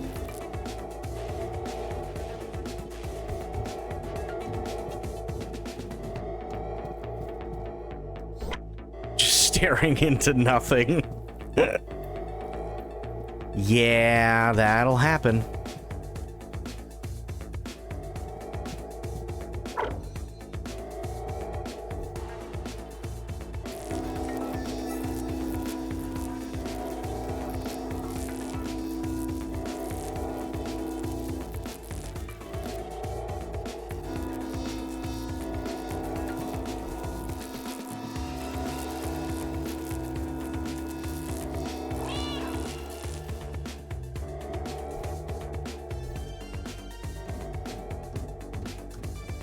Oh, shit.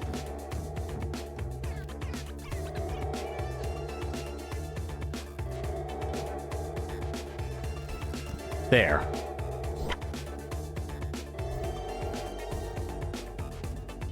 I did doze off earlier, that helped. Hey, nothing wrong with that. I was afraid you were passed out on the floor or something, right? Heart palpitates, oh no.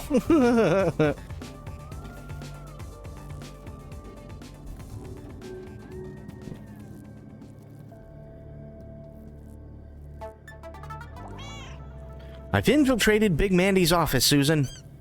The level clearance system will be around here somewhere. Look for another paired input security terminal.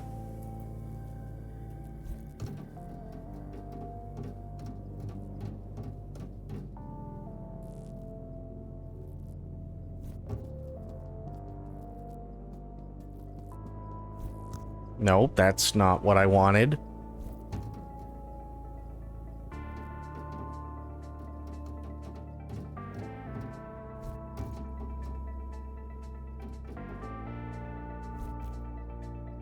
There we go. Okay. I am... lay stuck. There we go. Nice.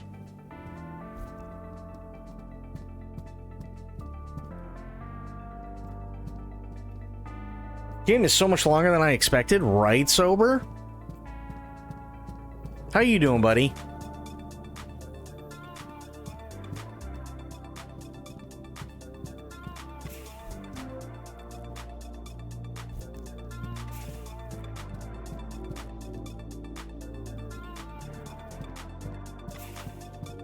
Oh yeah, there's a lot of love put in this, for sure.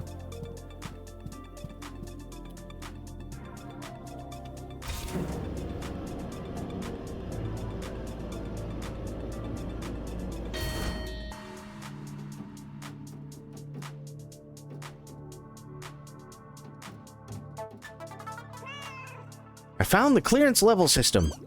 Okay, let me see. The clearance level system has a two-person paired input interface. You've seen this before. It requires simultaneous input from approved employees. I'm not an approved employee, but if there's one thing I am, it's two things at once. Eloquently put. Once you take down the firewall, I can take care of the approval system.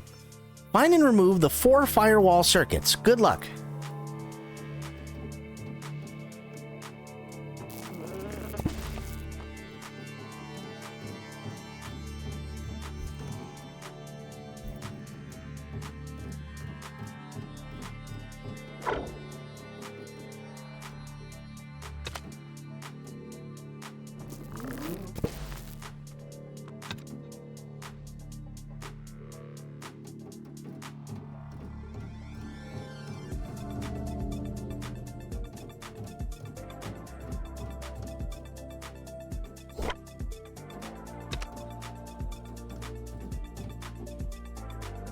Oh, okay. I see now.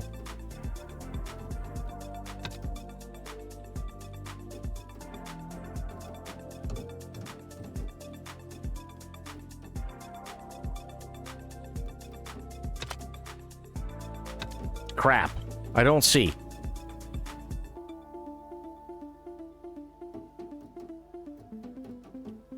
Maybe I see. I don't see.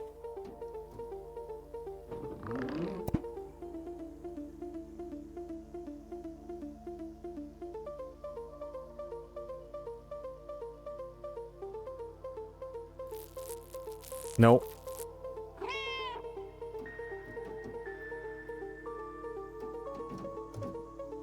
So...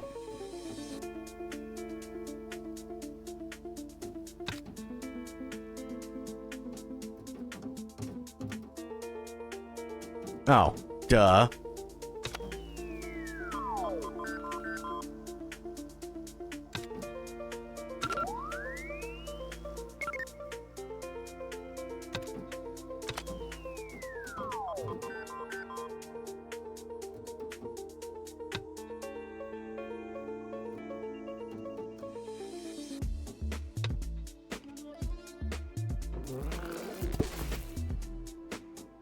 Nice.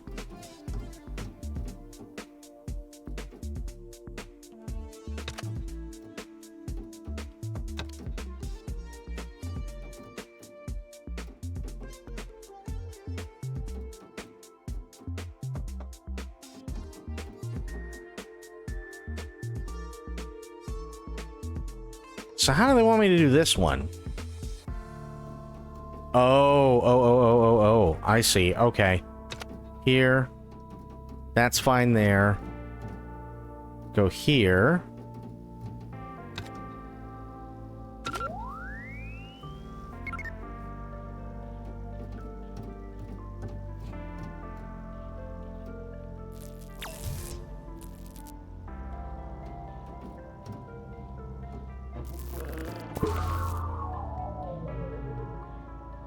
So about 24 hours yesterday, and then only got 6 hours of sleep, but I'm surprisingly alright. Well, that's definitely better, for sure.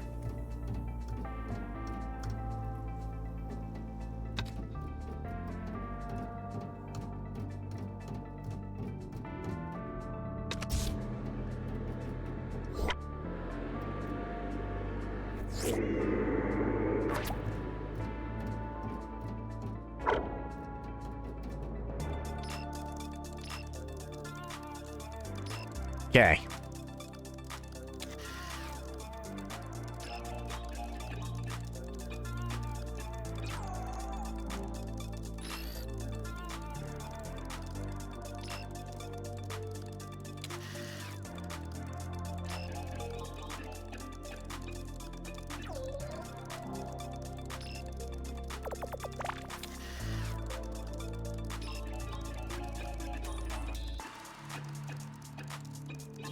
There we go.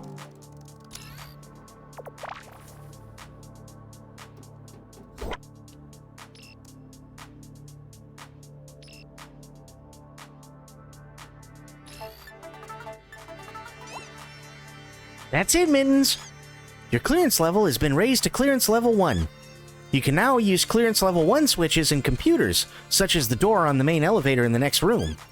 Use the main elevator and head back up to the maintenance hub.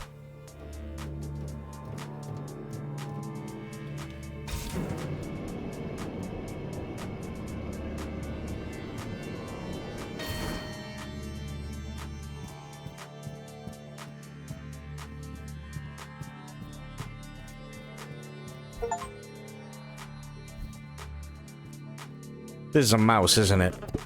Yep. Damn it.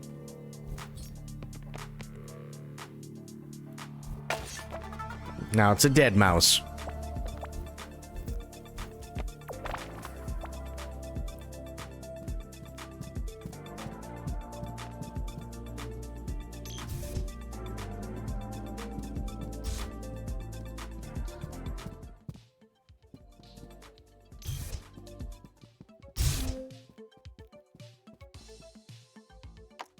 Okay, what do we have?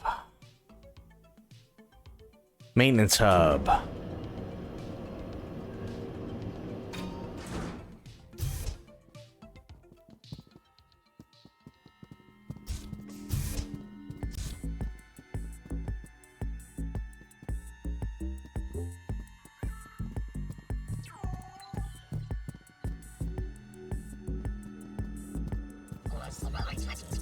Hi there, Mittens. It's a pleasure to see you again. The feeling is far from mutual. I can't begin to tell you how wonderful that makes me feel. I have a level 1 clearance now, so I can access the data backup repository, right? Got it in 1. You sure are a smarty pants. So what do I do once I'm in there?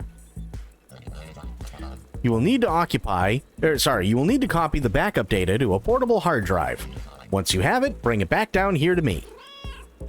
Put the data on a portable hard drive, bring it here, then what? Allow me to unveil my socket for you. Crumbs. There we go. You can cram the hard drive right up my socket. Then I shall digest all that lovely data. But first, how to get into the repository itself? I'm just gonna cram it in his socket. It'll be fine. Maybe.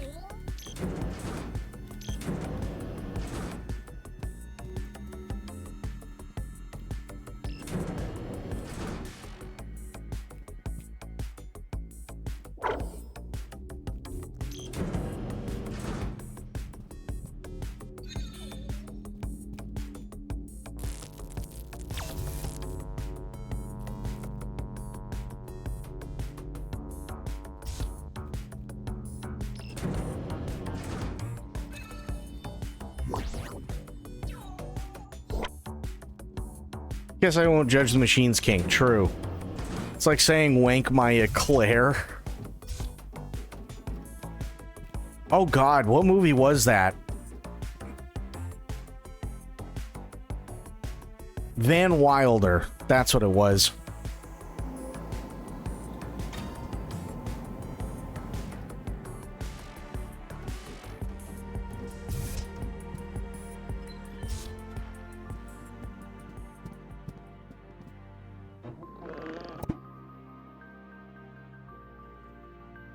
No. There was a movie called Van Wilder. It was one of Ryan Reynolds' early movies. And he was basically a guy who didn't want to graduate, so he constantly was flunking enough in his senior year so he could keep staying in college. And long story short, Tara Reid, before all of her badly botched cosmetic surgery, she kind of fell for Van Wilder, Ryan Reynolds. She fell for Van, but her boyfriend was the president of a fraternity. Well, her boyfriend sabotaged Van, basically, in trying to do something. I can't remember exactly what, but it happened. So she decided she was going to get him back because he was this really massive dickhead anyway. And she realized it. So she hatched a plan with Van Wilder to get her ex and the boys in the fraternity back. And what they did... How can I say this?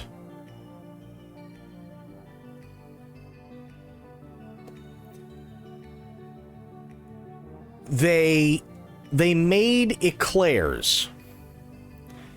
But they made eclairs after helping to culture sperm from a horse.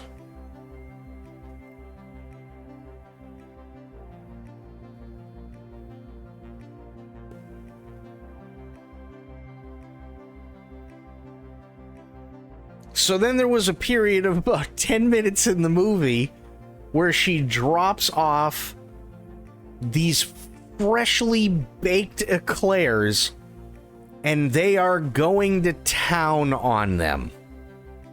And it's exactly as bad as you think it is. And then they realize, oh boy, this isn't exactly the filling that would be in a regular eclair. But they weren't done yet. So after they all vomited a lot to really screw him over, she made him a shake. Because he was one of those people that woke up in the morning, made a protein shake, did X amount of hours of study, and then went and all this stuff, right? And she took a whole bottle of Turbolax and put it in his shake. So come finals, when he's supposed to be taking this test that everybody knows he's going to pass so that he can become a doctor, because he's a complete dickhead, like Ivy League, you know, like hoity-toity asshole kind of deal. He goes and he takes this final, which he knows he's going to ace after completely downing this turbo laxative shake. And he's in there and he finally can't take it anymore. And he's farting and tooting and everything else all over the place. And he just can't stand it. And he can't do it anymore, to the point where he just starts filling in C for every single answer. And he gets up, runs over to the professor's desk who's proctoring the exam, throws it down, goes to run into the bathroom, runs into somebody that is like gunning for him, and they're like, "Oh, hey, come on, I want you to meet some people." And he's like, he's sweating profusely, and he's pale as a ghost. And now he's meeting all these rich people who are also doctors, and they're older, and they come from old money, and like all this other stuff. And he can't take it anymore, and there's no bathroom in sight. So what does he do? He runs over to the nearest waste paper basket, pulls down his pants, and fills that fucking basket in front of everyone. Screaming the entire time.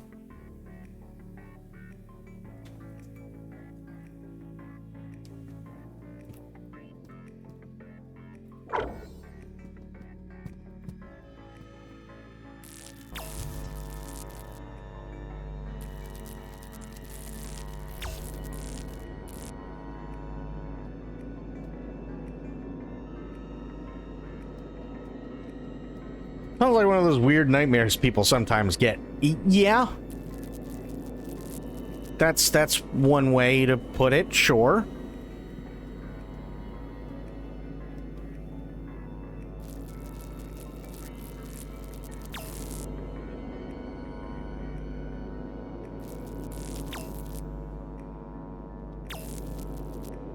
Okay.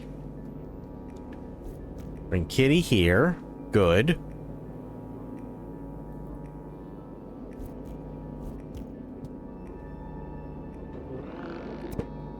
Good. Okay.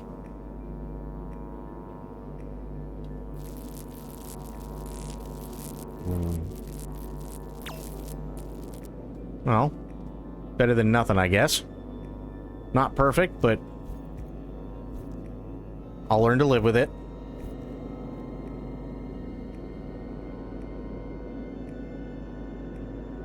Oh, crap. Wait a minute. I gotta go back.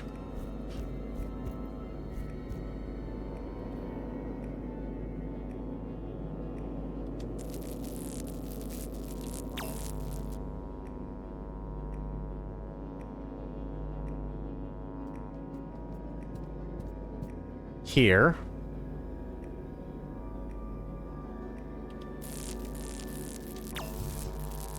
There. Okay. Here. Damn it. Went too far.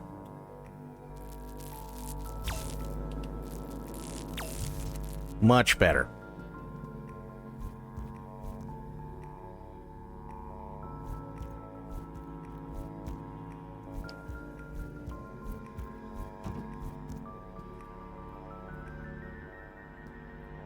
Okay, now No.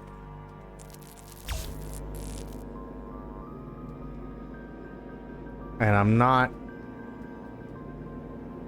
entirely shit. Oh, I see. Okay.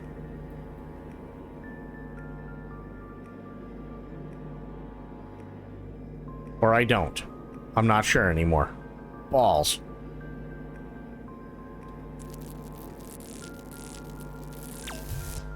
Okay.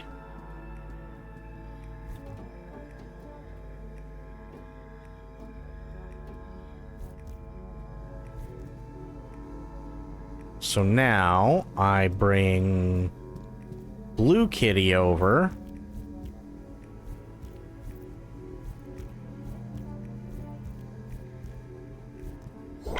Good. Here. What's that over there? Okay.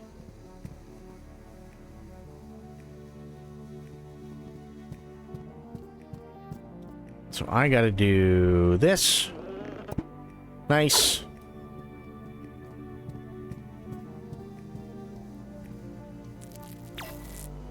Perfect.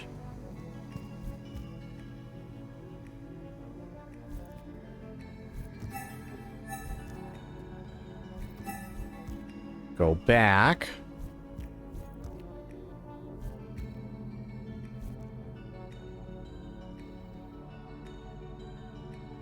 I am told people dream of being naked in public or needing a toilet. I don't get those, though. I get apocalypse dreams all the time. Oh, boy.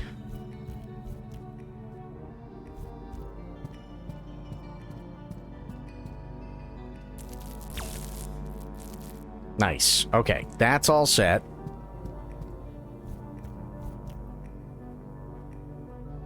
Come on, kitty. There we go.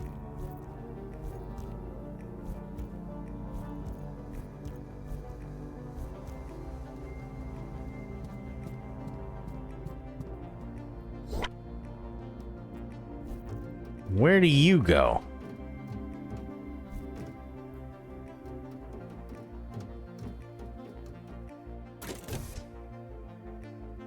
Oh, it's just extra money, it looks like? Okay, fair enough.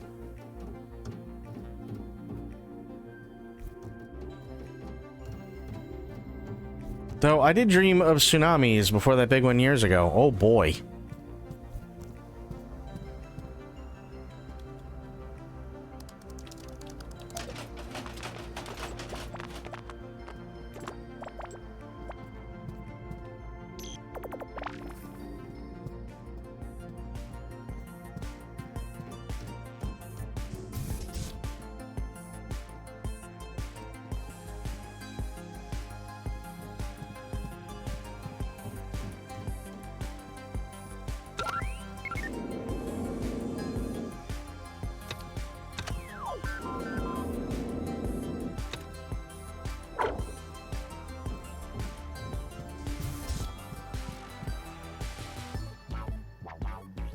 What is the point in this one?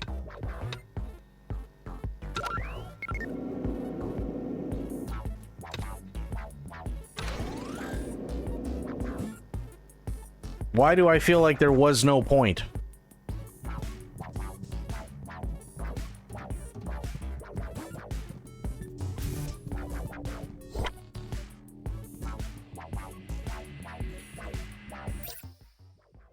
I wish I could unhear that story. Oh wow, now that's a gift I would hate to have. It's either apocalyptic or something like a horrible car crash, zombies, war, etc. I'm used to it. I find happy dreams more disconcerting. Well, yeah, that happens.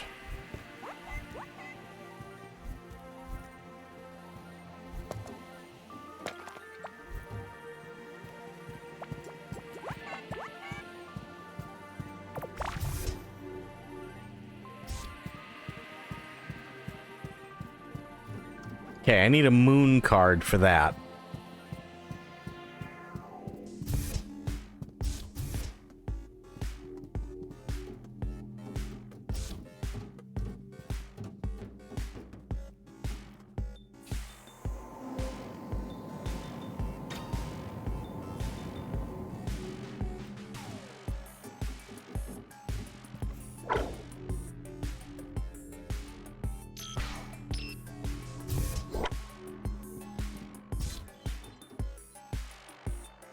Oh, I'm back here. Okay. Well, at least I know where that goes now.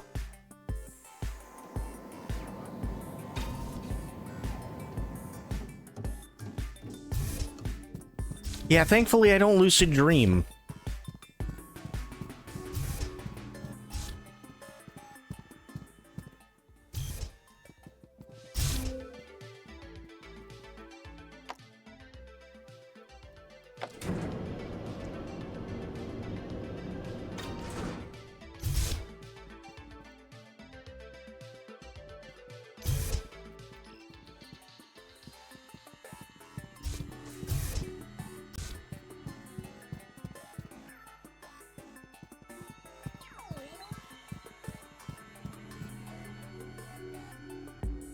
That... What?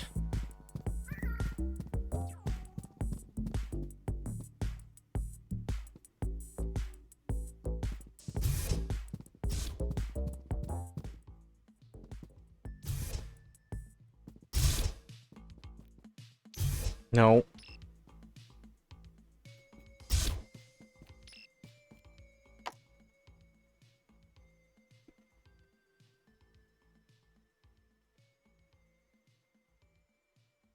Okay, so there is a thing that I need to do here.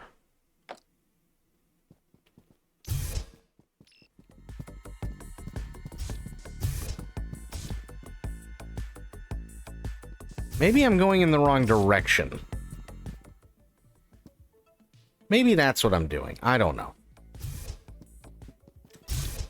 I was tabbed out and heard someone found Happy Dreams disconcerting, and I was confused until I tabbed back and saw it was Sober that said it, and I was like, that tracks. Oh boy. Welcome back, Corgi.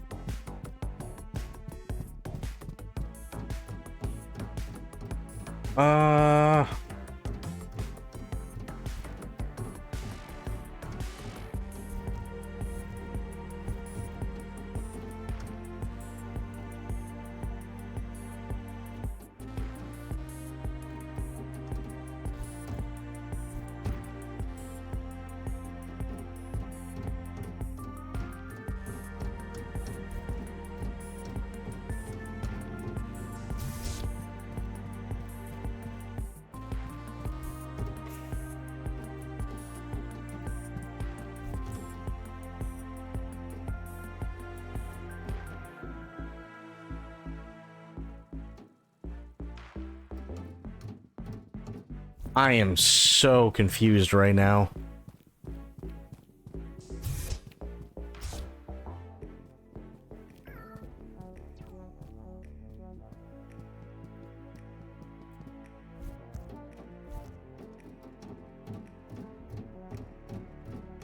When play some AC7 feel a little bit better now. Good.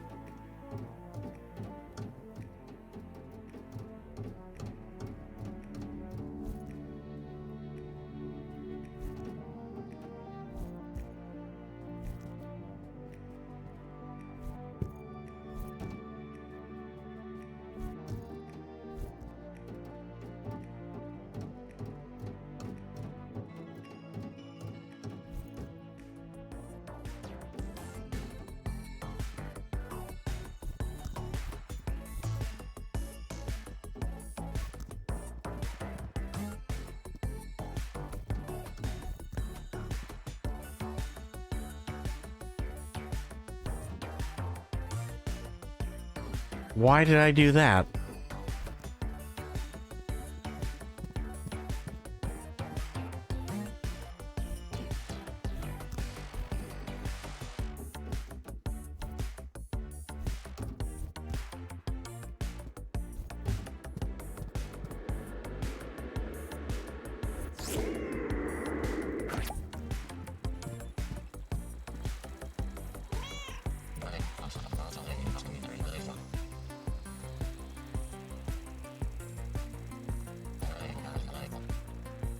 Okay. So I gotta get up.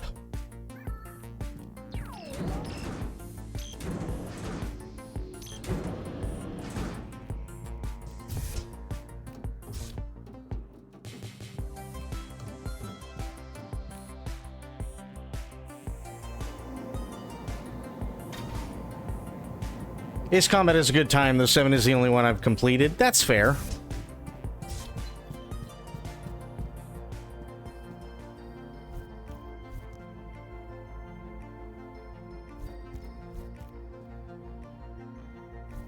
Here. Yes, yes. Okay. I think this is where I screwed up. Yes, it is. Okay. Maybe.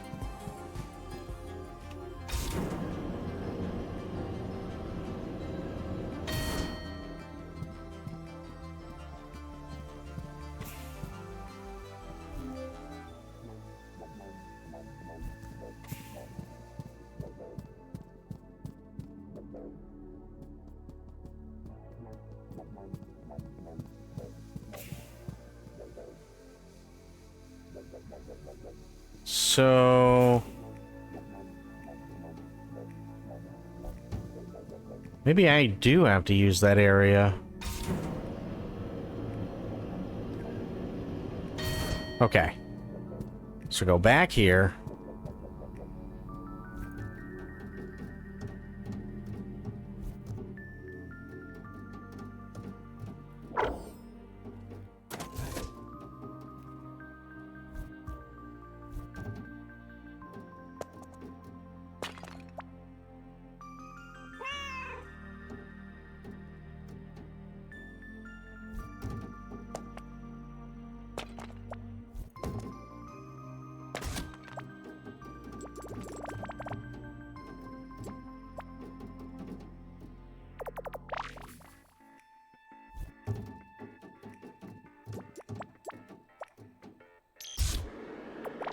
Aha.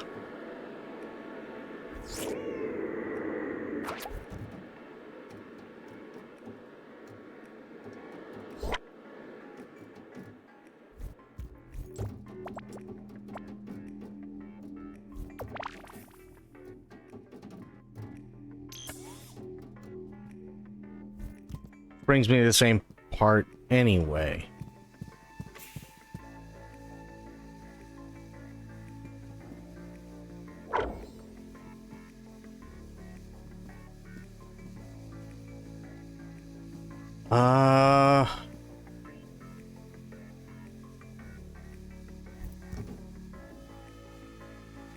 Hmm.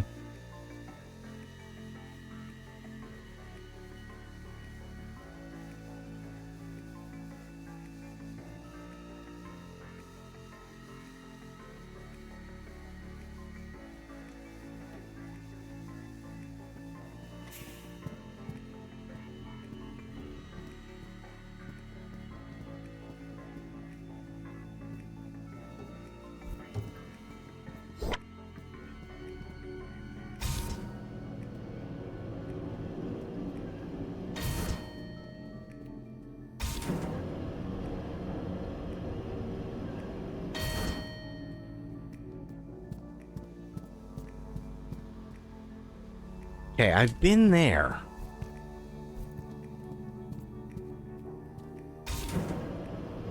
I'm just trying to check something. I don't think this matters, but you never know. Yeah, it doesn't. Okay.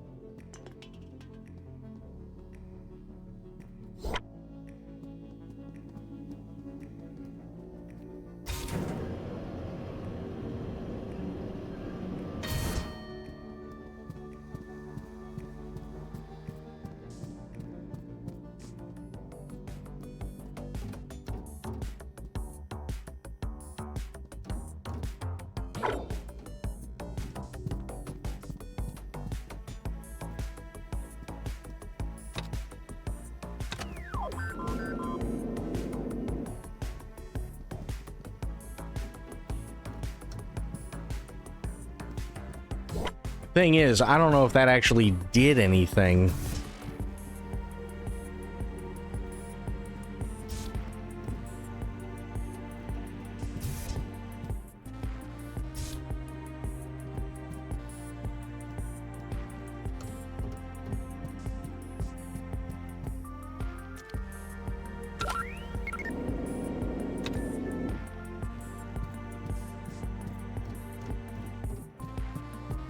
Let's do this.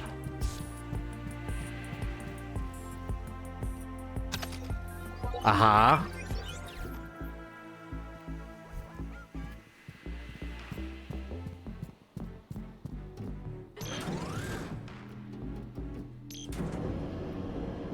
Much better.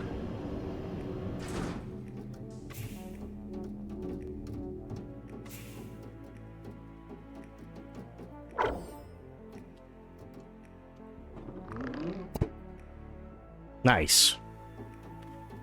Now...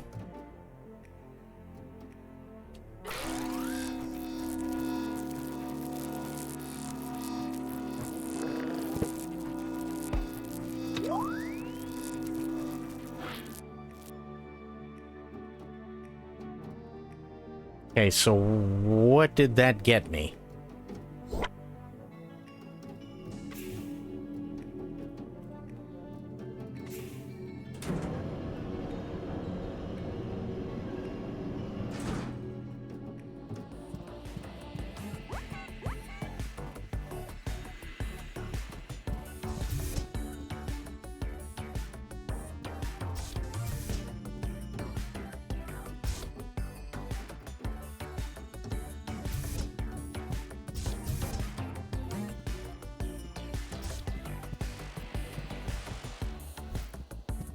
Oh, wait a minute.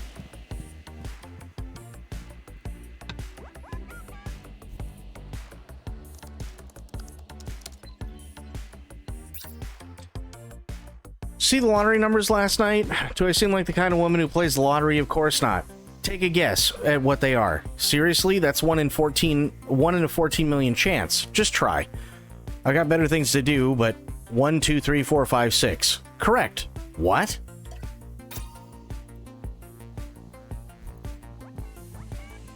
Cool.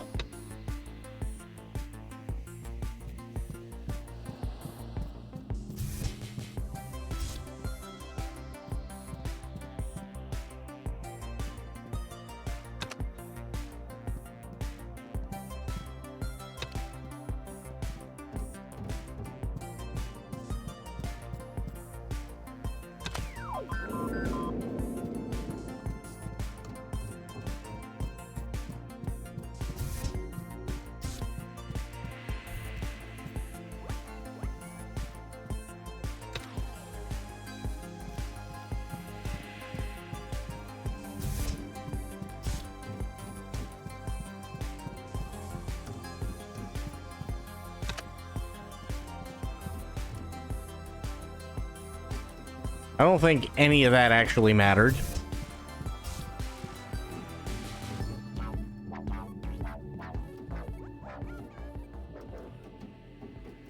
Crap.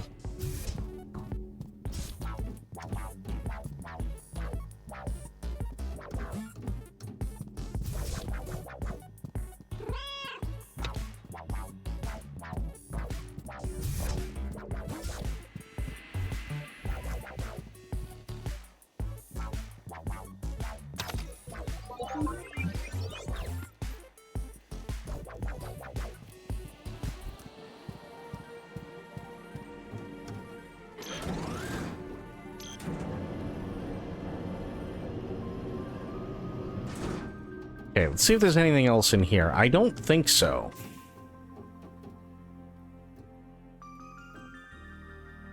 No, there's nothing else in here.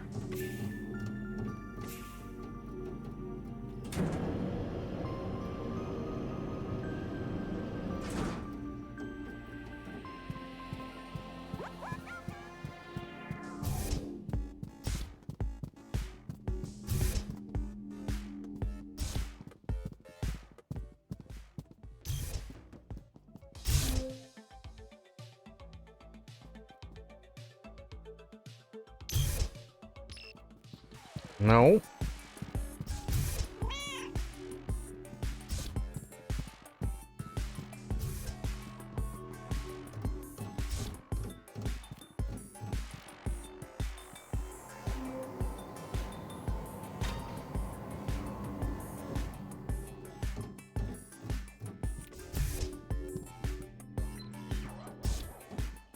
And I'm back here.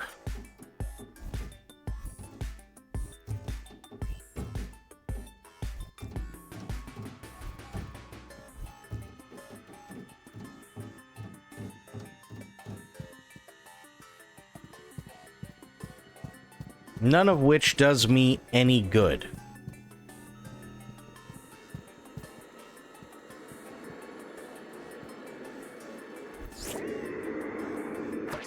I gotta go into that blue area, but I don't know how.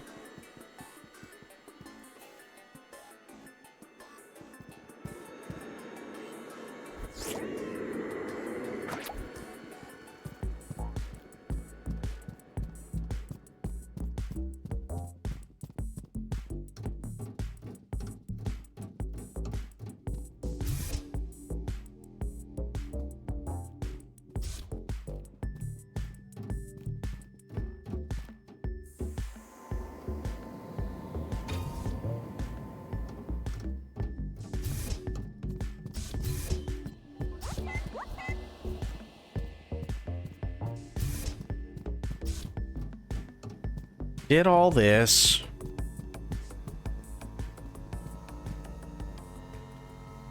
This is the one I'm having trouble with.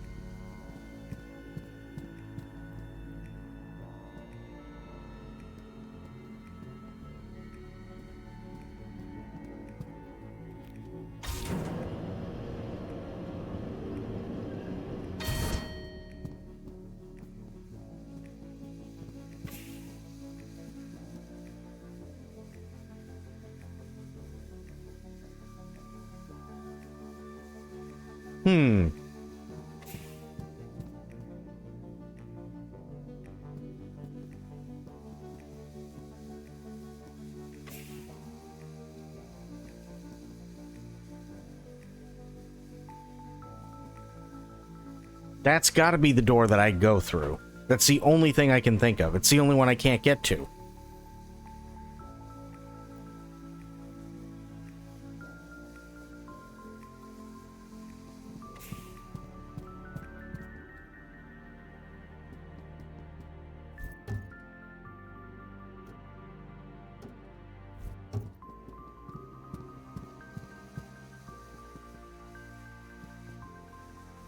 I don't think this is going to do anything. No.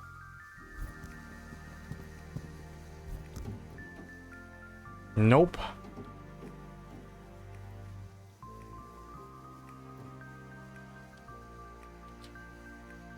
Let me see here.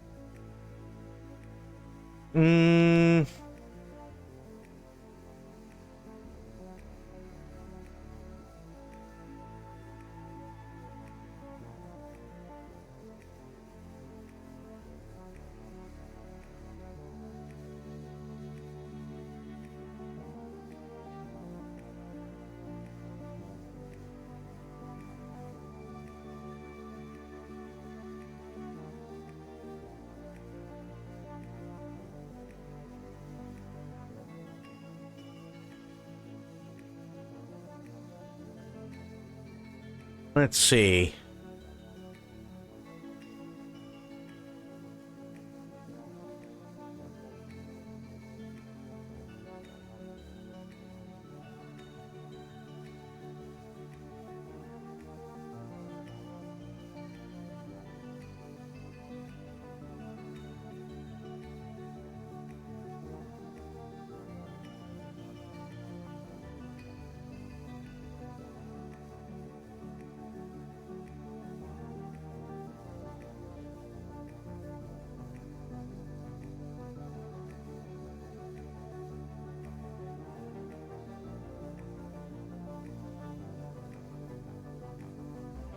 Okay. So apparently, I'm just looking at this wrong. Go figure. Weather is so odd. The past week it was so hot, I thought I'd become a flesh puddle. Today I feel chilly. Guy is Madge. Oh, big time.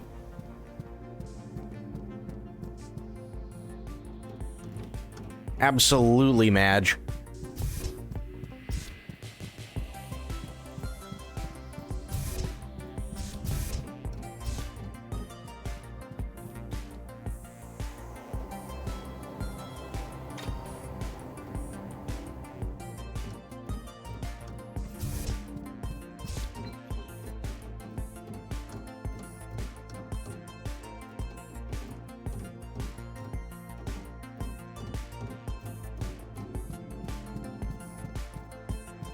Another 40K novel, so the chilly weather optimal reading. Nice. So what novel are you working on?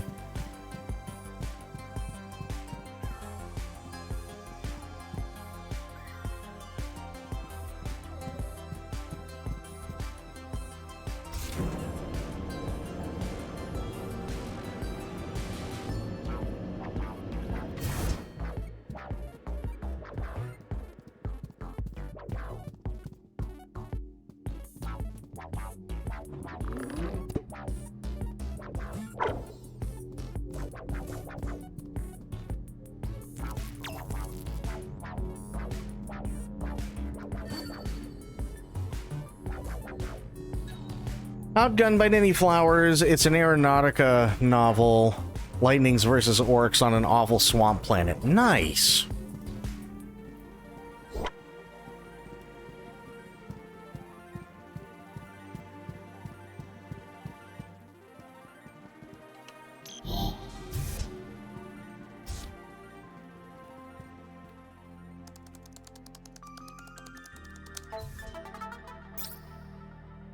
Okay, Mandy, one of my team mentioned they were down in maintenance department earlier, and they caught a glimpse of in an off-limit side room. Said it was stacked floor to ceiling with pigs. You wouldn't happen to know about that, would you? I'm sure I don't need to remind you that hoarding F-bucks is a violation of company policy. This doesn't need to go any further, of course, just so long as you cut your old pal Aiden in on the action. I'm afraid I have no idea what you're talking about. Oh, of course. Main character is Lucille Von Shard. Top Gun, ace pilot, drunkard, rogue, absolute arsehole. Nice. Hell yeah.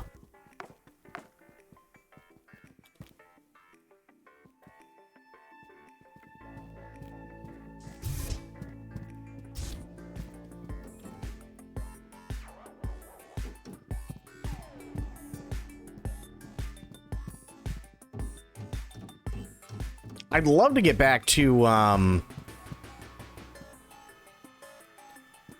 doing the audiobooks again for Horus Heresy. But those get expensive real quick.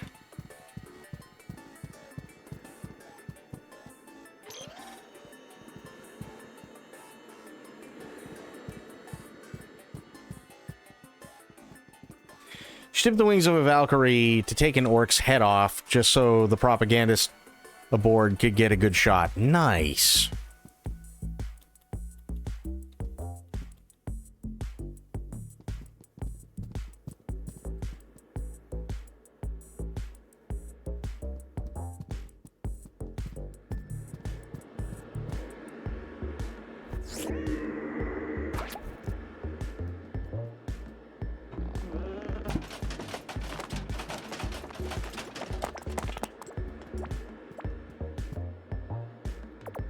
So how the hell do I get over there?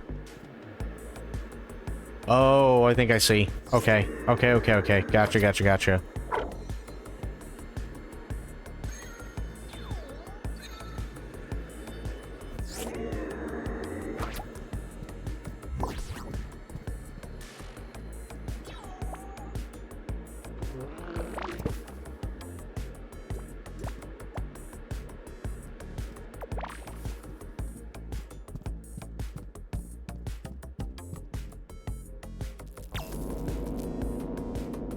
Nice. Yeah, I'd like to get back to reading the Horus Heresy stuff. I love that stuff, but yeah, those books are really, really, really expensive. Even the audiobooks are.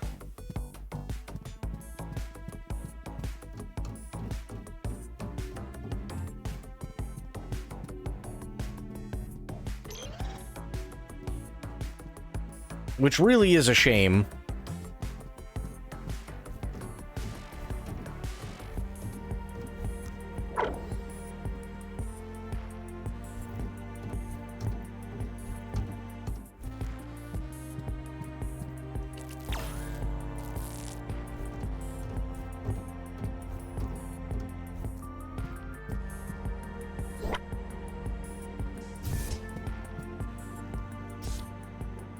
Will they be available at the library? Most do the thing with audiobooks now. It's like checking a book out, though. Where I am, I don't know if there's a library that is big enough that would have it, sadly. And here's the other thing, too. The audiobooks for Horus Heresy are also like 18 hours long.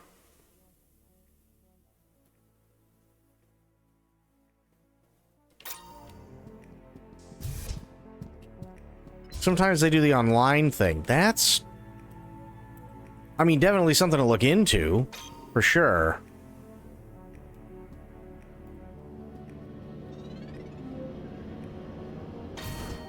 It's like Audible without the sub. Yeah, that's the biggest thing. It's the Audible sub. Like, I like Audible, don't get me wrong. But that's the big thing.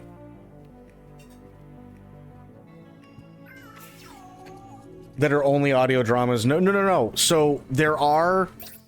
So for every major book of the Horus Heresy, right? So here, I'll show you.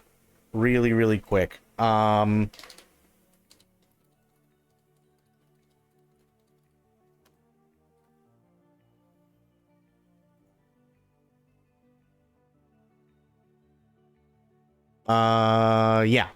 So let's do this.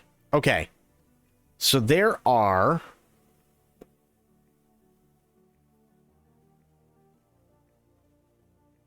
Actually, hang on.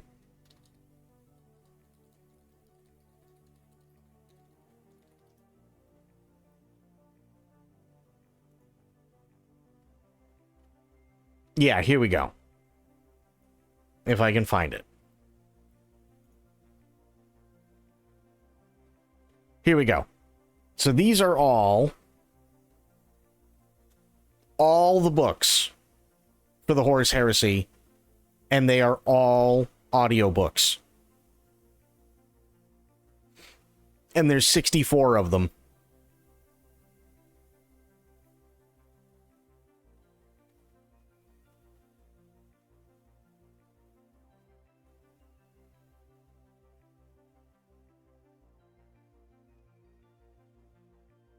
Yeah, the last one that I read, I gotta find it. I believe... Where the hell is it? Usually trying to get a book from the librarium first. Then if that's a bust, I try eBay. And if that's a bust, then I read the ebook. I really like the tactile part of reading. No, that's totally fair.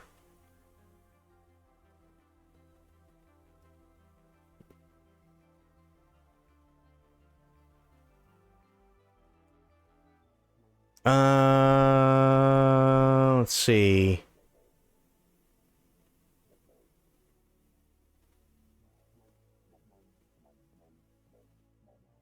So the last one that I read...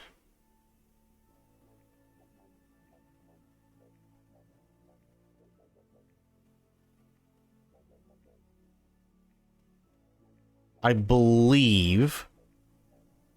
was Unremembered Empire, which is 27 out of 64.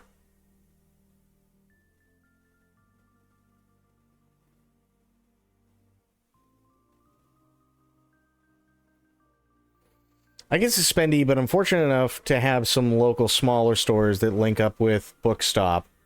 So if they don't have it, they can order it for you, or you can get it from Bookstop and give them credit. Oh, well, that's not bad.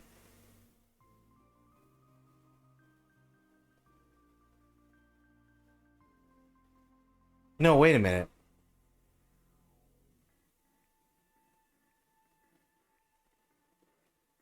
Yeah, I think the last one I read was Unremembered Empire. So I went through the first 27. And then I kind of dropped off for a while.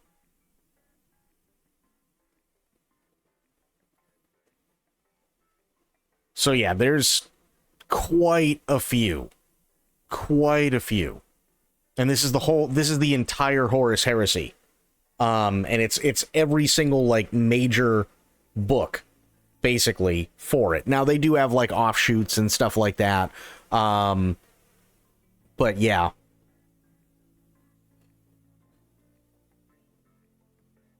I live in Dallas area. There's an HQ, I forgot the name, but secondhand bookstore. It's like a mega store. It's huge with multiple levels. That was fun, but only went there a few times. You would have probably loved it. Oh, that sounds awesome, though. Can't do audiobooks. I get distracted. Here's the thing. I like audiobooks because, especially when I was working at the boat club, I could literally, I'd go for, anywhere between 12 to 14 hours a day. Right? Some days were better than others. You know, I might not have to do, a whole day by myself. It might only be, 6 or 8 hours or whatever. But that's how I did it. What I'd do is I'd bring my my earbuds, and I would and they only last 6 hours. So what I do is I'd only put in one earbud, leave the other one on the charger, go through 6 hours in one ear, take it out, pop the other one into the other ear, go for another 6 hours, and so on until the day was done. And that's how I got through literally all 27 of these.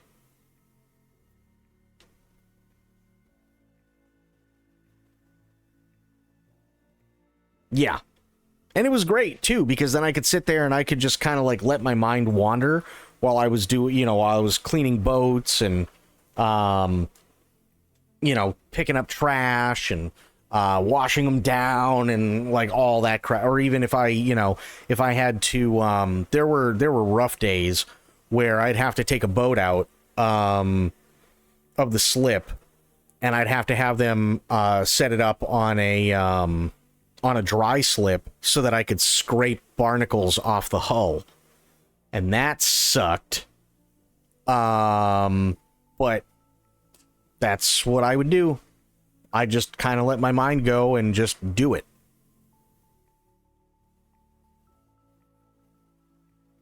Also, although not gonna lie, I thought you were about to say I had 2 earplug sets. Yeah, I thought about it, but nah. Yeah, it was kind of a big oof. Yeah, scraping barnacles off the hull of a boat is not the most fun thing in the world. That's for damn sure. And my knuckles, I can tell you flat out right now, my knuckles are thankful I don't do that anymore. Very, very thankful.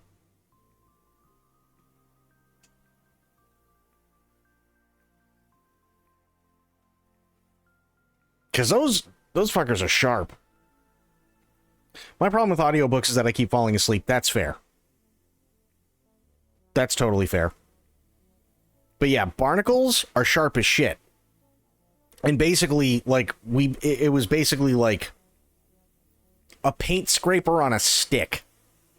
That's what we would use to scrape barnacles off. But when you do it, they become basically shards of glass. Really razor sharp shards of glass. So even if you're careful, you can literally do one run of the hull, and then you look down and your hands are just covered in blood and you don't know how it happened. You didn't touch the hull, but it's literally just because of all the barnacles and everything like that.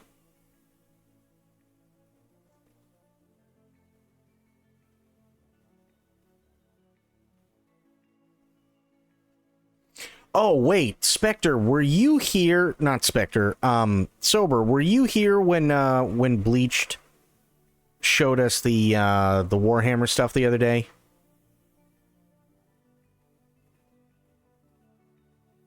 I think you were.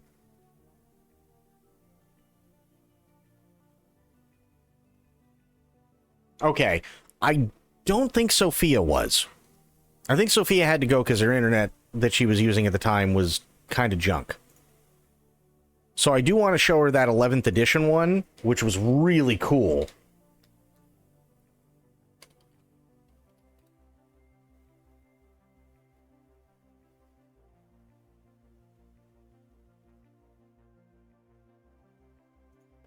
It was really, really cool, and it gives you an idea more of like what we're talking about half the time when we look at like Warhammer 40K.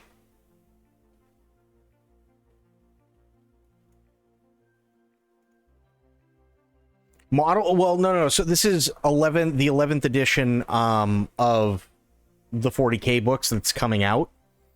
But what they did is they made a trailer, and it shows you a lot of the stuff from all over the 40K universe. It's really cool. Here we go.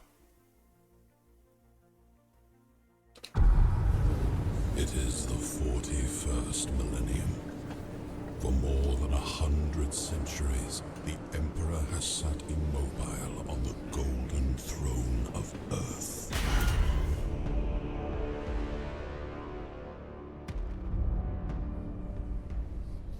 He is the master of mankind in the war between gods.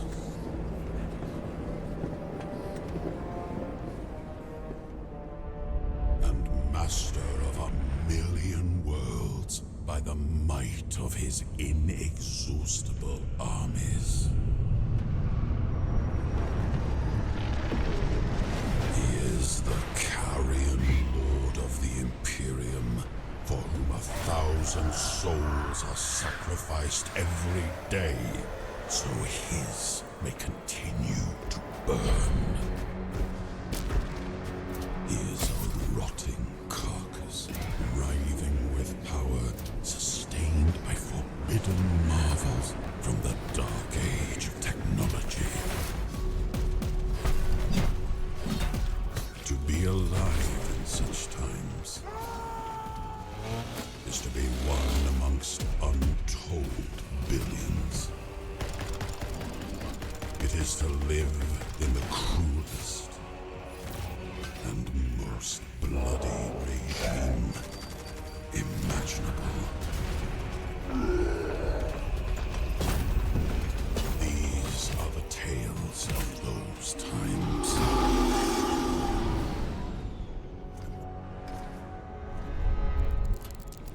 Forget the power of technology and science, for so much has been forgotten, never to be relearned.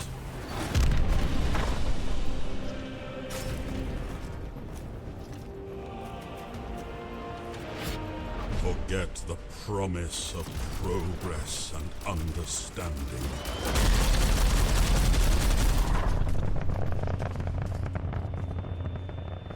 For in the grim darkness of the far future,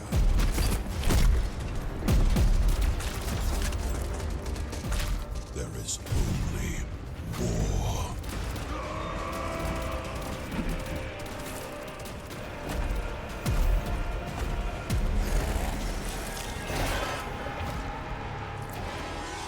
No peace amongst the stars.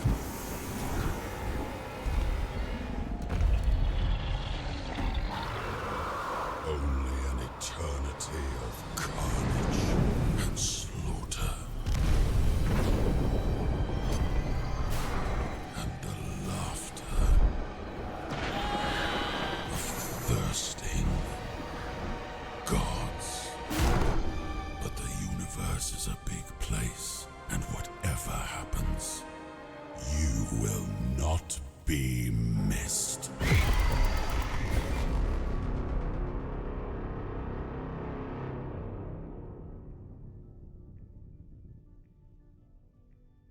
That's an insane trailer.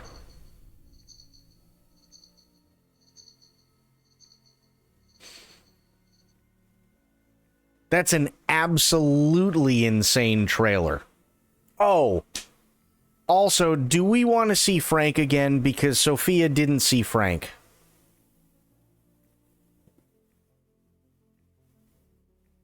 Which had to have been the most impressive thing, if I'm being honest, about the Sony State of Play. And I don't think Sober saw Frank either.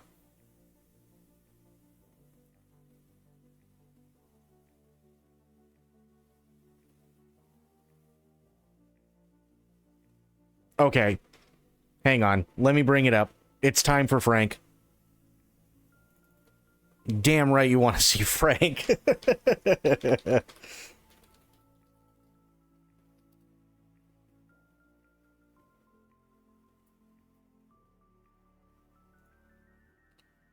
Okay. Here we go.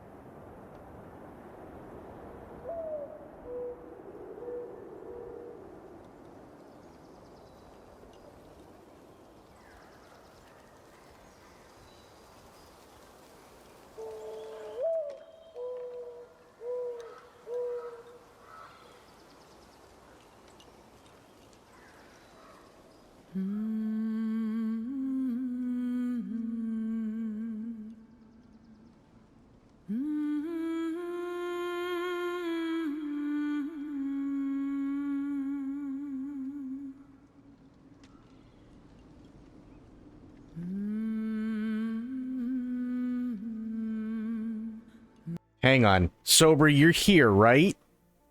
You need to be here for like 20 minutes.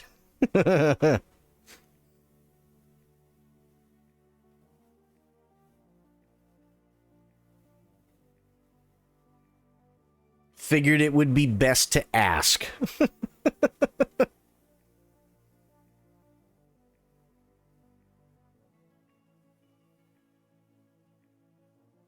Because Sober needs to see Frank too.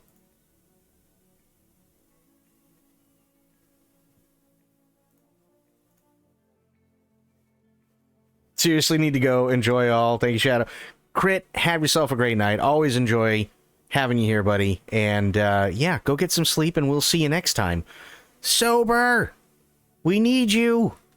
It's Frank!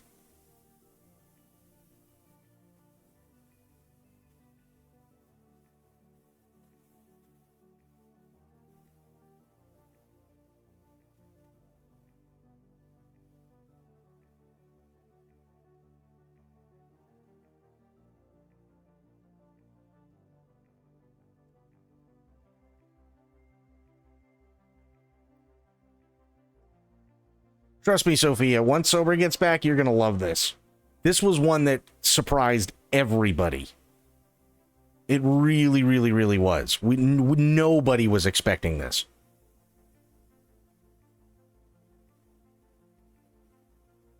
Sober! Where'd he go?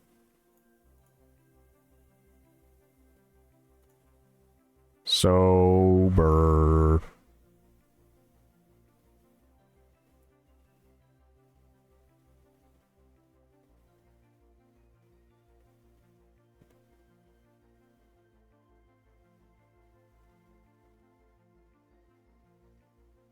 I mean, I could make his walls vibrate again and do Shai Hulud. That might actually bring him back.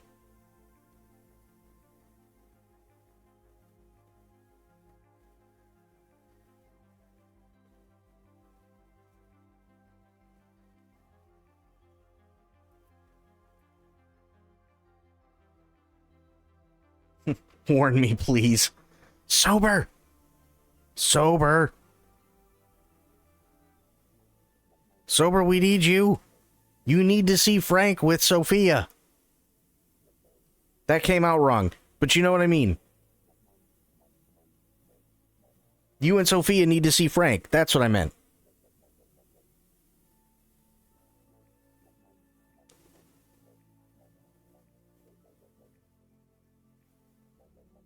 I'll give it like 2 more minutes. Because maybe he's just peeing. I don't know.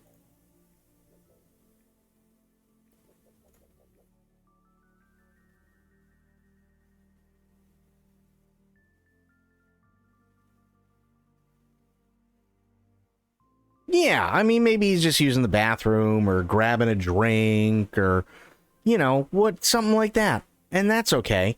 No, you can't interrupt that. I mean, people got stuff they got to do. And that makes total sense, and I get it.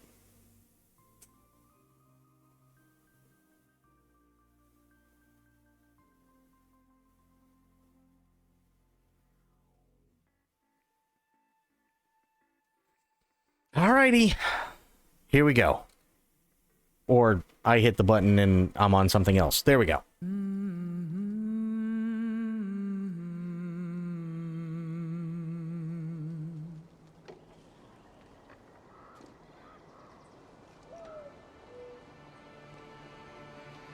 Find your way home. You are free.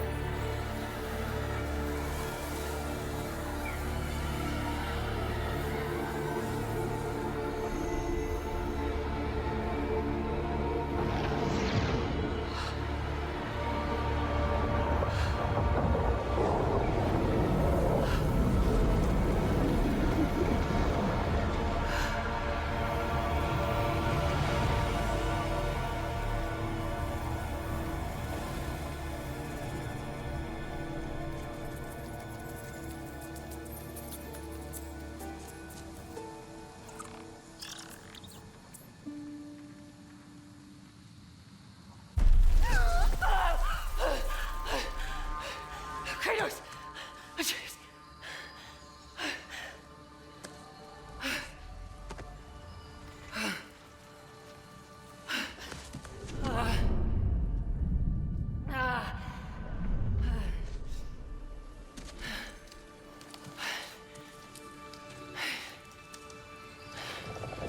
Where am I?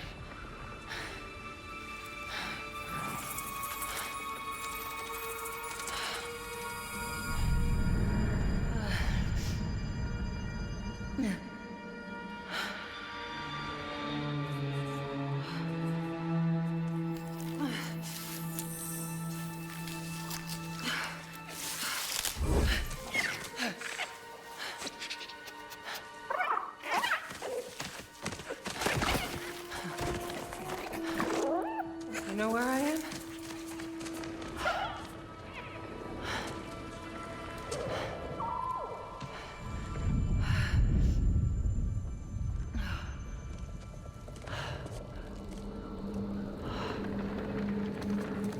Okay. Burned clothes. The pyre. It happened. They're starting on the path. It's just... I didn't get to say goodbye.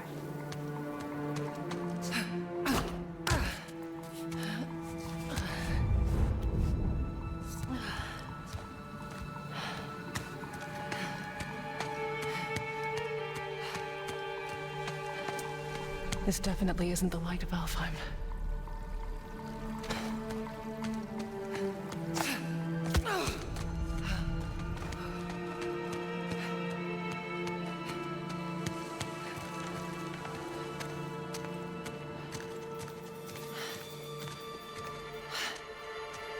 mask. How?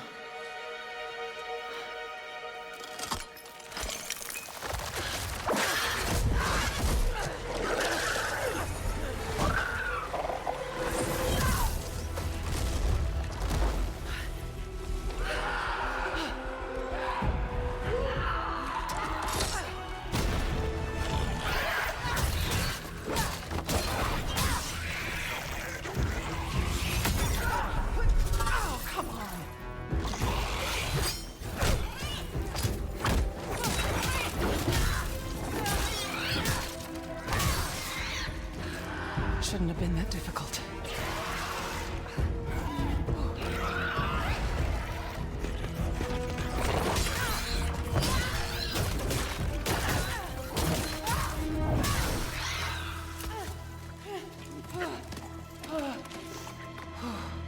Yeah, armor.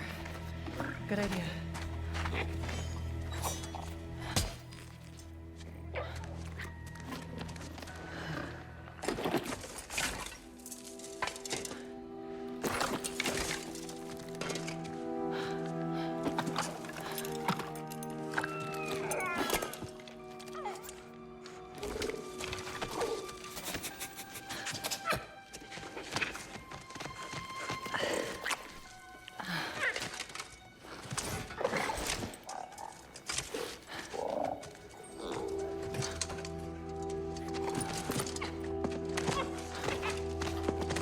Now, how about a way out?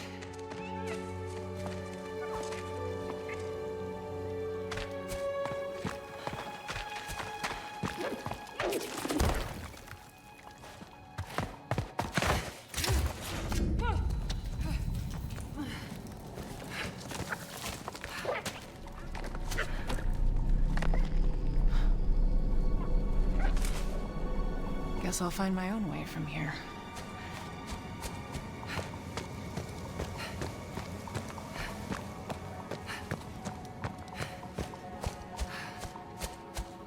Mask. No, it can't be. It's not possible.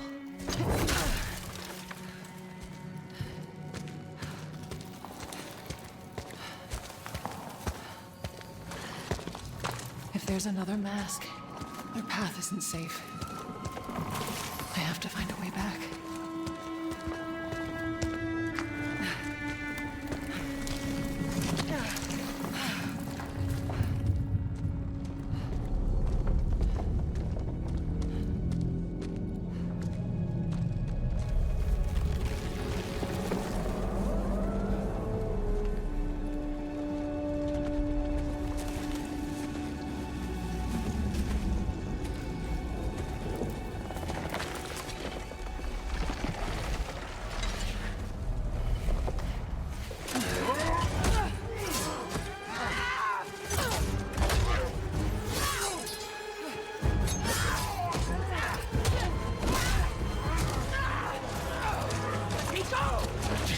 From the Eagle Onslaught, mount the gates. The gateway is closed.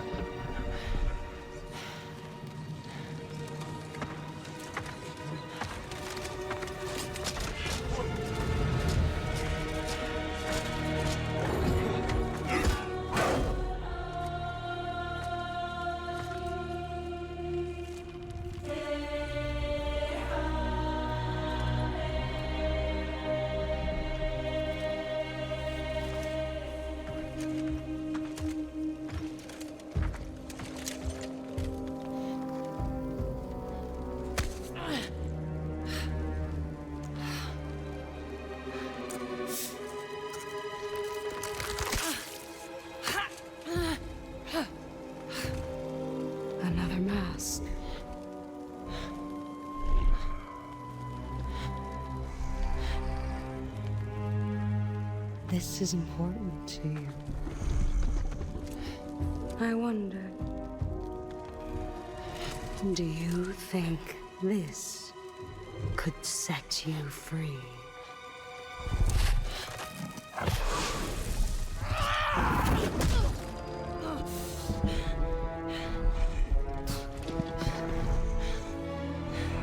You touch me again, and I swear, I will kill you. Would you like to see how hard it is to die here, Godly? I can show you.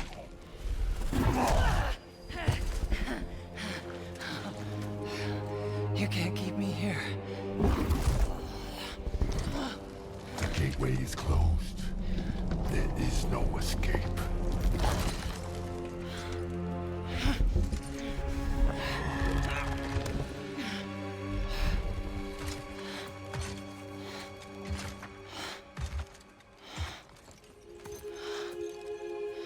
Resisting the truth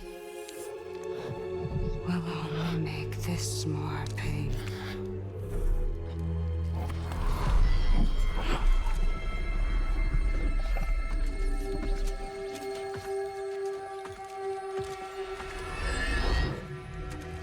Segment. No, Betsy. I will handle that problem. You deal with our new pet.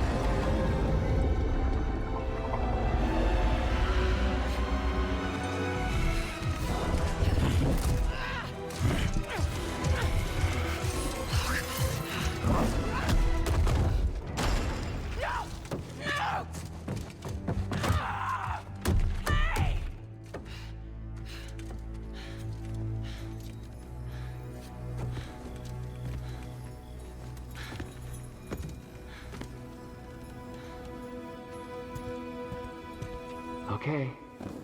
I think they're gone. Just be careful. Fresh air. Oh, you're different. You're a cube. Talking. You know what? It doesn't matter. How do we get out of here? Yeah, we've tried. There's no way out. And you're a talking sword. I'm not the sword. I'm the ribbons, obviously. And my name is Rue. The cube is Frank. I'm Faye. There has to be a way out of here. A way out? But you're not even all here. Of course I'm not here. I'm dead. You have to be dead to come through the gateway. It's like you're holding something back. This isn't working.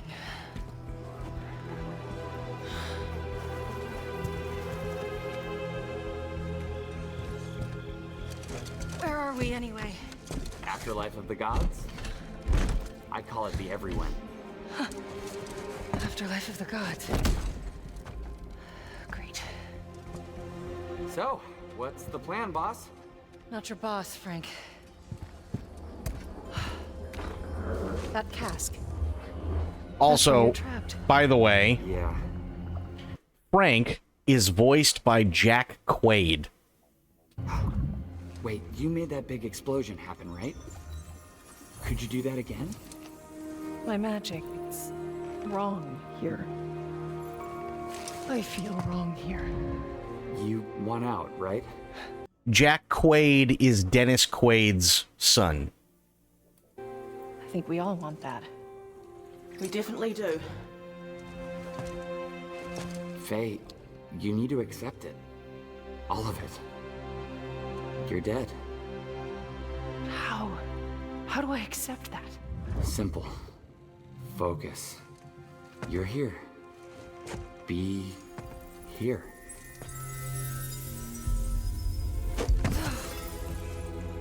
What if I need to be somewhere else?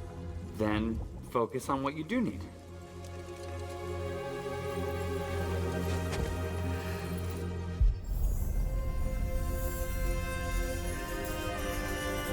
Find your way home. Hey, that's it. What were you thinking of? A promise. Okay, we'll take it. Now let's get out of here. Okay. Get ready.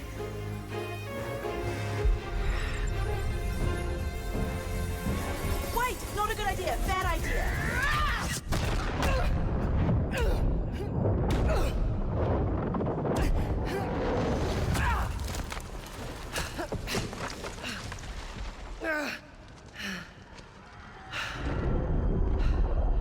Kratos.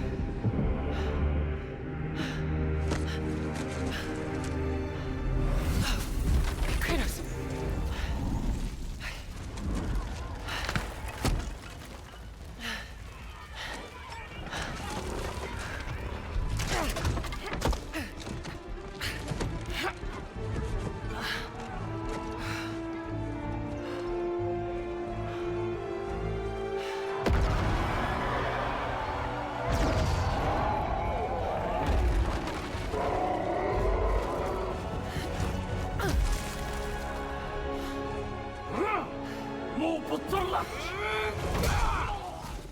Go, Frank, go! Rue? I think you should give her the sword. How do I know I can trust her? I'll give it back. I promise. Okay. Take it.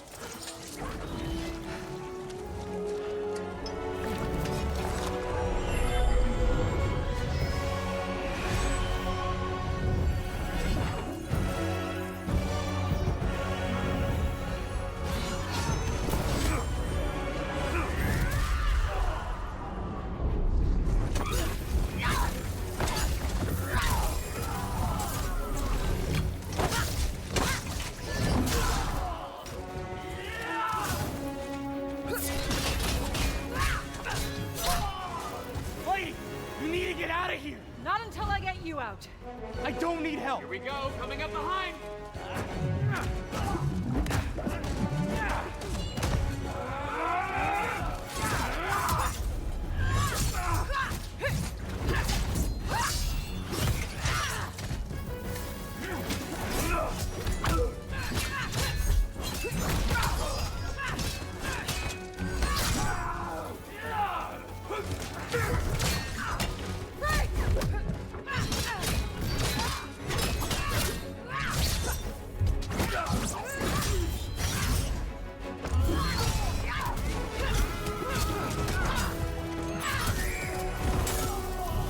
Got an idea on opening that cage.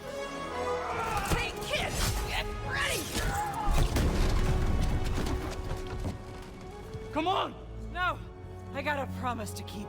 Fine, but lady, that sword, it's more than you think it is.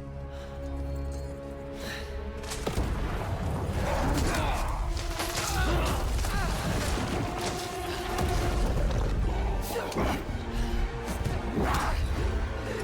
already told you! I will kill you. Don't make promises you can't keep, Gotham.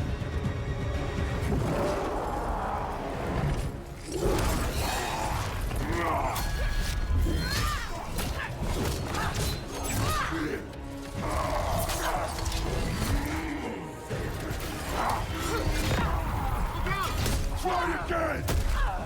Faye, focus! Prayer! I will wrench you sweat by sweat! You don't know what you wield. What is it?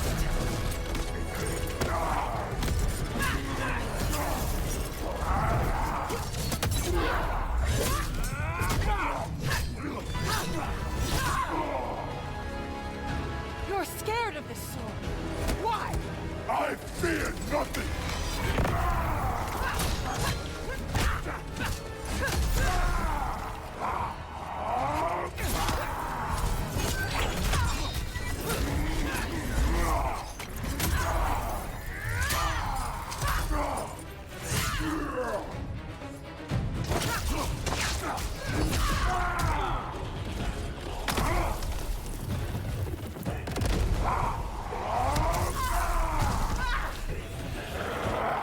Don't give up.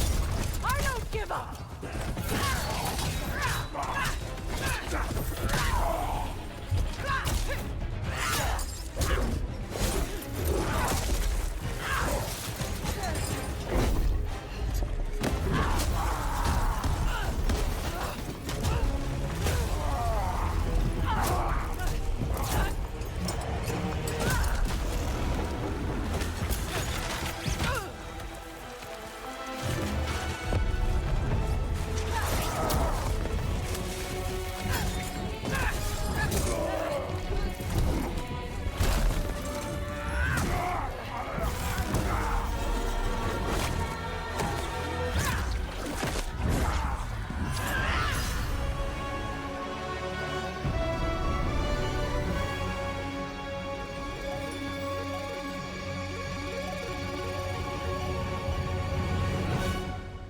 How amazing does that look? I'm Corey Barlog, head of creative at Santa Monica Studio. Thank you for watching this extended look at the next core game in the series, God of War: Lao Fei. You know, telling Fei's story has kind of been a goal of mine since we started working on the Norse saga. She is very near and dear to me as a character, so I knew that we needed the right person to see this one through. I would like to introduce Lao Fei's game director, Ariel Lawrence, whom I've had the pleasure of working with for more than 20 years. Man, there is nobody that I trust more to bring this story to life than her. Well, thanks, Corey. Hi, I'm Ariel, and I'm honored to represent the entire Santa Monica studio team. We hope this small slice of game we've shown you today has given you a good introduction to what it's like to be Faye and the kind of trouble she finds herself in the afterlife of the gods. The team is still very hard at work creating this new adventure with Faye as she fights through the Everywind to save the ones she loves. You can expect us to be back with even more details as we get closer to release. We're super excited and cannot wait to show you more of the magic and danger that awaits Faye. Until then, thanks again for watching. Bye. So, from what we gather, this takes place, basically, it starts just before the events of and goes through the events of the last God of War game. So while Kratos is dealing with Atreus and all that stuff, she's dealing with all this. Because that's Lao Fei, or Fei, is or was Kratos' wife. So it's in the last two God of War games were all based in Norse mythology. Kratos is, well, he was originally a Spartan, and he killed Ares and became the God of War. And then he killed all the other gods in that pantheon. And then all he wanted to do was be left alone, and he went north. And he ended up in a whole new pantheon of gods, which was, you know, all the Nordic stuff. And he met Lao Fei. Lao Fei is a giant. So basically a demigod. They ended up marrying and having Atreus. And Atreus is half giant, half god. But come to find out, and we find this out throughout the last two games, Atreus has another name that was only called, that he was only called by Lao Fei, which was Loki. And Loki was the one who brought Ragnarok on. Lao Fei died, and they buried, well, they gave her a Viking funeral, basically, right? That's how she ends up in the afterlife of the gods. So now it's her story that we're going to be digging into.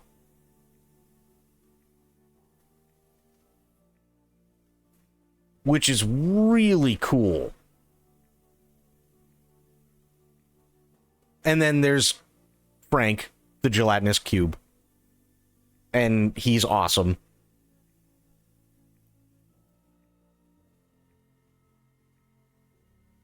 Not even in death can a god rest. No, they can't. Here's the thing you got to remember, Spectre. When it comes to Norse mythology, and if I'm being honest, most like ancient mythologies, look at the pantheon of gods that all of them have in their respective religions, and think of it as one really big teen drama.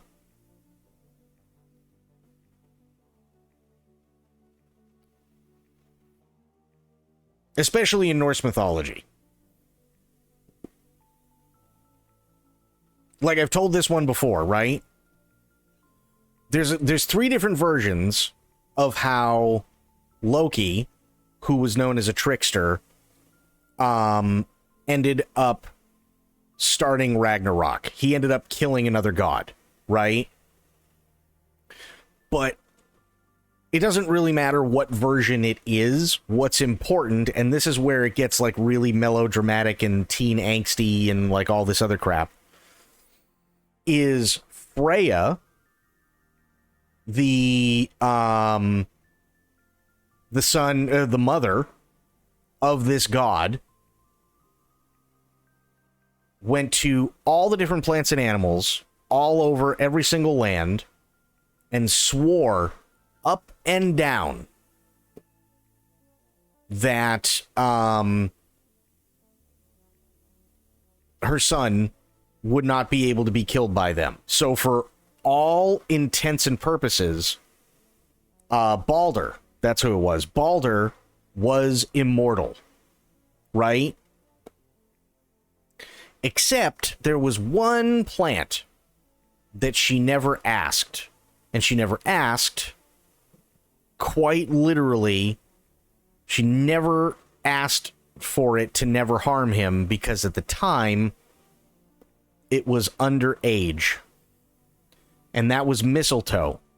So Loki ends up killing Balder with an arrow that is dipped in mistletoe, and that's what kills Balder and starts Ragnarok.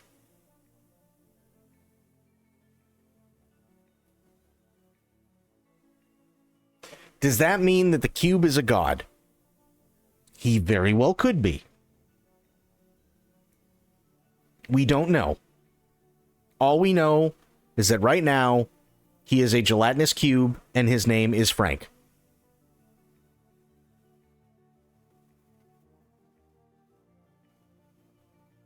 And I really want a Frank the Gelatinous Cube action figure.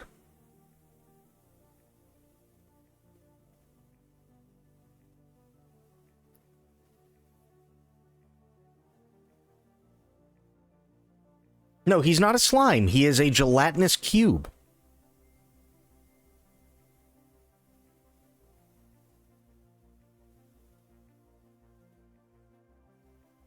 Think of it. Think of a gelatinous cube, quite literally, as a cube made out of some sort of jello that can kill you. That's what a gelatinous cube is.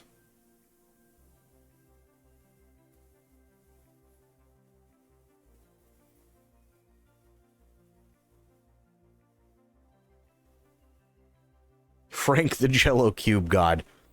I mean, that's literally what a gelatinous cube is. It's a gelatin in a cube form.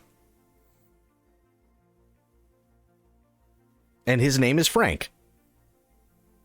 So yeah. Pretty awesome. Pretty friggin' awesome. And we all love Frank. Frank is the hero. He is. He's totally the hero. What flavor, though? I don't know. We'll have to find out, because there are tons of different types of gelatinous cubes. The most common is typically acid.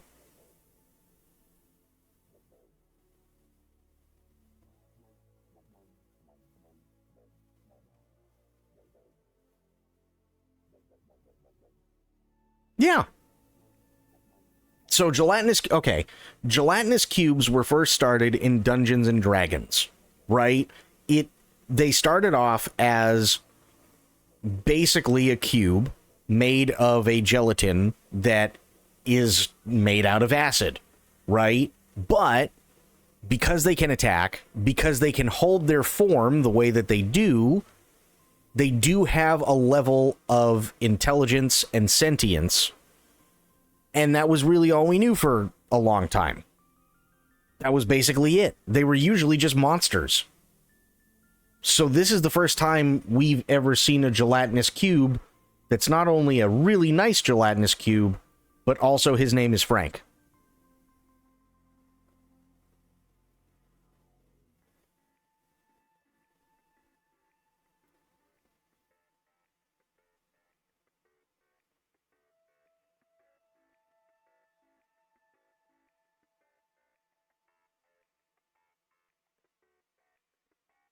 I'll show you.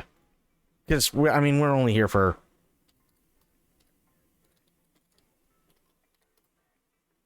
Yeah. This is a gelatinous cube. It's a monster from D&D. They're usually made of acid. Usually whatever ends up inside of it gets stuck in there until it dies or it dissolves or whatever. And that's what a gelatinous cube does. That's literally it. They are just, yeah. Perfect example right here.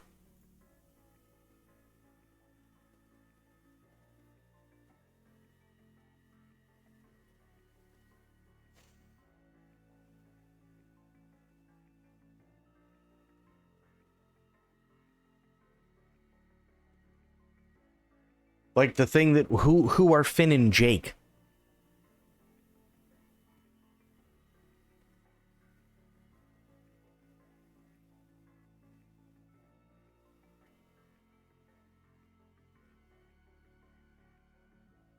I never watched Adventure Time. Never, that's not true. I watched like a couple of episodes and just didn't care for it. But, yeah, probably.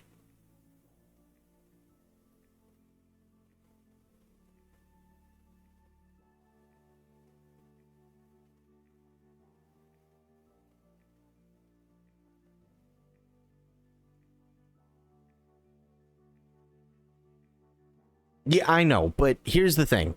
You have to remember, my 20s, most of my 20s were spent not watching a whole lot of TV. Usually, if I was at home and I was watching any sort of TV, it was watching TV to literally pass out.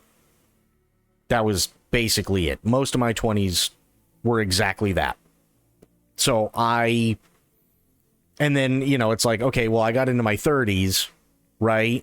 And then I went to go back and watch it because there's like, oh my God, Adventure Time is so good. And I just didn't get it. It was one of those deals. It wasn't even necessarily different times. I grew up, you know, I was in my 20s when Adventure Time came out and it was on like Adult Swim and stuff like that. It's just, yeah, normally I wasn't paying much attention to it. I had other stuff I was doing, and if I was watching TV, it was watching TV to pass out, and so I could wake up the next day and deal with a whole bunch of other crap. And then in my 30s, by the time I actually had time to sit down and watch it, it was, yeah, just kind of a way too late kind of deal for me.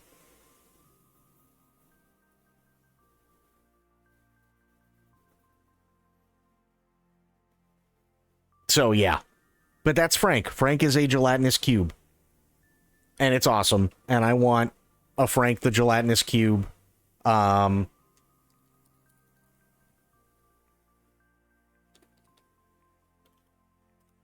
want a Frank the Gelatinous Cube action figure.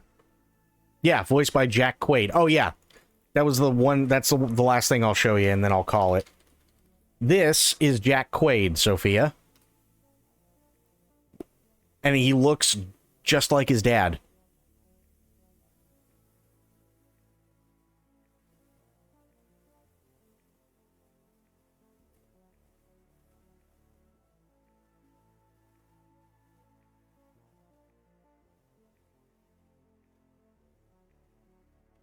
So, yeah. But that is going to be it for me. You don't see the resemblance? Hang on 1 second. We can fix that.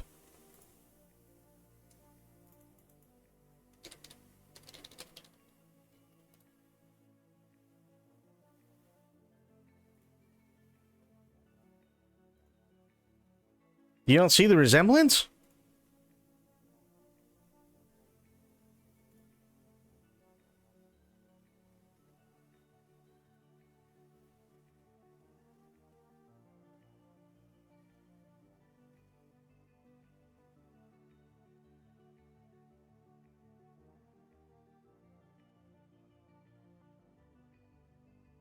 You don't see it, really? Wow.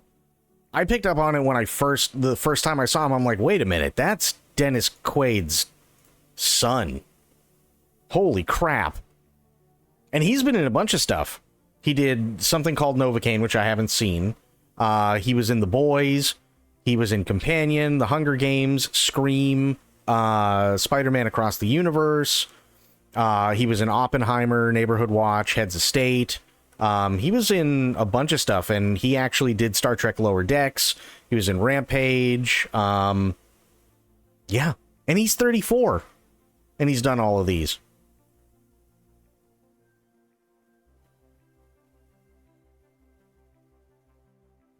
So yeah, he's done quite a bit. Done quite a bit for himself, and he's only 34. That's not bad. Not bad at all. But that is going to be it for me for tonight. We had Serrated Falls coming in with that follow. It was great to see you again. Thank you for the follow. I really, really appreciate that. And we also had Sophia coming in and gifting a sub to Endif. Thank you so much, Sophia. That's incredibly kind and generous of you. I really, really appreciate that. We had a bunch of awesome people tonight. We had Spectre, we had Sophia, we had Sober, we had Crit, we had Corgi, we had Aelin, we had Itzy, we had Pixel Pixie, we had Dawn. We had a bunch of amazing people. Serrated Falls, Endif. Awesome, awesome people. So thank you so much for being here. I will be back later on today, and we will be doing more Schrodinger's Cat Burglar. I'm surprised, actually, as to how long this game is, but it is a lot of fun. But until I see you all then, have yourselves a great day, great night, wherever you are. Be good to yourselves, be good to one another, stay safe, stay frosty, and of course, the number one golden rule around here, try to remember some of the basics of CQC. And I will be seeing all of you later on. Thanks so much, everybody. Have yourselves a great night. Take care. I'm out. Bye, guys.